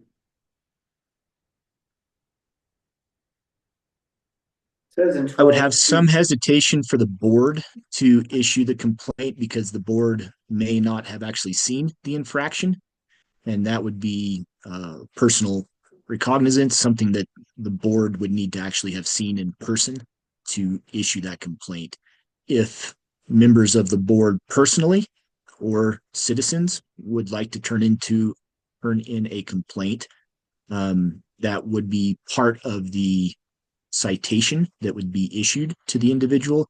But once again, I don't want the board to start issuing citations at this time. If we get to a point where that power needs to be given to someone, I would really like that to be given to an individual versus the board. And I do see our clerk's hand up. I had the same questions, but is that something that I could do? Like issue citations and issue letters to people, or letters of complaint, as Dennis called them? Um, a letter of complaint, yes, for the citation to come from the clerk's office. I do think that we would need some action or would want some action from the board that delegates that power from our code compliance officer to the clerk or in addition to the clerk. And that is kind of a necessary step to get this in front of our municipal court. There's a, I'm looking in our nuisance code and it says complaints of nuisances may be made to the town clerk, mayor, or town code law enforcement whenever possible. Any complaint shall state the nature of the nuisance, the location, including street address, blah, blah, blah, but it says, and then there's like right of entry stuff. In the case of any nuisance involving serious threat to public safety or order after the expiration of the 24-hour designated 24-hour period designated in the section from the giving or leaving of the notice, the town clerk, mayor, or town code law enforcement, or any of them may appear. I don't know, there's some stuff that's stating that the mayor has some powers to do, maybe just, like leave notices or whatever. Yes, notices, some information. However, the actual issuance of the citation, I don't believe is in that section unless it rises to the level of an actual outright claim due to safety, public policy. I do understand that a fire may grow and that could become a public safety concern right away. I don't exactly know where that line would be though, Mayor. Okay. Seth, on this same topic, do you have any sense for, so what, in talking about this, we've discussed how, the sheriff's office is, to what extent they will, uphold our personal code, like our town code, and do you have any sense for that? If they have any responsibility to like enforce our, the town of Crestone's municipal code? Mayor and clerk, maybe you can make sure I'm on the right page here. I believe that an IGA was had with the sheriff, but that IGA has expired for law enforcement activities within the town. There is kind of an informal agreement that the sheriff will respond. Is that my understanding? Is that correct? That was mine too, or that we had an unsigned IGA currently with the sheriff's office, and we were acting in an informal arrangement where they are billing us for different infractions. Responses to infractions. Yeah. So, trustee, I do believe the sheriff will respond. If, or I guess the question is the sheriff responding to a loose dog, or is the sheriff responding to, say, a hit and run accident in town? I don't think Right. that their response time is going to be quick for every request. And then the ordinances that I believe the sheriff is very comfortable enforcing are going to include our model traffic code, our traffic citations. I do not believe that the sheriff even has a copy of our nuisance code, and I would question if they would cite someone into municipal court for a nuisance violation. Right. Okay. Yeah, so functionally, the code enforcement officer is, like, I wouldn't expect them to show up for a loose dog unless the loose dog is like attacking people, I would agree with that statement. However, I do believe that the undersheriff that has been coming out and that was part of our court proceedings is very receptive to the town of Crestone. He's been very receptive to my phone calls and emails about topics in the area, and I think that when he does have the time and ability, he will be responding to the town of Crestone specifically.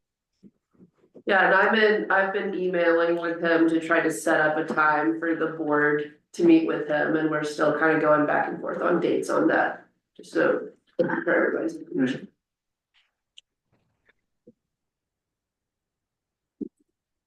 So Mayor, I guess to try to succinctly answer your question, I think that the code compliance officer should be the one actually writing these citations.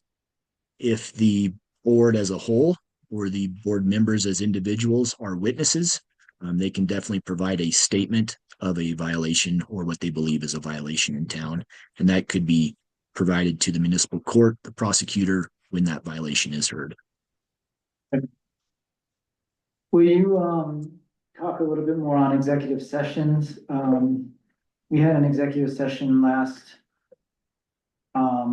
meeting and, there was some complaints about it, that we, had too many people, maybe too many employees in the room. That was one of the things that it should have been separated into, each employee giving their, everybody wanted an executive session because they didn't wanna talk about the particular items in public.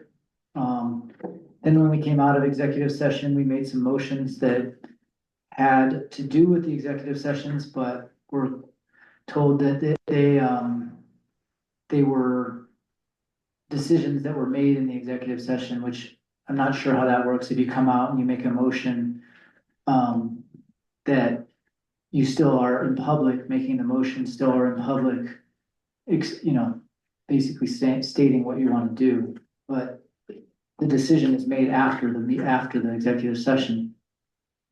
I mean, anybody could say no.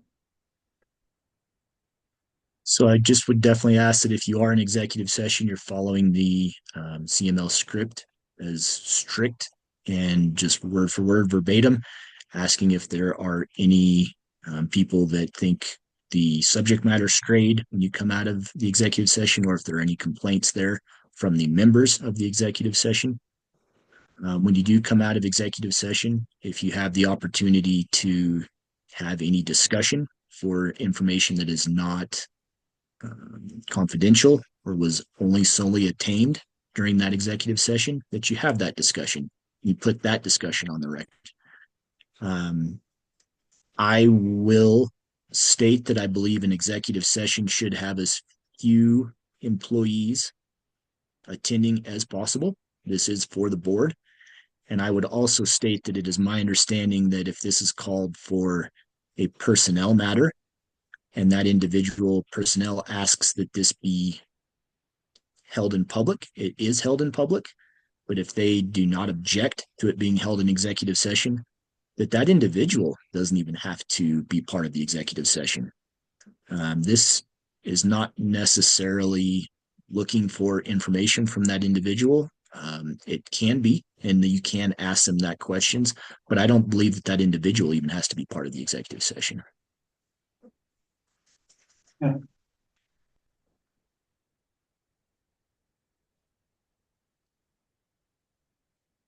Is there anything that you wanted to state with that so that you can get clarity It's on my it? feeling that the whole thing was not held properly and that discussions took place within the executive session that should have been held in public.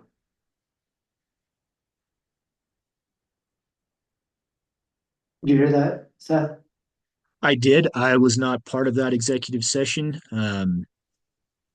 I do believe that you had your CML workbook with the executive session script in place. And I put a lot of faith in the mayor and the clerk to run the executive session if I am not there in a very professional and legal manner. And if he wants to challenge it, then he would have to, I mean, we still have the recording, so it would have to brought to court. That would be for the individual to pursue on their own terms.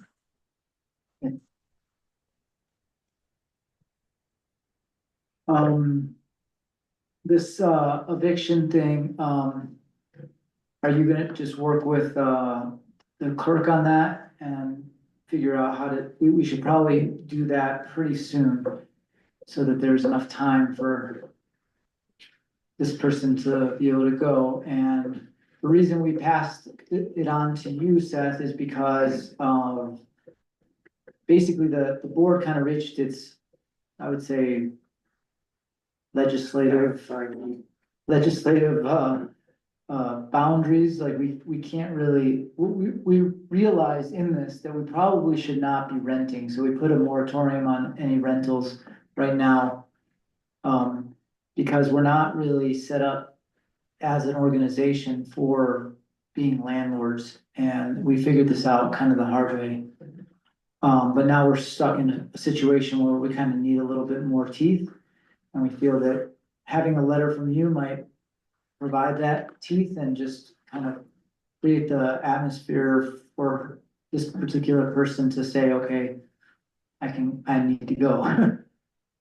Yes, Mayor, I will. The clerk and I have had a few email conversations back and forth on that matter, and I do anticipate trying to reach out to her this week also and following up on this again. Okay, thank you. She has already taken a few of the initial steps and done a bit of that work. So thank you, clerk. What else? Hmm.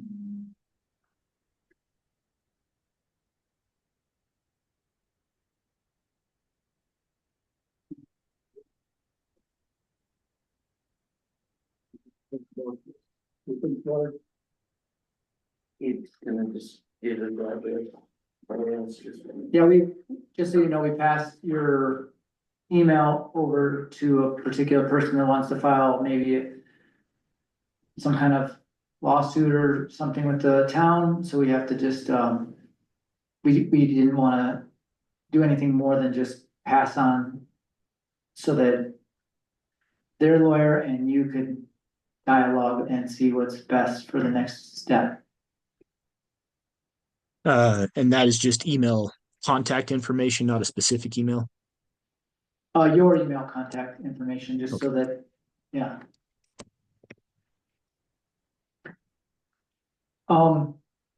At 2:30, we're planning on doing a public hearing. I was gonna lead it, but I mean, obviously, I would love it if you wanted to lead it, but I'm happy to as well. I have the information to lead the public hearing, so I can move forward on that. I What do have a conflict at 2:45, but I can Okay. be available until then if you would like. It's up to you. I mean, I'm totally happy to lead it. I'm starting to get a little more confident with that. Okay. I had some discussion with our clerk. I believe this is about the public hearing.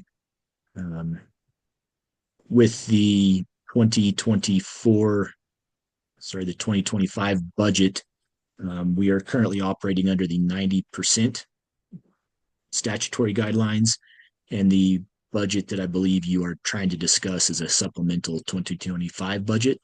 And I wouldn't doubt that if we are supplementing that budget now or in the first quarter, we may have a supplemental budget again in this fiscal year.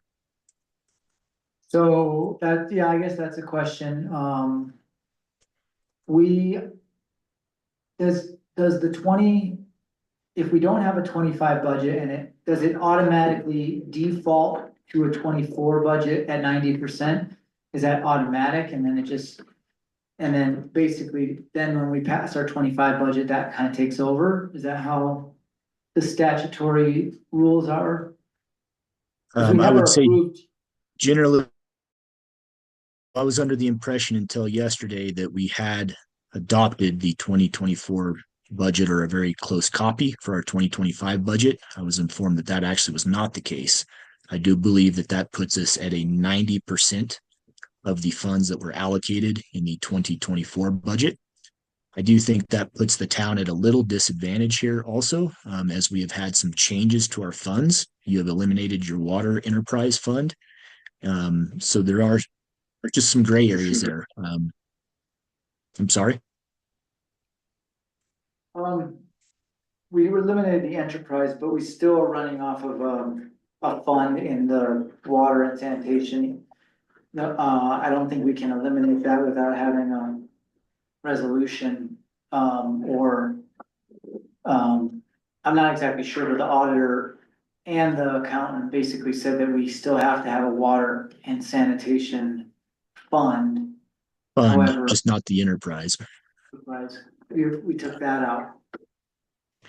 Yes, so I would say that all of our funds are capped at 90% of the 2024 at this time.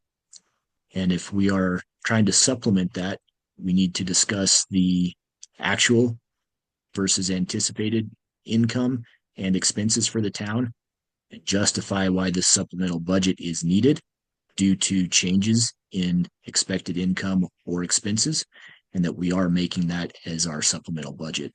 And that may have to be redone at the end of 2025 to help balance and make that budget actually work. We still Well, have we're to have a hoping balanced that, budget. I don't know if it matters exactly what, we call it. We could call it a supplemental budget, we could call it our official budget. Does, I mean, it, because we've never approved a budget for 25, so this would be the one approved budget for 25. However, that's why I was wondering if it just defaulted at that and we just automatically are working with 90%. That's, so, I mean, I guess we could call it a supplemental budget if we have to, but when we get the audit, we're gonna have to re-supplement this budget if we approve it. And it Yes, wouldn't I be, would ask for it to be called supplemental. And if we have to do another supplemental budget, the clerk has shared with me that this has been noticed and posted. And that is why we are doing the public hearing. Even for a supplemental budget, we have to follow all of the budget guidelines, rules, and regulations, as I believe you're doing today with this public hearing, and also the fact that this notice has been posted and published. and then, we were told by Andrea that the budget, does not necessarily, it still can show a loss, that it does not have to be zeroed out. That's what she was saying, and that, basically you just can't overspend your fund is what the main, suggestion was, but I don't know. I mean, again, the fund versus the actual bank account is totally different, and, because of accrual versus cash and all this stuff, and you know, right now, we don't have the starting funds accurate, and we're expecting those to happen, you know, at least have 23 and a very close proposal for 24, moving, you know, from the audits and moving forward and putting those at the top, but since, and obviously 24 audit wouldn't be due until October anyways. And so we wouldn't have the, you know, the audited numbers, but 23 should have been done, and we're still waiting on those original fund balances to put at the top. We do have our fund balances for January 1st, 2025, though, correct? Well, we have them, but they're not necessarily accurate or based on the audits, is what I'm trying to say, because we don't have the audits yet. So our professional bookkeeper has given us some numbers, but that doesn't necessarily, she said that we would have to come back and actually supplement those numbers as soon as we have them. So once again, we may, or it sounds like we will need an additional supplemental budget within the fiscal year 2025 as that information is provided and it's more accurate. Right, okay. And then as far as just announcing that in public is really important, it seems like, that that's kind of, we understand that we don't have the exact fund balances yet, and we are waiting for those, but we're, as soon as we have them, we will call another public hearing to do the second supplemental budget. Okay.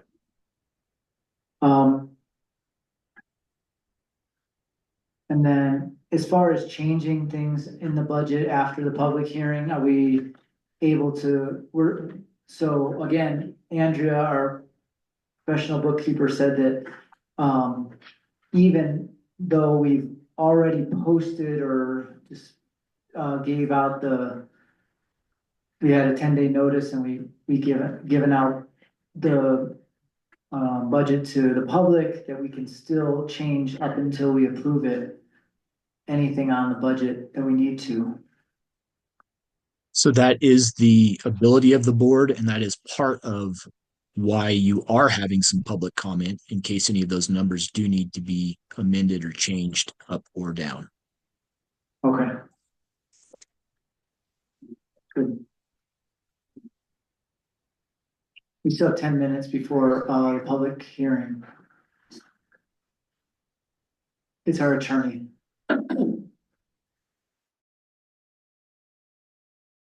You can stay on until we get into this public hearing. It starts at 2:30. I think my next actions are just to definitely work with our clerk on two items, being the FED or the eviction, and then also making sure that Baca Grande has a hard copy of the executed IGA. Just trying to eliminate that conversion error, I keep calling it, with a hard copy. Make sure that if she's printing it off, that error does not come up as I am seeing on the electronic copy on my side. So those are really my two next steps. And then any resolutions or anything that we have to do in order to, Amend our fee schedule, adopt some of these discharge permits. Yes, I will be working on that for the month of March. and then I have one more question. So we've been coming up against, we have the event committee, we've met a few times again and had, basically all of the information that we had came up with in the past 2 years of dealing with this, is kind of coming to a head where we need some kind of policy or something written in that allows for us to start acting on these particular, you know, terms or rules that we're creating. How do we go about, would it be one resolution that refers to a specific policy, or is it actually like, what would it be that would make that work for us? Because it's gotta come to the board for approval. What type of a policy are you talking Well, about, for Mayor? instance, like, if we decide that we only wanna have 5 full-day events per year, and that limits it, so that's all we can have. Right now, we don't have that kind of restriction, or that the events have to end at a specific time, or that they have a certain application that is, for a certain amount of people, things like that, or even the noise, like if on those particular events, if they have to give like a 2 week or 3 week notice, or 2 month or 3 month notice to people so that they know in advance when the events are gonna happen. Or parking, or, I have not seen a special event permit. We've not processed one since I've been here. Is that what we are modifying? The availability to have a yeah, special event permit? we're trying to make it so that it's more regulatory, so that there's more of a, more, I don't know, more teeth, so we can actually like say to event coordinators that the rules and that this is what we have to abide by, and there's no, these are what we've agreed on. So an update to our code should be done via ordinance, and that ordinance would be adopted by the town board. That ordinance could be proposed by the event committee. And before we propose that ordinance to the board, I would probably like to work with that committee to discuss some of the regulations that are put in place, making sure that we have background information and that the regulations are not just simply arbitrary and capricious, but there's a reason. They may be tied to public safety, public health, ending at a certain time of night due to the fact that this helps with noise complaints in the town, those type of items, just to show some of that thought and that purpose and the backup for that. But I would say that would be a recommendation from the event committee to the board to adopt this ordinance as written, or to amend the ordinance and then adopt it. Okay, and then, but I guess my question is it gonna be like in reference to a particular policy, or is it, do you actually write all of those rules on one ordinance? Cause it's pretty in depth, I mean, we've done a lot of research on it. We would be adopting this policy basically by title. So that would not be included, but it would be adopting the policy and then list the title of that policy. Okay. All right, I have it, I'll send it to you, I can send it, some of it right now, and then I can, we can talk about it at another meeting. I look forward to it. Yeah. All right, we still have 4 minutes before we have to go into the public hearing. Anything else for the attorney? No, I don't think so. Okay. Well, Thank you, Mayor. Thank you, Board. Thanks, Seth. Ariel, I know you're going to be very busy tomorrow with these minutes. I will probably try to give you a call in the early afternoon. That sounds good to me. Thank you all. uh, We'll see how Friday holds for us, if we're all snowed in or if it's just windy. Let's see if it's spring in the valley. hope we get some snow. Have a good day, Seth. Are we supposed to get snow on Friday? That's what there's, heard that. Sunday does look. I had an update from Brent that he doesn't have a report for today. He'll have one for the next meeting. His only Okay. item was the landscaping quote today. If you guys have any questions, I mean, I'm here now, Ariel. Oh, there you If guys are. have any questions. Yeah.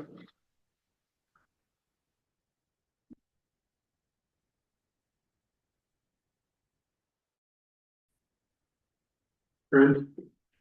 Yeah. I let the board know about the conversation we had with VODs That's VODs, yeah. and tracking down the person. Yeah. Persons that we think, and they're in support of what we need to do. Okay. Yeah. We'll go forward with that and see what we can come up with, yeah. Yeah. Okay, thanks.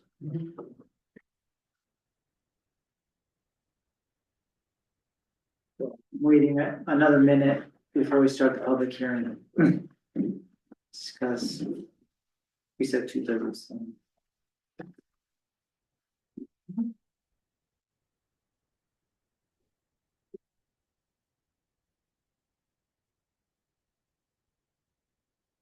Well, as long as we have a minute and all you guys are here, we're doing a 2-day yard sale for neighbors in my yard, Saturday and Sunday between 9 and 4.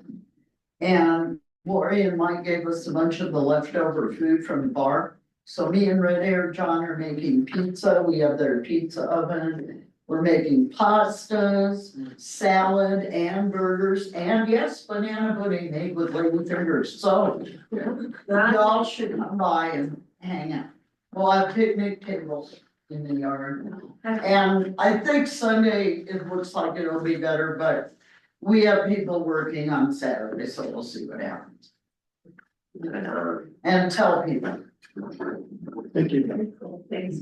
You're welcome. 330 West Galena. Yes.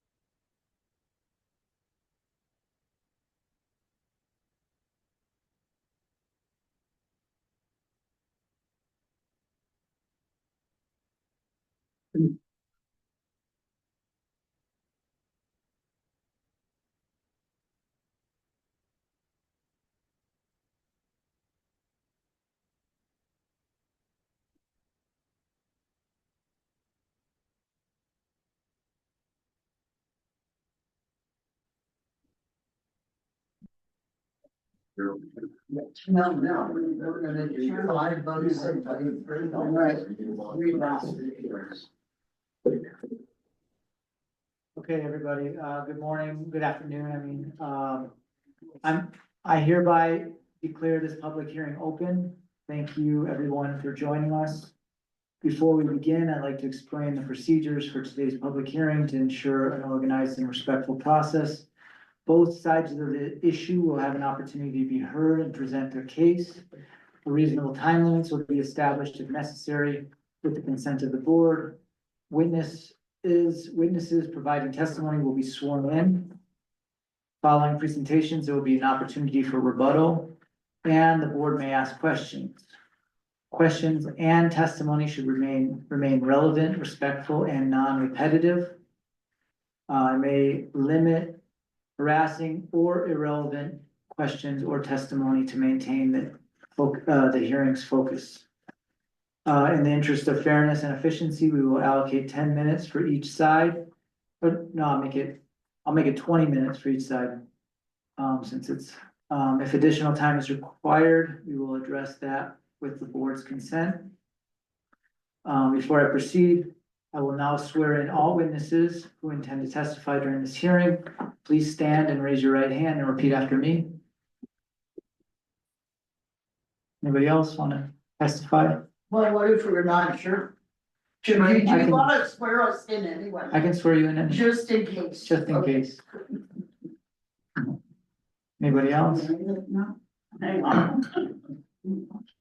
I'm not as young as I was, but there we go. Just repeat after me after I say, I solemnly swear that the testimony I'm about to give is the truth, the whole truth, and nothing but the truth. I solemnly swear that the testimony I'm about to give is The whole truth. The truth, the whole and truth, nothing but the and truth. nothing but the truth. Thank you. You may be seated. Nothing but the truth. Oh, you wanna, okay, say it one more time, Daniel, sorry. Well, I swear to tell the whole truth and nothing but the truth. Thank you. Okay, we will begin with introductory presentation by the clerk. Or me as well, I can actually read it since she's online, it's a little harder to hear. I'm gonna I'll read the budget narrative. You want me to do that, Ariel? Or do you Yeah, wanna do it? Either way, I don't know if everyone can hear me, so you're probably right about that. Okay, Town of Crestone's 2025, and this is gonna be called supplemental budget. The Town of Crestone's 2025 supplemental budget comes after extensive efforts to rebuild financial clarity and accountability. Initially, the budget was set to be passed in January, but concerns from both internal staff and public prompted us to deliver further review and refinement. By the way, this is a different one than you received. We updated it, so I'm reading it. We didn't see it. I know you didn't receive it. It's changed. I asked Patty to print out a copy for everyone who's there. Did she give you multiple copies? Oh, I did. Did I not give you multiples? I have one. I'll bring some more in. I'm coming. Yeah, that one. No. We can change stuff right up until, and you're gonna receive it. We're gonna say it in public. This is out in the open, wide open. I will wait until I'm testifying. Good. I wanted to let you know that I'm reading.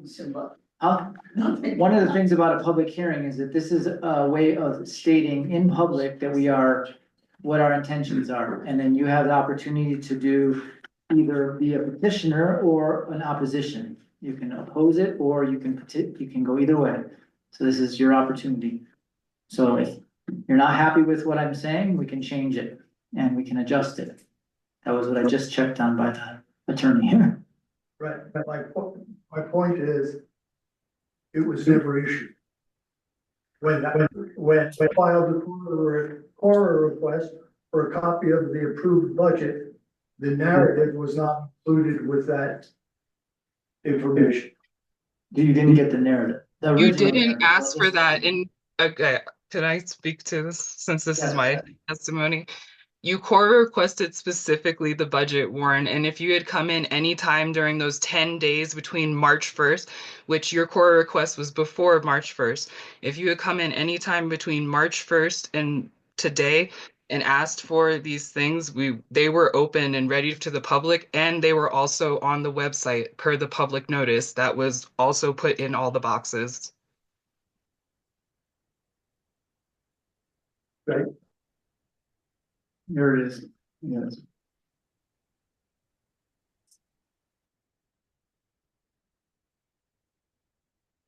Can I continue, Ariel? Do you want me to read it? If everyone can hear me, I'm down. If you'd like to, they can hear you. Here. Thanks. The Town of Crestone's 2025 budget comes after extensive efforts to rebuild financial clarity and accountability. Initially, the budget was set to be passed in January, but concerns from both internal staff and the public prompted us to delay approval to allow for further review and refinement. Since then, the Finance Committee, members of the Board of Trustees, and town staff have worked diligently to improve the budget's accuracy and structure. Our bookkeeper, Andrea Bueller of Bueller Bookkeeping, has played a key role in this process, correcting errors in the chart of accounts, aligning general ledger postings with proper funds, and ensuring that each budgeted item is accurately categorized. We acknowledge that Crestone's financial situation has been unstable since at least 2022, making the budget process particularly challenging. The 2023 audit conducted by Ronnie Farmer is expected to provide a final fund balance that will influence our understanding of the town's financial position moving forward. Given that the 2024 audit is set to be completed directly after the 2023 audit, we recognize that the insights from these audits will likely necessitate a supplemental budget for the 2025 later this year. Until those audits are finalized, our confidence in the accuracy of prior financial data remains somewhat low, which has required us to take cautious and strategic approach to this budget. Throughout this process, we've addressed multiple structural and procedural issues in our financial system. Some of the key improvements include account structure and general ledger alignment. The chart of accounts and budget have been structured to ensure continuity in the event of staff turnover. If a treasurer, such as myself, were to leave, the new structure will allow for easier understanding and transition. Correction of inaccurate fund assignments. New general ledgers accounts have been added where necessary to ensure that every budgeted item is linked to an appropriate fund. Previously, some budget items lacked corresponding accounts, making tracking and reconciliation difficult. Understanding modified accrual accounting. There has been a continued effort to reinforce that the fund balances and the bank balances are not the same. The town operates under a modified accrual accounting system. Meaning revenue is recognized when it is earned, not when it is received, and expenditures are recognized when incurred and not when paid.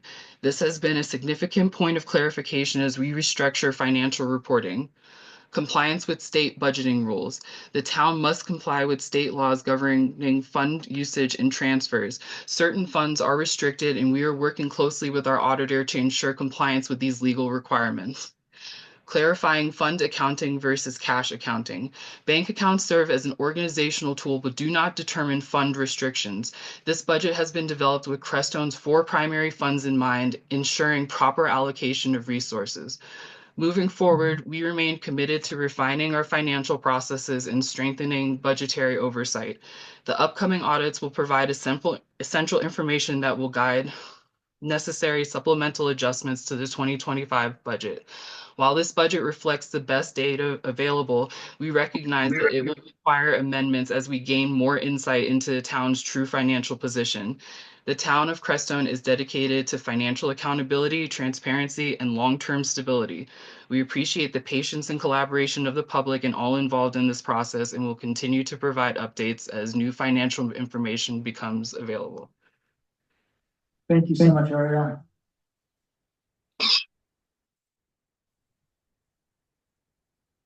Ariel's also our treasurer and our clerk together. And we do have postings for treasurer as well if somebody comes forward. So we've been actively pursuing to treasurer take her place. This clerk is a lot of work to begin with. We will now hear from the petitioner. So these are people who are for the budget being posed the way it is. Anybody, I guess the board is supposed to just listen to anybody that wants to present for the budget. We do us first and then. No, we'll just be questioning at the end. It's really for the public. I don't think we talk much about it. Is that right, Ariel? Are we supposed to be presenting for, or how does that work? I believe that you have your own time to address that, but give me 1 second to double check.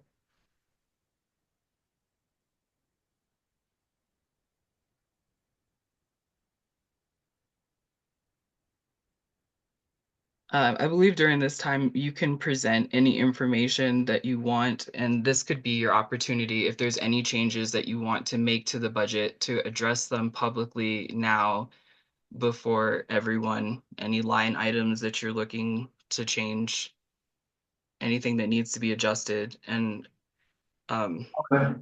anything from the staff, which say as a staff member, we have been receiving notices from the state about our budget and that it's late. It was due in January 31st.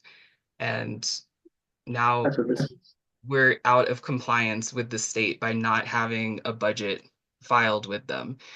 So that is something to consider from a legal standpoint, that we are not in compliance, and that we also have a professional on staff or on contract, our bookkeeper, Andrea, who has advised that we go through with passing a budget and letting everyone know in the public that we understand that we will need a supplemental budget. That's why I tried to make clear in my budget narrative that we know this isn't perfect and that we've done what we can and that we're trying to be in compliance, with state and budgetary guidelines, but that we do recognize that information will be coming to us shortly that will change our understanding of our financials and of our budget, and that we will work accordingly to fix that in the future.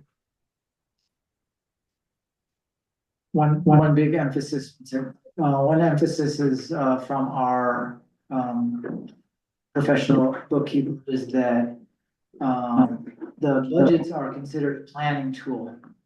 They're designed specifically to help us along, and we are not allowed to overspend our funds, but we're working within the funds. So some things you might come up at some point. For instance, she brought up the idea of like uniforms. We're not going to do uniforms, but if, say, we decided that in our organization we needed uniforms, well, that's not in our budget. So how do we account for that? Well, there's ways internally that they are able to make adjustments as we go to these budgetary constraints per se. So even though the budget is extremely important and it is kind of the primary planning tool for the board, we still have to understand that it is a tool. It's not, and the state recognizes that as well, because they sent us a letter saying that, in accordance with CRS 29-1-113, parentheses 3, the division has authorized the county treasurer to prohibit the release of our sales or our property tax revenue, which is about, I think it's $14,000 a year. So they're withholding that until we turn in our budget. So there is a movement in the state to but that's the consequences of our actions. And when we turn in our budget, hopefully they say, upon receiving the completed copy of adopted budget, the division will authorize the county treasurer to release any monies being held. So these are the consequences of our not having this budget, and we want the budget. We want to have a budget that works for us, but always keeping in mind that it is a planning tool. It is not, like if you're off over here and you're not off over and you're moving funds around inside the internal accounting, it's not always considered a negative. It's just part of the process. We just can't overspend our fund. So be clear about that. Anybody else want to say anything about the budget as far as, Question. yeah, okay, I'm just trying to see questioning of witnesses, This is a fact question, okay, not like, it shouldn't light anybody's fire. okay. If the state doesn't accept the budget Mhm. and it comes back, will those funds be released? The property tax funds? Correct. Probably not, but that doesn't, those I property. mean, that's just, Yeah, my guess is probably not. I don't think they're gonna send back the budget. I mean, I don't think they, to tell you the truth, I don't think they looked that deeply. They just want it filed and online, and then, Yeah, their letter says upon receiving a complete copy of the adopted budget. So I don't know, yeah. I guess I don't know. because I know the state has to accept the budget at some point in time. Yeah, So one thing also to keep in mind is that we do feel in most cases and we're gonna change a couple line items, but we feel like we've spent a lot of time and energy refining this budget down to a fairly conservative point. And, obviously we're gonna have some opposing points in there, but we feel like compared to the past couple of years, it's actually more conservatively, fiscally conservative than it's been in a long time, and that each item has been scrutinized. When Adam was here, we had meetings at his house and we went through line by line, looked at the electricity of each meter, trying to figure out exactly what the cost would be. And we're not trying to spend more money than there's things like the cemetery, which is something that we are totally required to have plots for. We just got a quote for $14,000, which we have in our budget at $10,000. However, we do have, because we're gonna be including natural burial into that, we can use our natural burial funds that are a separate reserve fund specifically to supplement that. So there's things like that where we're trying to stay, and that's our project for this year is the cemetery. We're not going outrageous and trying to do anything that's outside of basic governance. I mean, I brought up today in my report that our governance has to stay very basic. That was one thing that happened in the past. We kind of get off into these projects that, we don't really have a lot of control over. That's why we're in these grants. We had to cancel a grant because it was a little bit outrageous of what was applied for. And we just turned out that we said, we can't do that. So we have to back out. And there's a consequence to that. And then we have a fire mitigation grant that we have to finish, and we're gonna get reimbursed for that. So I guess my point is that between all the board members, we've just all decided that we do not want to do anything outside of normal basic governance, which is health and safety. is number one. Basic infrastructure and utilities like the water and sanitation is really, really important. Road maintenance, what else? I mean, Public restrooms are nice. well, they would be nice, but that's a project. We tried, when we went out for bid on, or we went out for a grant on that, it was really expensive because of the heating system that has to be put in and our bathrooms got ruined over there, unfortunately. But it was maybe a little too much. It was a $200,000 grant. We got denied for that, public restrooms, but that's another thing we could be doing. But again, this is 25. Right. We can also plan 26 and 27 Well, as other projects, but in this year, we want to stay conservatively. but go talk to Sawash, they've got some really decent public restrooms that aren't maybe fancy. The ones that are on By the skateboard ramps okay, and the community center over there. okay. Yeah. They also have hire the sheriff's department to do their policing at $50,000 a year, which I think is that's a big expense. So they have policing. So we don't have that right now, unfortunately. Anyway, yeah. No, I would just want to say that, the members of the board and finance committee and volunteers have been very straightforward and, transparent in everything we try to accomplish with the budget. We know that we suspect that there might be, fund balances, discrepancies. We won't really know exactly what they were until the audits are complete. The audits are in the process of being done. And when that's done, we'll know better. So I myself would speak on behalf of adopting this draft. The other thing is that our accountant, or not accountant, but our professional bookkeeper specifically stated that we should pass a 25 budget even without having those fund balances complete, because having the budget and having the items lined out is more important than those beginning fund balances, and those beginning fund balances will be brought forth when we know what they are exactly. We will do the exact same thing we're doing here, which is another public hearing, and say we're supplementing this budget with these new fund balances, and that's what we're supplementing it to that. And we're getting in the process of, we should be starting 2026 budget pretty soon and looking forward into that. So we really do need to have a budget in place. And if there's some inaccuracies it's not that we are purposely trying to have inaccuracies. We are literally waiting for these numbers from the auditor. And I think we have a good auditor. We probably won't pass the 23 audit, but we'll figure out how to move forward. And we've put in probably 15 extra controls, which she had stated here, maybe there were 5 extra, but the controls that we've implemented are really important, which are one of the things that happened in the past was that we were spending money and it wasn't getting tracked properly. And so you would have this invoice and we wouldn't know if it was for a grant or for just straight water system or whatever. And it just kind of got out of hand. And then you come up with all these, receipts later and you're like, well, I don't understand what this was for and where to put it.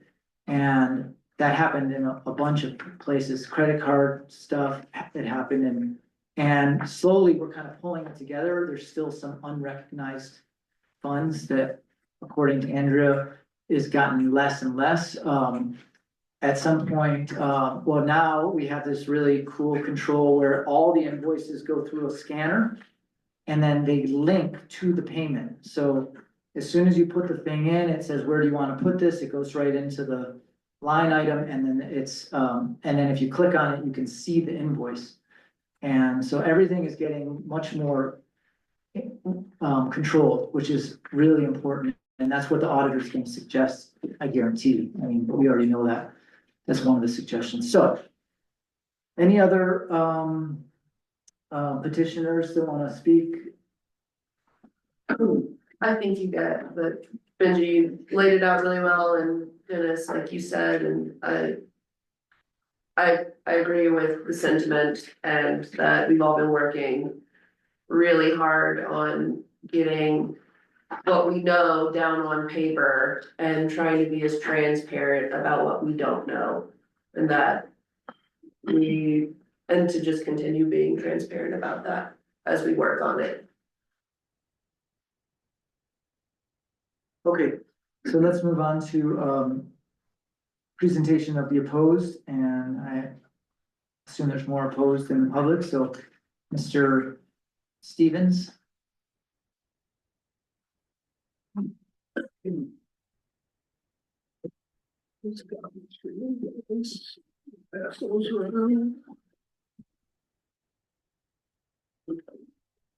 going the wrong way around. Maybe, but I just get it before. Huh? Oh, we got it. Is it one of you? We get one, we don't, was I need this time.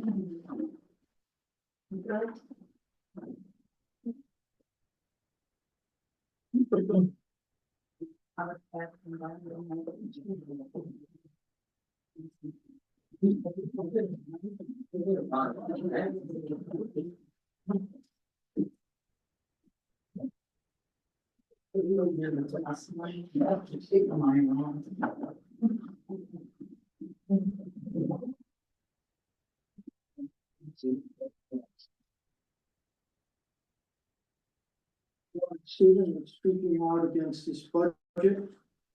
The proposed 2025 budget for the town of Crestone is not consistent with Colorado law. Beginning balance row is inaccurate for all years, and we've never had $1,900,000 for use for the budget.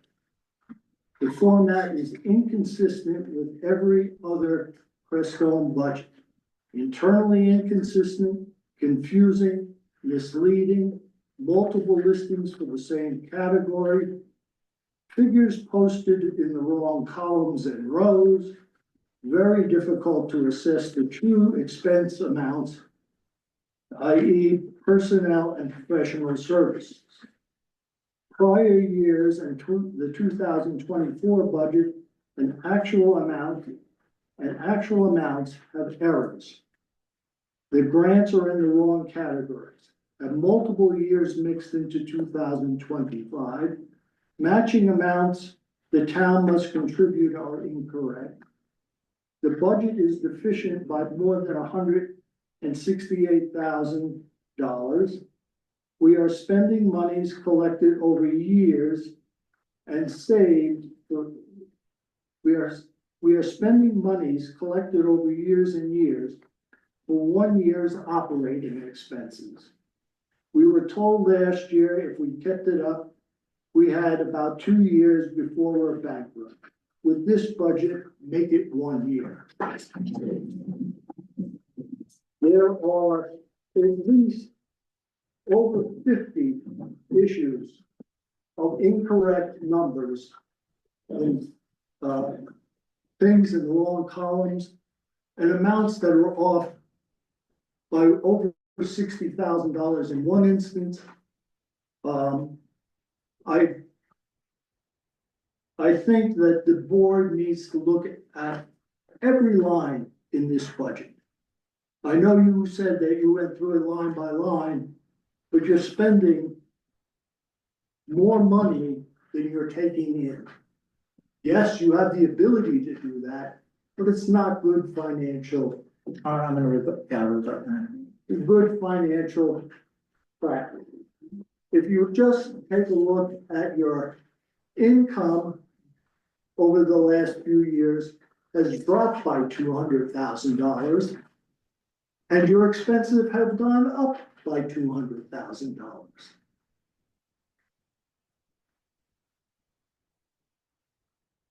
There are specific things that, yes, you've got to change.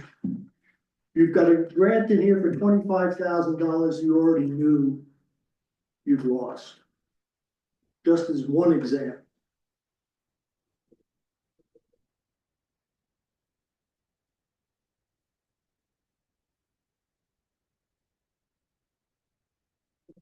But that grant's in both. So it is tracked in this budget. The grant, You didn't get the grant, because you knew you. are you talking about the pump house one? The 25,000. Yeah, it's also it's in expenses as well. You didn't get the grant. That's the one we have to pay back. No, that's not the one you have to pay No, that back. we didn't get that grant, You but didn't get the $25,000 grant and you have to pay back a $57,000. Okay, so Which the we already the pump house grant is in an expense as well as a revenue, so it's zero. You're reporting something that's fictitious. But I'm just saying, That's just an example. for the number, Okay. it's not affecting the number, It doesn't affect the number. yes, What does affect the which is number important, are items that are doubled. so one thing Okay. absolutely. that we were told by our accountant is we can adjust the sales tax by as much as we want. So we can actually say that we're bringing in more money. It's basically a projection. Why? Because it's a projection. We're on so in this case, it says that we are bringing in 400, and if you take 407,000 plus another 67,000, okay? But if we actually take what the sales tax was this year and we multiply it by 12, you'll see that it comes out to about 560,000. So we can make that number another $100,000 over if we want to. She said it all depends on how you want to present. If you want to be more conservative, you keep it low. If you want to be more, it's a projection. And we could figure it out and we could make it the sales tax number be higher because we are bringing in more money. That's great. So it's not $168,000 behind and we haven't even spent it. So these are projections. Last year, we actually supposedly had a profit. So You didn't have a profit. that's what our bookkeeper said. She said we actually came out with a profit. You've got $903,000 in all of your checking accounts combined right now, okay? That's the maximum amount you can spend, plus the income that you're taking. If we were on a cash basis, yes. That's right, and you We're can't not. spend, We're not gonna, even, look, I'm trying to be as nice as I can be. You can't spend funds when the funds are considered sewer pipes in the ground. And that's what she's considering under her fund balances. we will find that You out. can go to the audit and. We already said that these fund balances are not correct. We will find out what they are when we get the information. We're trying to pass a budget that we know we don't have all the information for. But we have enough information that we can use this as a planning tool. You can't use this. Yes, we can. We can use this as a planning tool. How can we? You can't plan what you don't have, okay? You don't have the fact that you're But not we're not including planning that. $172,000 of your 3-month reserves. It's not in the budget. Yes, it is. It's not. It's at the bottom. It's not. 129,000 in reserves at the very bottom. I'm talking about the 3-month reserve is $172,000 by itself. Okay? The chamber is $22,529. The cemetery is $17,430. The sales tax, excess that we planned for. 70,000. Is $70,000. The conservation trust fund is $69.34. The water and sewer capital fund is $231,648 for a total of $513,762. Okay? You're saying that based on what? On the fund balances that we said? No, I'm those are the amount of the reserves that the town has committed to. Okay, repeatedly committed to it. I'm not making up anything. I'm telling you, these are the numbers you have used consistently. All right? The fact that they're not in your budget at all. All right? So if you were to take that, all your operating money coming in is spent because you're spending $168,000 or more here it's only 161. And you've got another 232 below it with the grant. I think that's a misnomer because I don't believe you're reporting this correctly, but put that aside. The amount of money you have available to spend is the 513 taken from the 903 as the maximum amount that is your reserves, beyond your reserves, okay? And you're planning to spend half of that money. Yes, No. If we raise the sales tax to where it's supposed to be, we can adjust the sales tax if we want. We left it conservative. yeah, fine. So if we add another 100,000 on there, which actually, so if I take $45,000. Then why produce a budget at all, okay? Ask Andrea, she said that you can adjust it, it's a planning tool, we're keeping it conservative. There's nothing conservative about this budget. Yes, there is. Okay, you've got 64,000, which will give you more money, that's duplicated. I'm sure. Where is it duplicated? What? Where is it duplicated?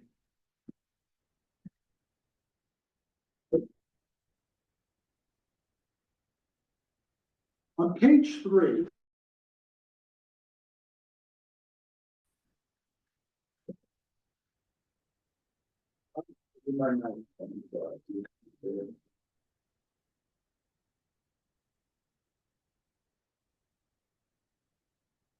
$65,316 and 65, I think it's 65,400. You've got $64,000. 316 Baca Grande, okay, 58, oh, okay, and then which one? That's in North 60, which Bay. one? 64? The one below.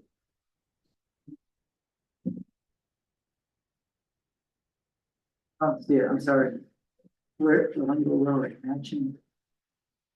There's Baca Grande water and sand, and then below it is permits and license expense.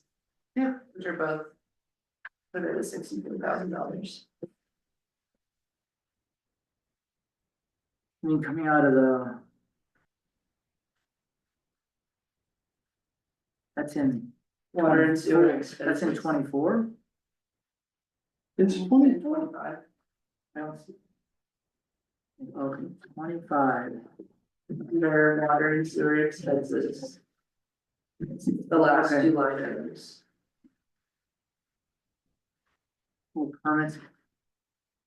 So isn't that other 64 for the matching funds from, No, yeah, no, because. yes, It's not, because I'm telling you why it's not. because you don't have You've it. got matching fund up above for 62,000 on another line, I'll have to come find it here. Of 62,000, which I believe is the 5.2% that you have to match on the brick grant. And the 57,000 that you have to pay back on the 600,000 you didn't spend. I see the Okay. 62,000 on the bricks grant. Yeah, but it's not 62,000. It's showing it as a bricks grant. Right, so And there's just- $5,000 that's supposed to be over for the fire mitigation grant. 57,000.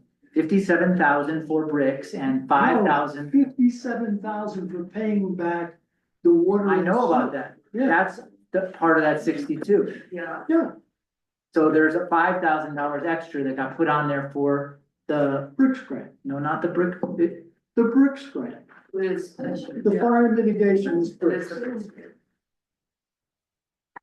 So, You've got. so we move these around. And if we move them, which we're allowed to do and we could do, huh? Yeah, So why don't we fix it? If it's, I mean, I'm telling you. The numbers are not- 60 mistakes on this budget, okay? so we had an opportunity with you many times to go through this.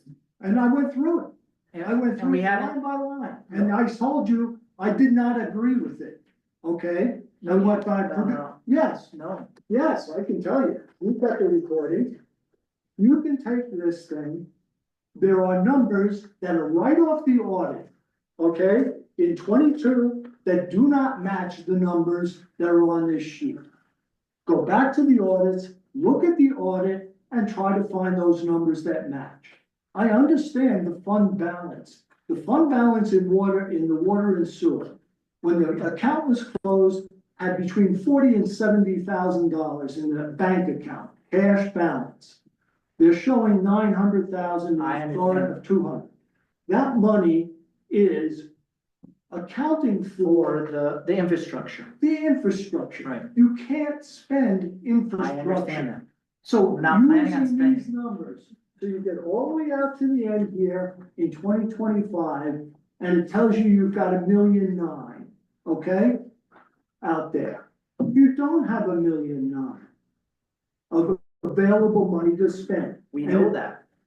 Well, if you know that, you would know that you can't spend But we it. don't know what, we're not spending it though.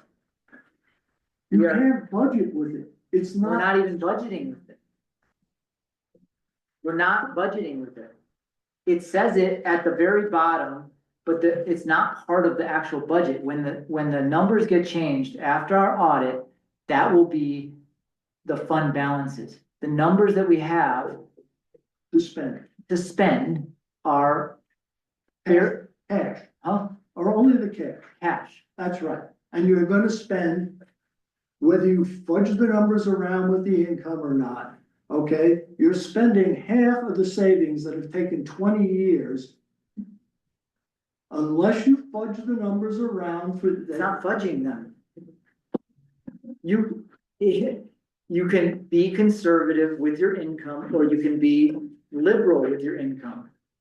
We are being conservative with the income. Do you remember that? I totally agree, you're being conservative with the income. So if we take That's 45,000.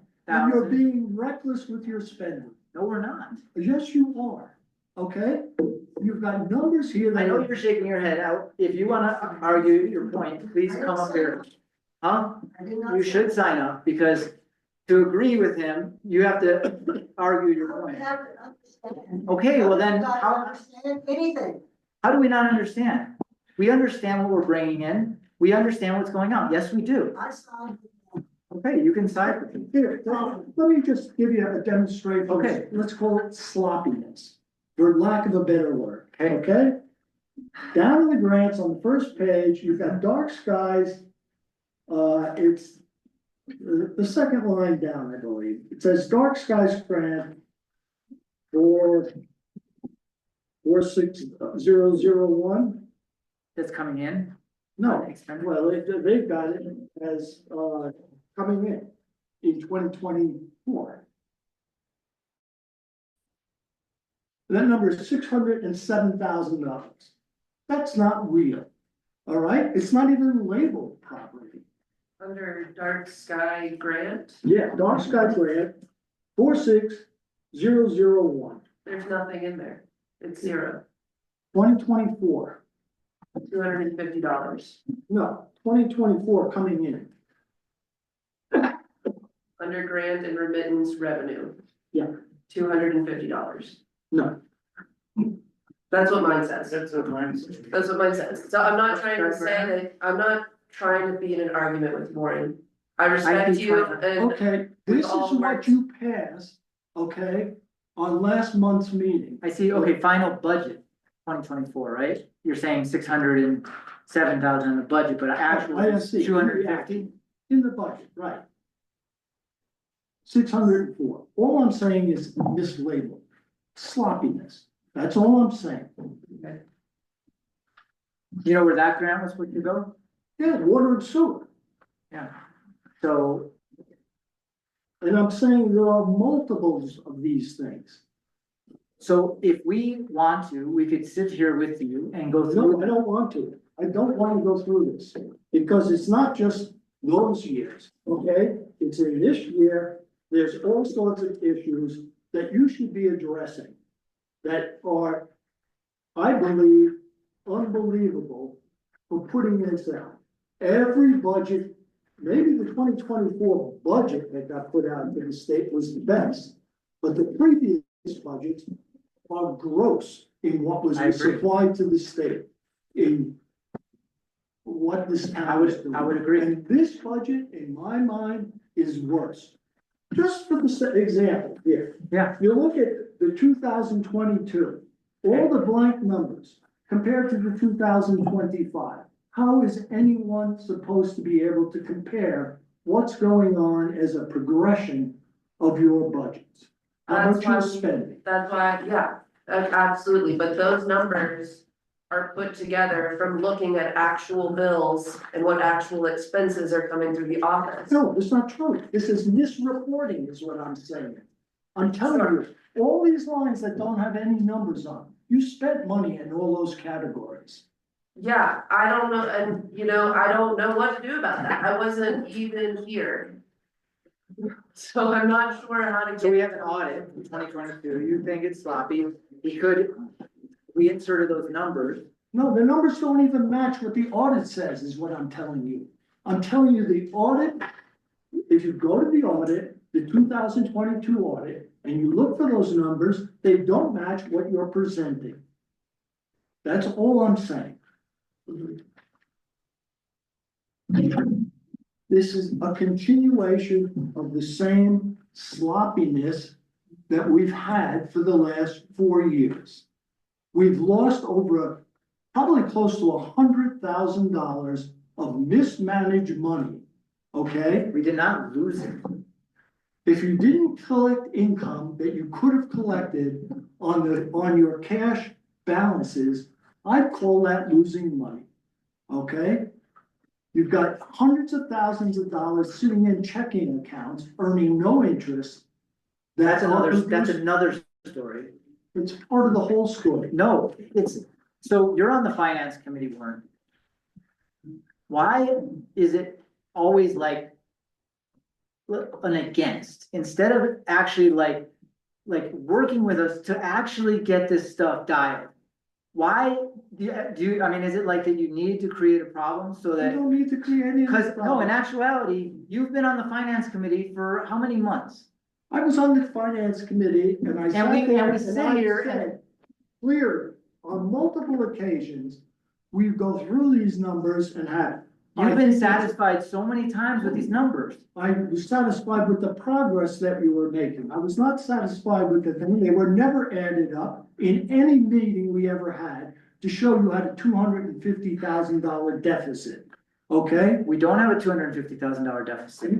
First of all, you're saying now you're saying it's $160,000. It depends on which line you pick. You can pick the line that says. So with the grants or line 161 without. or with the Right. grant. So It comes. let's look at the 161. Okay, Okay. 161. Let's take the $60,000 that you said Yeah. was duplicated off. So that's 100,000. Yeah. Let's take the sales tax at $45,000 per month times 12 equals 540,000. You don't, okay, so then I'll take the 540 and divide it by 7 and move the 1/7 out of that. 5 by 7. So that's 77,000, take that out. That goes into the capital fund for water and sewer. Right. So, you've got what, 470,000 rough dollars. 540. 45,000 times 12 divided by 7 equals 77,000.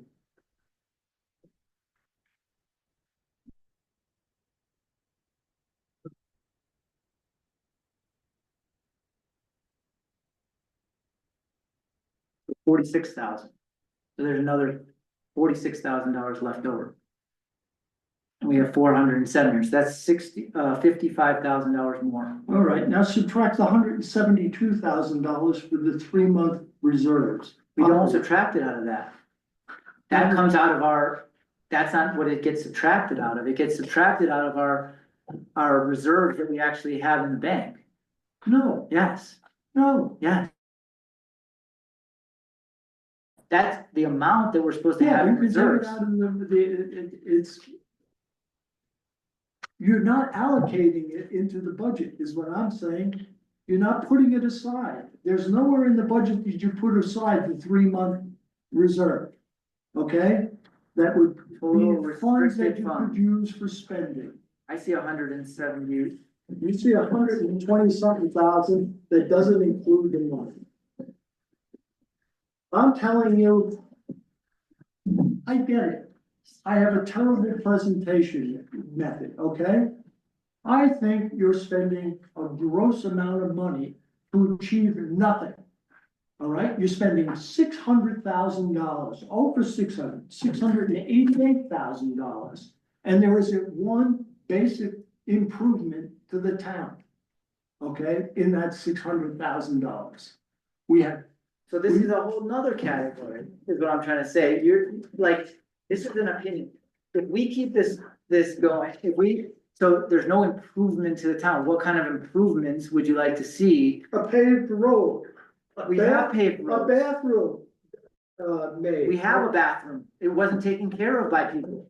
We can't, that's grant money, like, You're asking me a question. I'm asking you telling because I'm telling you're you pissing away that we are running a government, that we have a water system.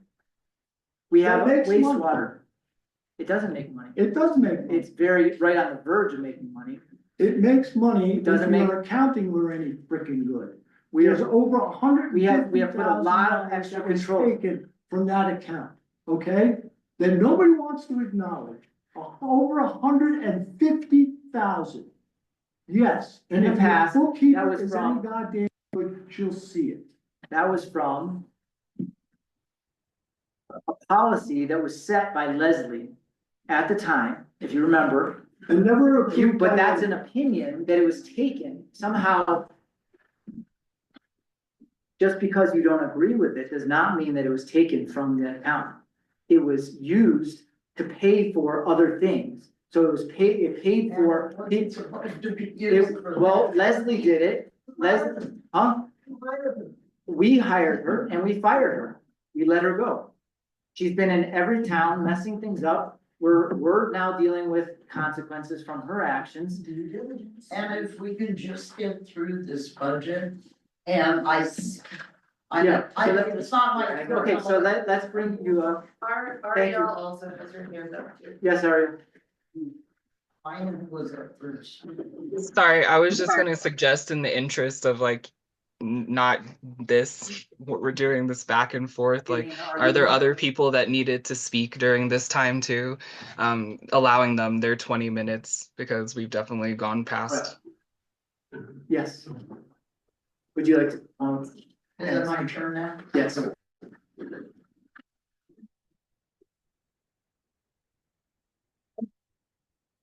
Warren? Thank you, Warren. And thank you, Board. Well, thank you for being here. As we all know, I am not Miss Math.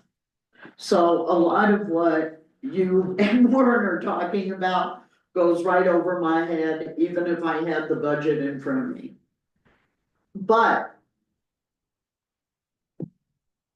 in the many years that I have been here, I trust Warren. Warren does get angry and I don't understand all his math, but he is giving one perspective of looking at a budget.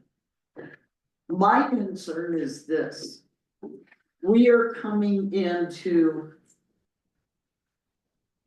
for lack of a better word, perilous times where we don't know what's happening with the weather. We don't know what's happening with the government. There's a lot we don't know. And I want to be sure that as a town, we're as prepared as we can be for this contingency. And I am concerned that we are as conservative as possible, that we save as much money as possible, that we come up with a budget. I don't know how we come to agreement because I'm not Miss Math, but that we come to an agreement that people can feel comfortable with before we move on. The mistake of Leslie was she made us all uncomfortable and then the numbers were screwed up. So we need to resurrect from that as quickly as possible at this point. A bunch of us who are here today sat up with y'all at Bob's about 4 years ago. And everybody said, hey, it's cool, we're gonna get back to normal. You know, we're sorry things got out of hand, we're gonna get back to normal, which was great. But now we need to get past this budget bugaboo. If the budget doesn't correspond with budgets to some degree that DOLA has already accepted, then it's gonna get rejected again, and we're gonna be back to square one. We need to get through this. And as much as I wanna say, yes, go for it. I know you guys have worked hard, and I appreciate that. But I don't think it's there yet. What can happen between now and the town meeting, where the budget gets final approval, that can make this something that we can feel comfortable with? I don't feel comfortable that you were told last year, if we kept it up, it would be about 2 years before we were bankrupt. Now, I'd actually go in different economic times and say, hey, go for it. But we're not in those economic times right now. The other thing I would like to see the board do is look at some sustainability issues and not into the big things. Janet Woodman has a complete systematic plan for solarizing town hall. So if the power grid goes down, people can come here and charge their phones and maybe get online. That would be a really practical health and safety thing to look at. I want us to look at these things so that we are as prepared as possible for any contingency in the perilous times we're in. So I guess what I'm saying is I would appeal to you guys as somebody who probably, like many people who aren't even here today, can't look at the budget and figure out what's going on because we're not smart enough and we're not mathematically inclined. But this needs to happen. And I believe my friend Warren isn't saying things just to piss people off or not get the budget through. I really believe that. And I believe you guys have worked really hard. And it's really frustrating to see there's a few other things that need to happen. I mean, if I was on the board, I'd be absolutely no help with this. But I appreciate y'all's work. But I think we need to refine it a bit more, if possible, before the meeting. All I can do is offer to bring you guys food while you're working on it. But, you know, I would do that. I'm very supportive of the board trying to get us out of this mess. But we need to move. We can't sit around and argue about too much anymore. And I see the budget as being a planning tool, but I see us making it too liberal a planning tool, maybe spending money due to the economic times we're in that we will regret spending. And I mean, to me, that's valid. So in any event, I guess, you know, I don't need to take up all 20 minutes here, guys, but please try to work together and refine things a little more, so Warren can at least say to those of us who trust his mathematical and ethical abilities, you know, this is better. They address these things, this is better. And as a citizen of many years, I would sure appreciate that. So we can just get done with this. I know y'all would like to be done with this today. And I would like to be done with this today. But we're not. So whatever we need to do to make it work, I would encourage you guys in any way possible. If I had $1 million, I'd send you to a Caribbean island to sit there and figure it out together on the beach. But, you know, let's figure it out. I know you've been trying, but just a little bit more effort and we'll be there. Warren even said up here when he was pissed off, you know, you were trying on the finance committee, you were making progress. That makes me think that maybe in the couple of weeks before the town meeting, we could get it to a point where Warren would say, okay, it's not perfect, but I see where we're getting there. And you all could say, well, I don't quite agree with Warren about this, but we can make that compromise and we're getting there. And I know y'all have been trying to do this very thing I'm saying for a long time. But that's what the general common citizens would sure appreciate. You know, is if you guys could do that, then we can move on to practical sustainability things, so we all have a good place to be in the years to come. Thank you. Thank you. Would anybody like to, question the witness? Oh. Not a question, but a comment. Mary, there's no one here dragging their feet. No, I know that, Dennis, and I've tried to be clear on that, but I think a little more work. We are, the little more work is a lot more work. I mean, we've got ourselves, we've got the auditor, we've got the bookkeeper, that are constantly asking for information, and Ariel and the office staff, whenever they get it, they try to get it to them as quickly as they can. The problem that I've seen personally myself is the constant dragging back to previous years. Previous years when at least 3 members of this board and the entire staff were not here. Right, and I see that, Dennis, but unfortunately, as a citizen, I was here. And so I get it. I wanna see it And I correspond. Sure, I get it, I understand. But, you know, we were left with no information. And what was there was totally inaccurate and sloppy, as Warren had said. And it's taken, first off, the time to find it, to find what the mistakes were, to find that, and stop that bleeding. And then to move on to the true facts and figures. And we are doing that. That's all I can say is we are. No, doing it. I know you're doing it, and if you could just do it a little more before the next meeting. And make it so Warren isn't gonna be completely happy, y'all aren't gonna be completely happy, but there's gonna be some compromises, so I can feel as a citizen comfortable about the budget that's going in, and I commend you all for all your effort.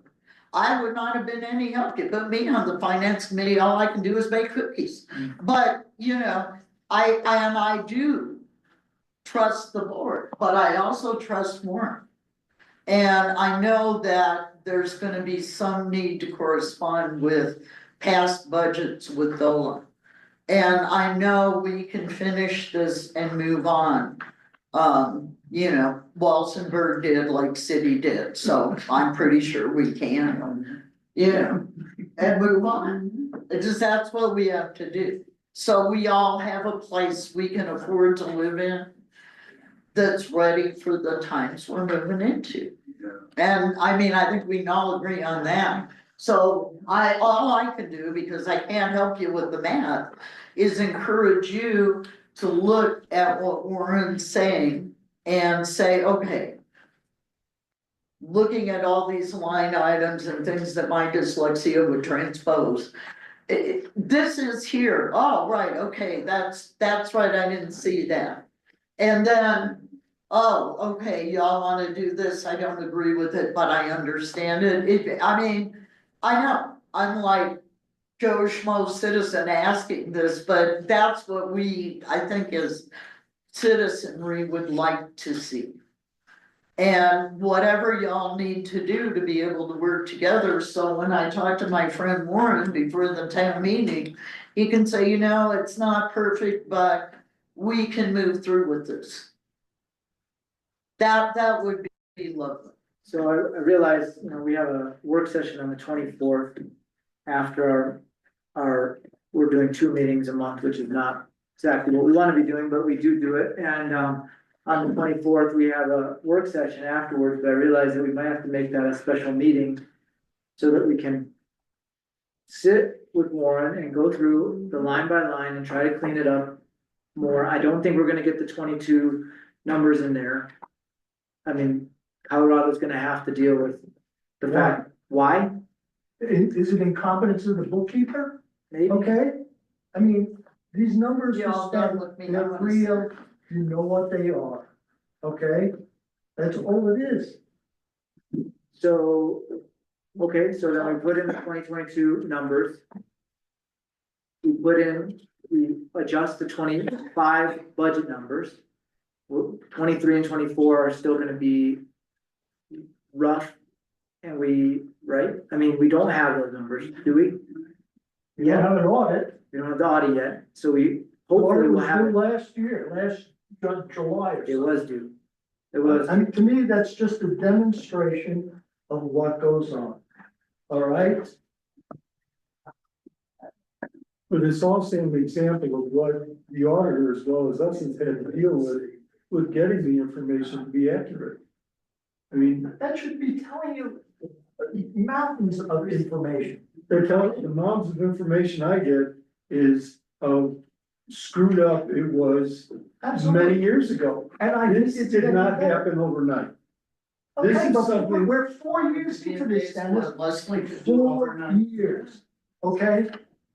There isn't a business that could survive if it wasn't sucking the blood out of the people to make that 4 years. They would be totally underwater, all right? You've got 20 years of savings, 2011 at least, of money that's been sitting in CDs. Then you're basically going to end up we're spending. not gonna spend those CDs. You might not spend them this year, okay? But you're spending the equivalent of half of them this year. We're not having anything, but we would have the work session, work out as much as we can to try to get a draft. Okay, so let's keep moving on,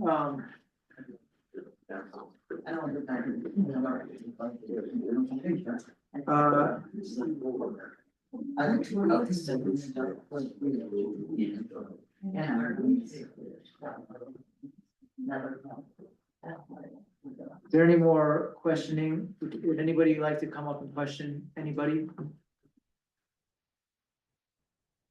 I think I said what I need to say and I just. Would any of the other people in the audience like to question anybody? Any The people rebuttals? I want to question aren't here. What's that? The people I want to question aren't here, so it's little. So members of the somebody board- online has their hand Oh, up. yes, Daniel Gray. Oh, yeah. Good afternoon. Thank you very much. Well, one thing I want to congratulate you all on is that you meet a lot. Warren, He's not a resident, he can't talk. This is another piece of sloppy action. Actually, it's. We pay all the bills down there, Warren. You wouldn't have all that money if it wasn't for the BACA. We're getting taxation without representation, Warren. hang on one sec. Ariel, is that the case for public hearings? Is it only for the residents of the town? I think it is. Budget hearing, it should be. Well, I want to talk about the IGA. That's part of the BACA Oh, well, and the that's town. not something we're Oh. gonna be talking. And it's part of the budget because you guys are no longer in the enterprise zone, and you in the IGA, you said you're going to be given the Baca Grande money from your enterprise zone or from grants, and you can't get any grants because you lost your enterprise zone because you were co-mingling funds. So we're not gonna discuss it right now. We would. Oh, what I would actually, ask Daniel- Huh? I don't think Warren's right. Anyone can speak. Anyone in the public can come speak during the public hearing. No, they can't. Where are It's you- not restricted just to residents. That's not true. But it's restricted to the budget, right? But is it restricted? Yes, but we're not talking about the IGA. We already had that. Okay, so Daniel, I would recommend instead of doing it at this public hearing, you do it, you put yourself on the agenda and get your chance to speak, please. That doesn't seem fair, man. We pay for everything that you guys are spending. Daniel. That's not. We are not talking about that right now. Well, I want to talk about the budget, and the budget has to do with water and It sanitation. doesn't have to do with it right now. No, it doesn't. And you're illegally spending that money. And you don't have the money that you said you're going to have in the IGA. It's all a fraud. Hey, Daniel. We're not going to talk about that right now. All right, fine.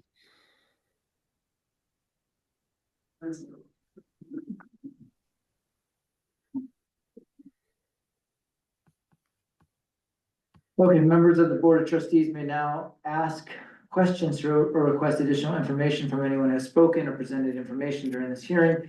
Questions should be directed through me and responses should be limited to answering the questions as stated.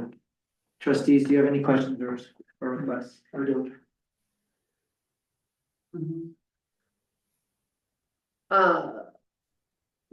Yeah, I don't know.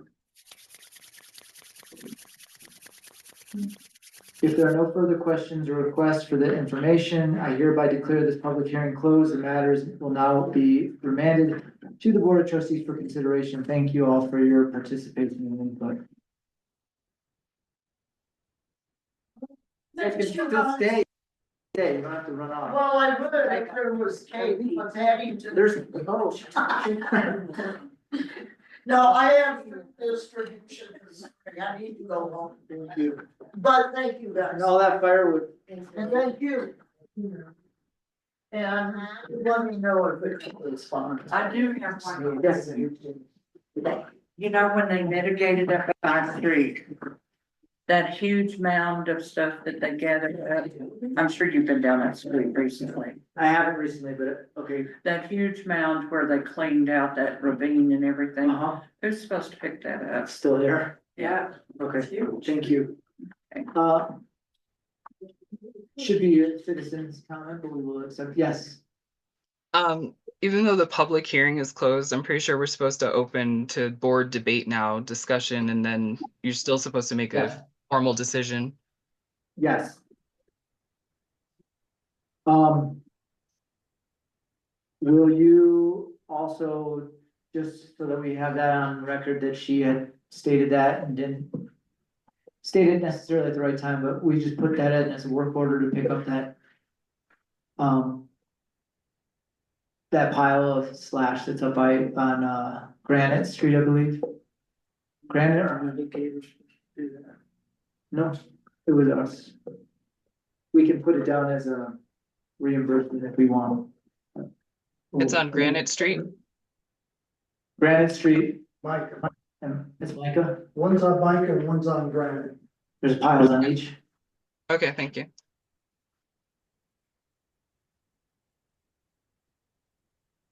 Okay. What's the pleasure of the board? We only have, we're missing 3 members, 2 of them. So. Well, I guess my statement's in form of question, this draft here is really meant as a doorway to the finished product, is that right? It's a path to the finished product? I think so, I mean. All of the information that Warren had brought up concerns. I don't know if Mary was specific on a concern other than just try to do the best you can. And the other ladies that didn't say anything. So I guess I'm not clear on what we want to do other than proceed with what we have and clean it up and make it better. Is that right? My opinion is, I'm just so over this, you know. We're going to 24, then 25, and we still haven't gotten 22 and 23, now we're looking at 26. you know, I just wanna move forward. I would like to see this passed today, the resolution, and no matter the complaints, and as you said, it's a tool. We could fine tune it to where at the next public hearing, well, there won't be another word if we approve it. But I just like to have this thing moving forward. Moving somehow, having another meeting is not gonna solve all our problems. We've been having meetings for the last 5 years. Well, what I see happening, and I heard it from, some of the mumbling that was going on with other people talking. They're hearing, they're confusing 22, 23, 24, and 25. And relating it all to, all of those problems on the 25. And I understand that those previous years have very much to do with today. I understand that, but I don't think it's to the effect that, I don't think they have a clear understanding of what the 25 is about. And I don't know how to express it.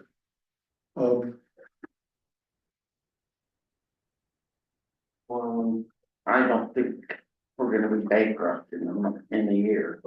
And I'm not really panicking about our national government, the solar, you know, sustainability. At this point, I just wanna see this budget move forward. I'm so sick of hearing about it, so sick of moving this around and that around and trying to justify it, like you said. They don't, nobody knows the difference from 22 to now. And, You're all looking and today. they're gonna withhold our property taxes if we don't get something into them.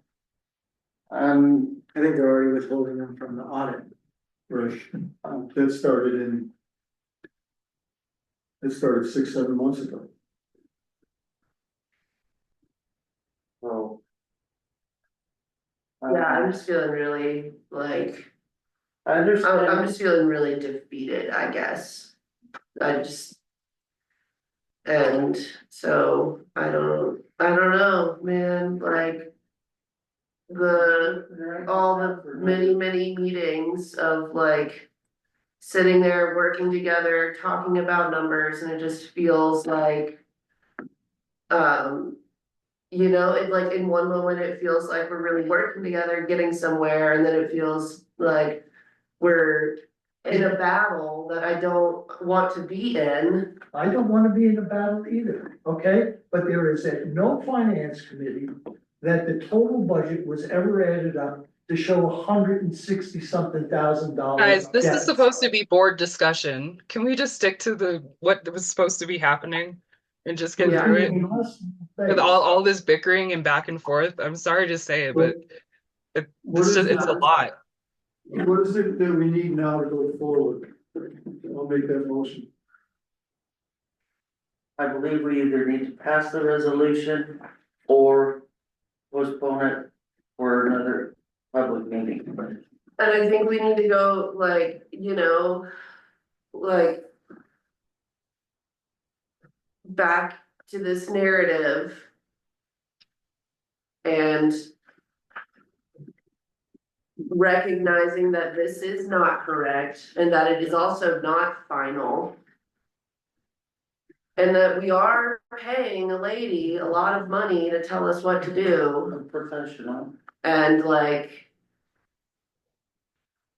Yeah, so. Well, and I remember her telling us, as she was telling us what to do, is as we progress through the year, we can make whatever adjustments we need.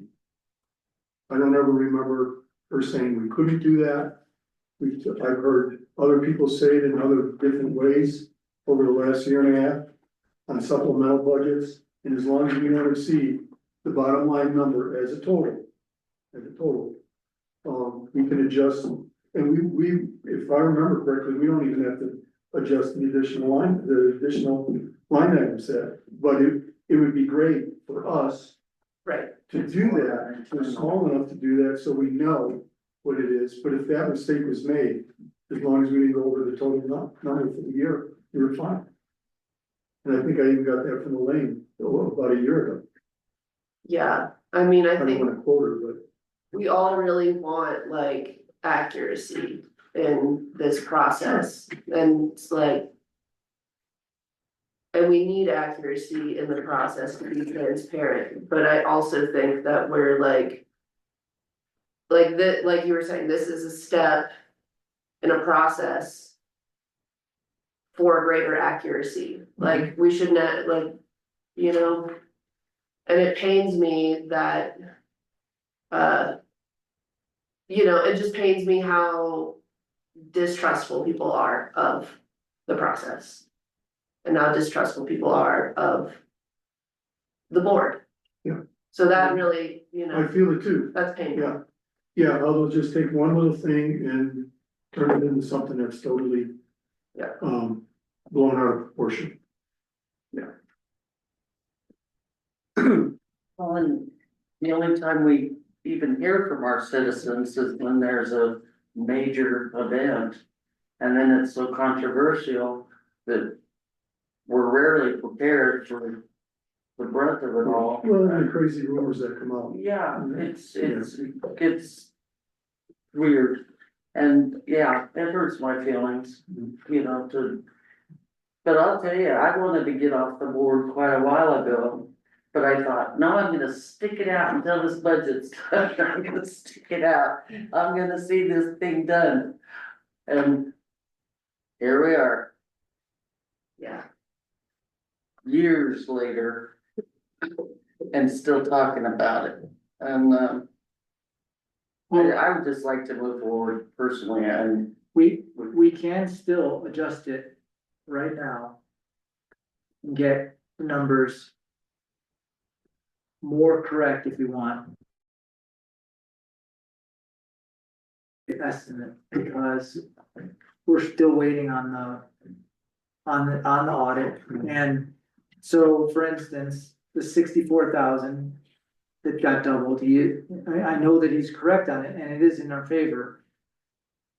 I don't know how that got doubled, maybe. I mean. There was some reason why we put that I in there. remember talking about that $64,000 before. I don't know why it's still there. It was supposed to come out. I remember bringing it at a finance committee, I remember bringing up like, hey, why is this line item here? What is this permit line item? And why is it $64,000 2 times over? And I remember that. I don't know, yeah, and I thought we had gotten rid of it in that meeting. Or, you know, but I don't know. But I also I don't wanna mess, like, if we're gonna be moving the numbers around, I would really like Andrea to be there. To talk about it with us too, because, you know, it's like, she's part of this format now. And she knows how this spreadsheet is functioning better than anybody else, really. So I'm like, I'm nervous to be moving numbers around without, you know, talking to her or having her there, which would be Yeah, nice. but I think what the mayor is saying is, like, for example, the cost for engineering for the cemetery. Not necessarily moving the numbers around, but if we know we can add or subtract something, that we should do that. Yeah, and you know, I've been in our meetings, you know, I keep the budget up, and so it's like. I've been writing down the things that we've been spending. Good. In just in our meetings, you know, of course, the office is doing their own thing. But, you know, like the $500 on cameras or just that. And so, yeah, we can totally. Edit some of those things, but there's like. Yeah, I don't know, like, are you suggesting that we go ahead and like. Do that right now in this moment, Benji? Well, I'd like for more information. If we're gonna wait, then I'd like to hear from. so the other option is to put another public hearing on for the 14th of April. And then we have 10 days before that, we have to notice it and post our budget again, the draft budget, and we have to approve a draft budget. So in that time, we could, I mean, my opinion is we really do need to. We really need the audit, is what we really need. And we could go back and change some of the things that we see right now. You know, that came up during this meeting, like the 64,000, that I'm curious. Why we put that in there, or why it was in there, or if it got duplicated, I don't know exactly why it got duplicated, but I don't know either. Dana was the one that caught it, I think. And that's been a while. Yeah, that was a long time ago. That was a finance committee meeting long ago. And there were, I mean, you know, like, as we all know, there were other duplicates that were on this spreadsheet that we dealt with.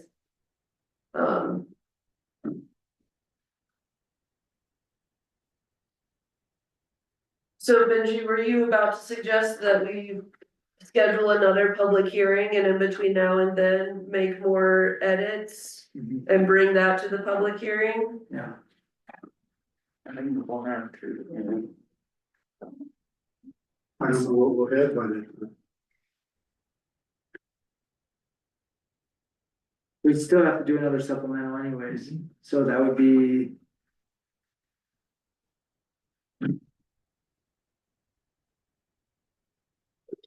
If we, in the situation where we don't get an audit in a sufficient time between now and then, what we could realistically accomplish is getting the finance committee together and delete, you know, going through and just editing the 2025 draft budget numbers. Like, and is that sufficient? Or will that be a sufficient act? Because what people really want is the accuracy that we cannot provide until we have the audit. That's right, and we don't know how much longer we can wait for the audit. There's something that I heard repeated more than once, and that was that the state is kicking back our budgets to us. Yeah, I heard it. I heard her say they deny them and send it back. There's at least two people in the audience today that said that. It wasn't true. I know it's not true, but they believe it's true. Right, when people said that, it was, I did not know what they were referring to and if there was something I had missed. Sorry, guys, I left my water bottle.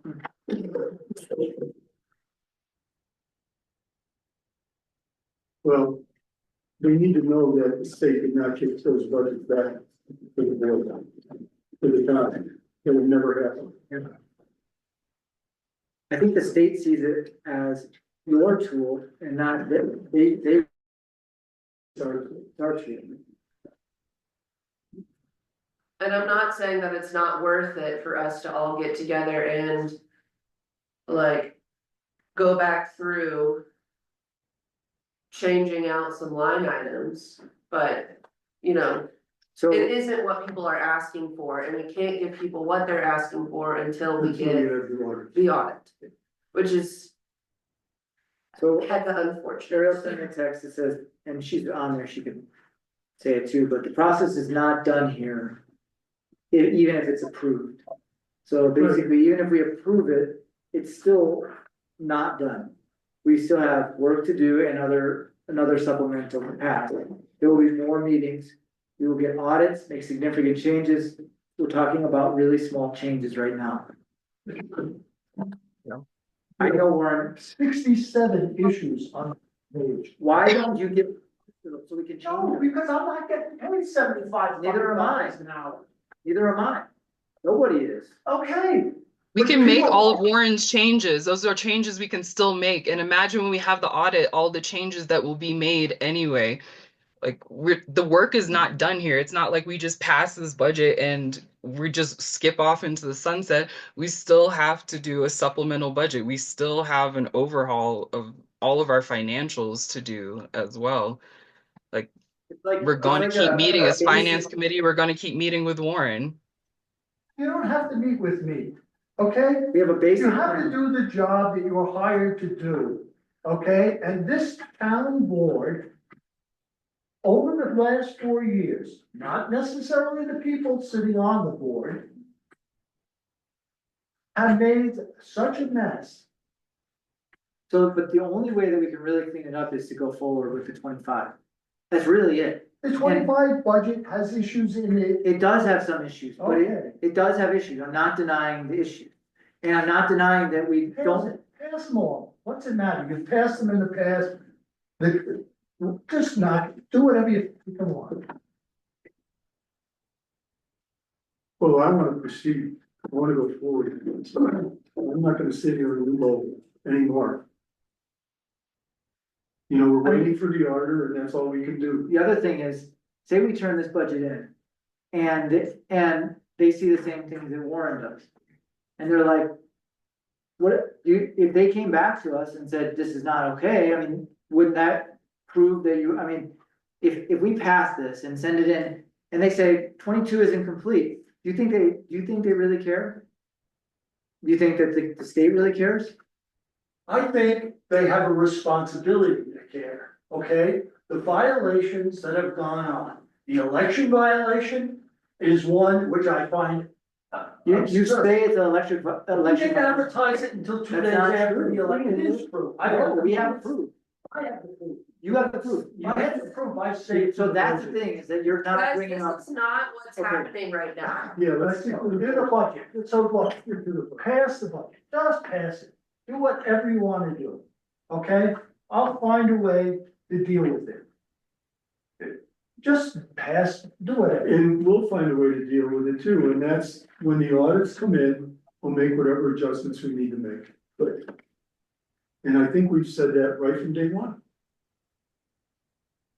Yeah, I mean, how I, like Ariel said, this is like, and like Dennis, like everyone said, this is not the end of this work. This is one step to keep, really just to keep the state from withholding our funds. But we have a lot of work to do on this, and the work we put in today and tomorrow, it's going to make the work next year a lot easier, but we're not at the easy part yet. I'll tell you where we fell down. And it was right after the 24 budget was approved. And everybody, and I'm not saying everybody, it was myself, Adam, and Elaine. And we went on to the personnel manual, we should have stuck with the numbers, and that's where we screwed up. We got lax. And I think if we would have stayed on it and forgotten the personnel manual, we'd be in better shape today. I see. So I'll take responsibility for that. But we were still, even back then, still trying to sort out the mistakes that were made in the prior years. So we're just not, I guess what I'm saying is we're not gonna do that now. We pass this, we get on, we get the audits, we repair 25, and then we stay on it. And we've got to all agree to do that. And I mean, I think we can pass this and like, as soon as this, and then in the next thing we can do is schedule a finance committee meeting, potentially before the 14th, where we go ahead and we start working on the supplemental 2025, which includes the next supplemental, or whatever it's called, Right. in order to clean up mistakes and edit in new numbers and, cause we have to. And finance committee work session at 4 o'clock on the 24th. Special. That's not. Ariel, do you wanna speak to this, as treasurer? Do you wanna, say more about what you have written? I mean, your budget narrative is actually very accurate, however, the numbers that we got from Warren during the public hearing, he does have a point, but are you saying that are you willing to start working on the 25 supplemental right away and we just start changing the numbers that we need to change and then update it? Yeah, that's what I've been saying. I thought that was the whole purpose of everything was I thought that's where we left the last finance meeting when we had Andrea. She said, pass this, move forward. We get the audit back from the auditor. We're not going to like what we hear from him, is what she said. We're going to have to change everything anyway and do another supplemental budget over top of this, what is apparently a supplemental budget. And then we're going to have to do 2026. So I don't really see a future where we're not working on the budget, like at all. I mean, Pretty I much just feel across the like board. if you're going to hire professionals to give you advice and advise you on things, like you either trust them or you don't trust them. And she's telling you what to do and how she would move forward. And as someone as who was a treasurer and a clerk and was a treasurer with way more experience and many more years than me.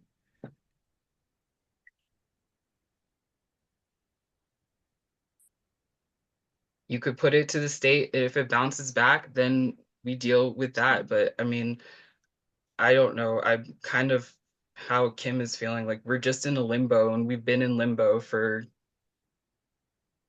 it feels like half a year now or more.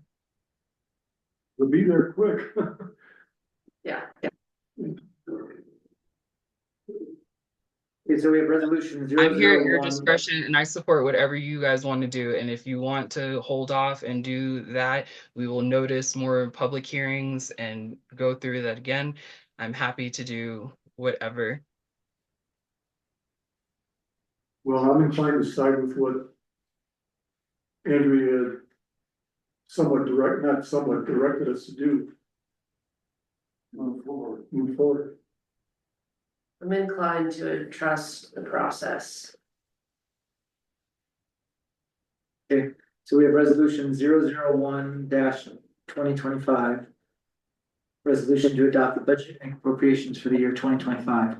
Resolution summarizing expenditures and revenues for each fund, adopting a budget and appropriating sums of money for the town of Crestone, Colorado year, beginning at the first day of January 2025 and ending on the last day of December 2025, whereas the board of trustees in the town of Crestone appointed, and those need to be updated, obviously, as far as the well, missing the letters or switched letters, but appointed a budget committee consisting of 2 trustees and community members to prepare and submit a proposed budget to said government body and the proper time. And whereas the town treasurer submitted a proposed budget to the governing body on March 11th, 2025 for its consideration.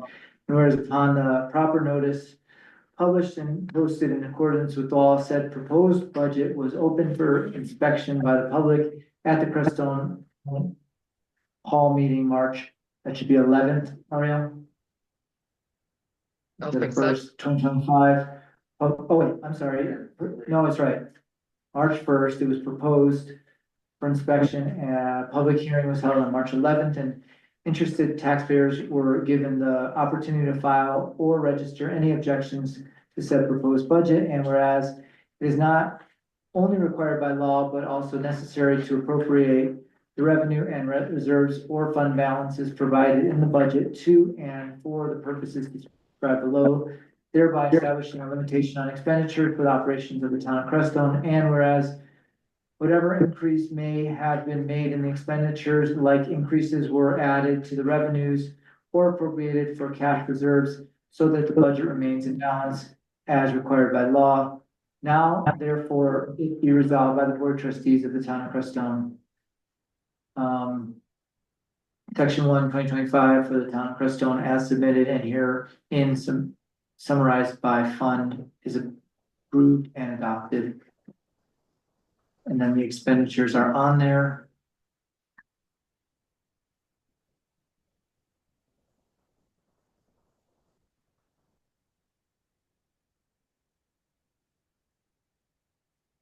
Pleasure.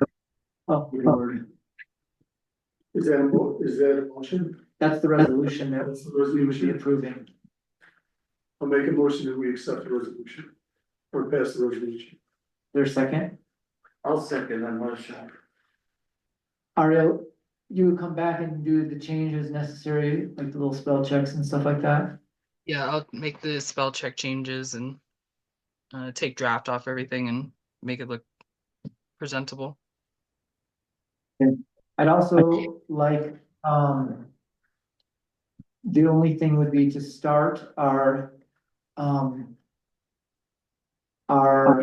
supplemental budget right away, so we have a working copy of a supplemental budget that's separate from this budget. That maybe even in different colors, so that we can tell the difference between them, if you could start one of those. So that we can start making changes necessary for the supplemental. Okay. And then I would like to look at having another public hearing so in other words, if we can plan for a public hearing and the audit comes in, at least we're being proactive and we can change the numbers accordingly for the supplemental budget. So I don't know when exactly that would be the best time to do, but I would like to have a supplemental budget hearing planned. When are you thinking that? Because I'm just wondering when the audit is going to come in. So the thing is, if we put it on for like the 14th, then you would have to have the supplemental budget draft by the 4th or 3rd, per se. Being that you'd have to post it way beforehand. So I'd say we should go to May or late April. So yeah, if you're thinking May with and we're putting it in the Eagle again, I imagine, to let people know. That's probably the best place. Yep, and on the boards. Oh, well, of course on the board. Sorry, I just meant for newspaper requirement. They post on the 1st, so the 12th of May or the 12th of May. If we yeah, that would give you 10 days. That would, I mean, over 10 days, but we would have to have it. Having a supplemental budget hearing on the 12th of May. A regular meeting. And just hoping and praying that we get this audit in April or sooner. And could we reach out to Andrea and see if she's available for the finance committee work session? That we're gonna have on this. Do we want to talk to her? I don't know what she can add unless we've got the audits in front of us. Yeah. We don't, I mean, we could spend time adjusting particular line items, cleaning things up in that respect, but that seems the easiest part.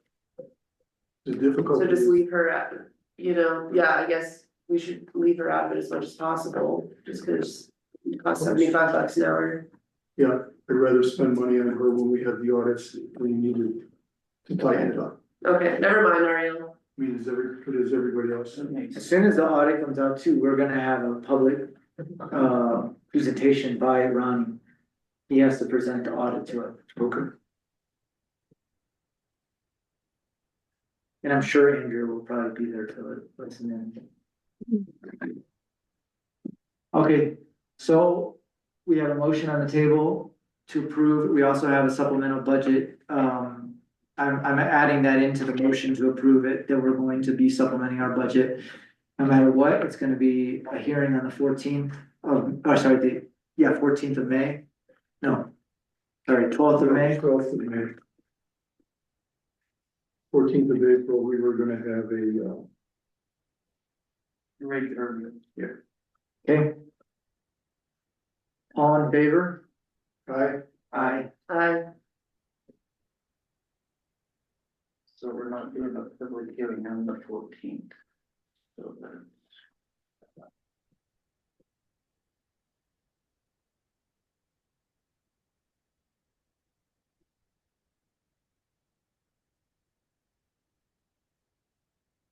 So, Ariel, you will file this with the state? Yeah, there. Yes, As soon as possible. have Patty, she'll probably be asking you for a signature soon, and then I will file this with the state. Okay. Don't have a quorum. We have four. No, you don't. How do we not have a quorum? 1, 2, 3. 4 just stepped out of the We room. already voted. You don't have a quorum, you can't have a meeting. Just go to the bench. I don't care, that's the rules. Oh, come on, that's really cutting it. Listen. Okay, enough. I pick something up when I ask for it. That's the way the law reads. I'm telling you, We that's don't have a it. quorum. We can't Can have a you meeting. call order, please? I order. We will not meet. We will not say another word until she comes back.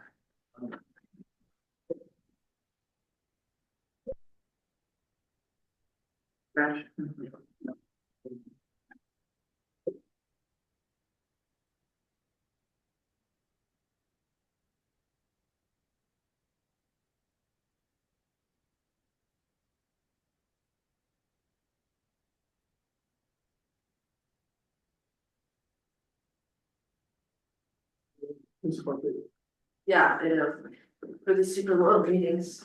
Oh, we No, just- so you could have it right there, you don't have to leave the room. I was just thinking I would cut a hole in the bottom of this chair, Good enough. It's okay. but everyone can hear. All right, let's move on real quick to, Make a motion to adjourn. no, not yet. We have a couple more items. Sorry.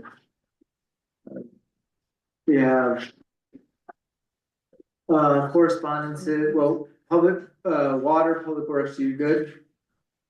You're gonna put in reports next meeting? Well, yeah, we got some things to discuss next meeting. Okay. Just an update, I just went up there to visit, Living Wisdom, they're gonna be done by the 1st of June. He just gave me an update. I said, did you tell the board when you were up there? He said, I just refigured it, so.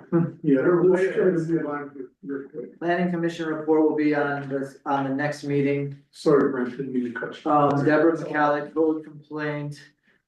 And dog at large, couple dog at large ones, and that's the last on our Oh. agenda. Just, when Benny was in here about the dog, just to tell you, that dog last year, when I was on UTV, broke free of its bindings, chased me in the UTV, and then yesterday, when I was doing my, route, for meter reads, the dog was, it's pinned up now, but it's still super loud, so I just thought I'd add that, that's an ongoing thing. Maybe neighbors could do a petition and put it on their. That dog is vicious. I know we've had, It's- actually bit somebody twice, I don't know why they didn't, Yeah, this is Have the it's dog. not a good dog, that's a bad dog. Good to know. So how do you guys feel like we should proceed with code complaints? Ariel has seen multiple dogs loose lately, we're just not dealing with our code compliance, I mean, we're really between a rock and a hard place with this one. Is Everything the, else. Neighbors could just When, peer pressure, you know. This is loose dog too, I'm just, when there was a complaint about possible mold in this building over here, we wrote a letter to the owner as a board.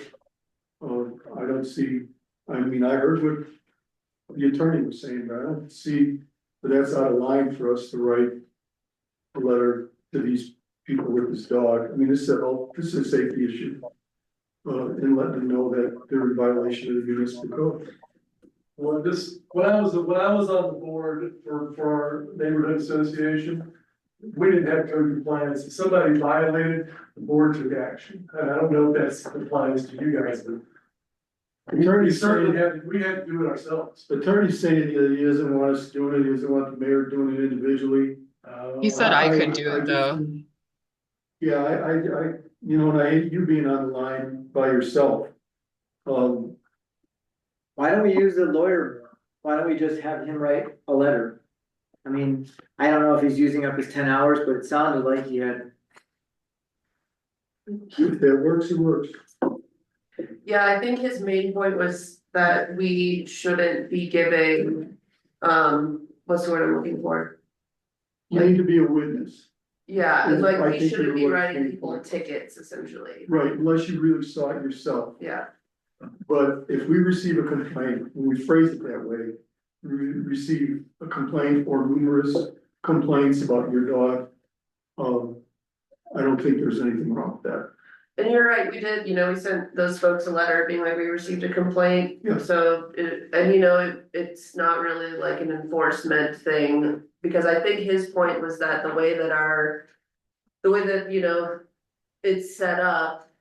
There's the code enforcement officer is specifically the only person who can do that. And so it's not in our purview, which is something we could change. Well, But I think, yeah, Ariel is the executive branch of this. We are the legislative branch, so as an executive branch, she could write, even if it's a 1 paragraph letter, just saying we keep receiving complaints. We don't want to have to, You good with that, Ariel? I'm okay to do that. Yeah. so that would be for the one complaint that we had. As far as the loose dogs in the park, what I did when I couldn't find the owner was I actually just took videos of them and just kind of built it. If you remember, well, you weren't here, but I had like a little file of the loose dogs, and then when I had a chance and I saw the owner, I would tell the owner that, they had a warning, and then we write a ticket. But without code enforcement, it's really tricky. That was when I was code enforcement. Oh, just so you guys know, when last year when there was a truck out here that didn't have a license plate on it. And, did you see it over there? I think what happened was the word got out, there's no code. Yeah, that's what I felt like And too. it's parked back over there, so, yeah, this is what's going on, so. We're gonna have to do it somehow, I don't know how to do it.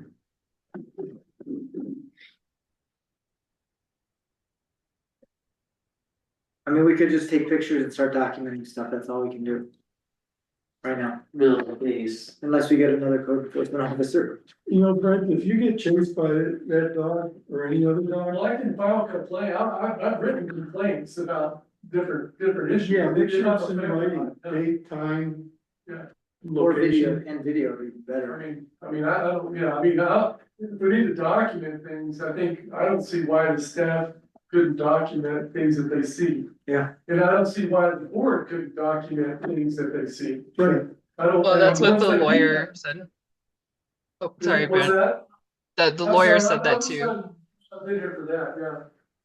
Yeah, so why don't we just create like a files on people, and then if we do get a code enforcement, then we have at least some record of stuff that has happened in the past. Sure, I'm absolutely down to do that. That's why I wrote the 2 loose dog reports just as documentation.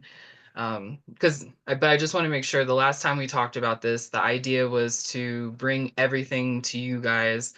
When it comes to like dogs, do you want me to just keep a file for that? Do you want me to bring you stuff like the Deborah Michalik one? I would What just start should I be filing. bringing here? Or just I think we file should everything? start files, yeah, start files like a code, just even a code compliance file with, and then you could have files inside of files that have multiple complaints, like if you have, and then add pictures to them if you want, you know what I mean? So it's just like a way of keeping everything in one spot.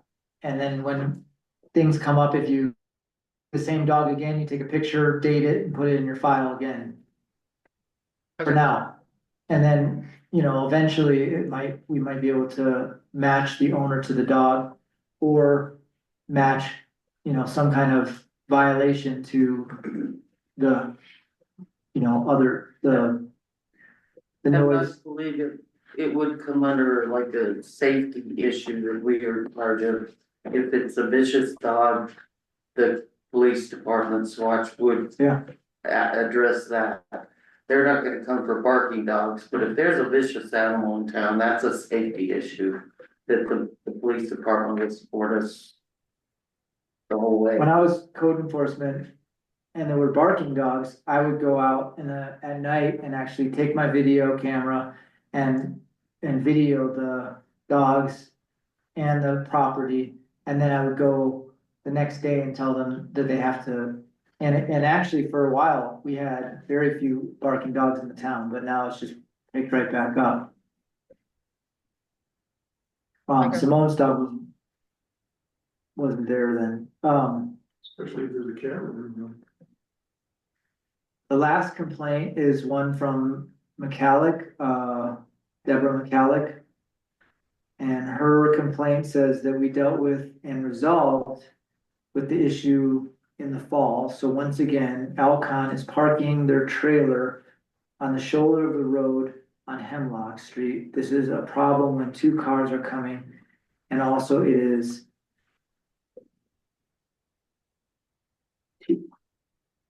tearing up the grass along the side of the road. Please have Alcon remove this trailer. Do you see it? I'm wondering if she's talking about my trailer. There's no trailer there, and she called me texted me this morning and said she had written that in there. Oh. Right. Now I entertain a motion to adjourn. Like making a motion that we adjourn.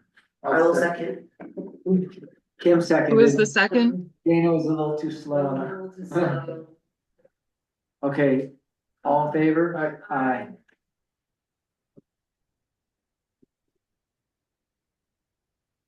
Where, what, do you think everyone's talking about my trailer? Yeah. Cause I don't leave it there often, it's there and I have to move the skids to it. And if she, I don't know. Thank you, Ariel. Thank you. Bye. Feel better. Thank you. Bye, guys.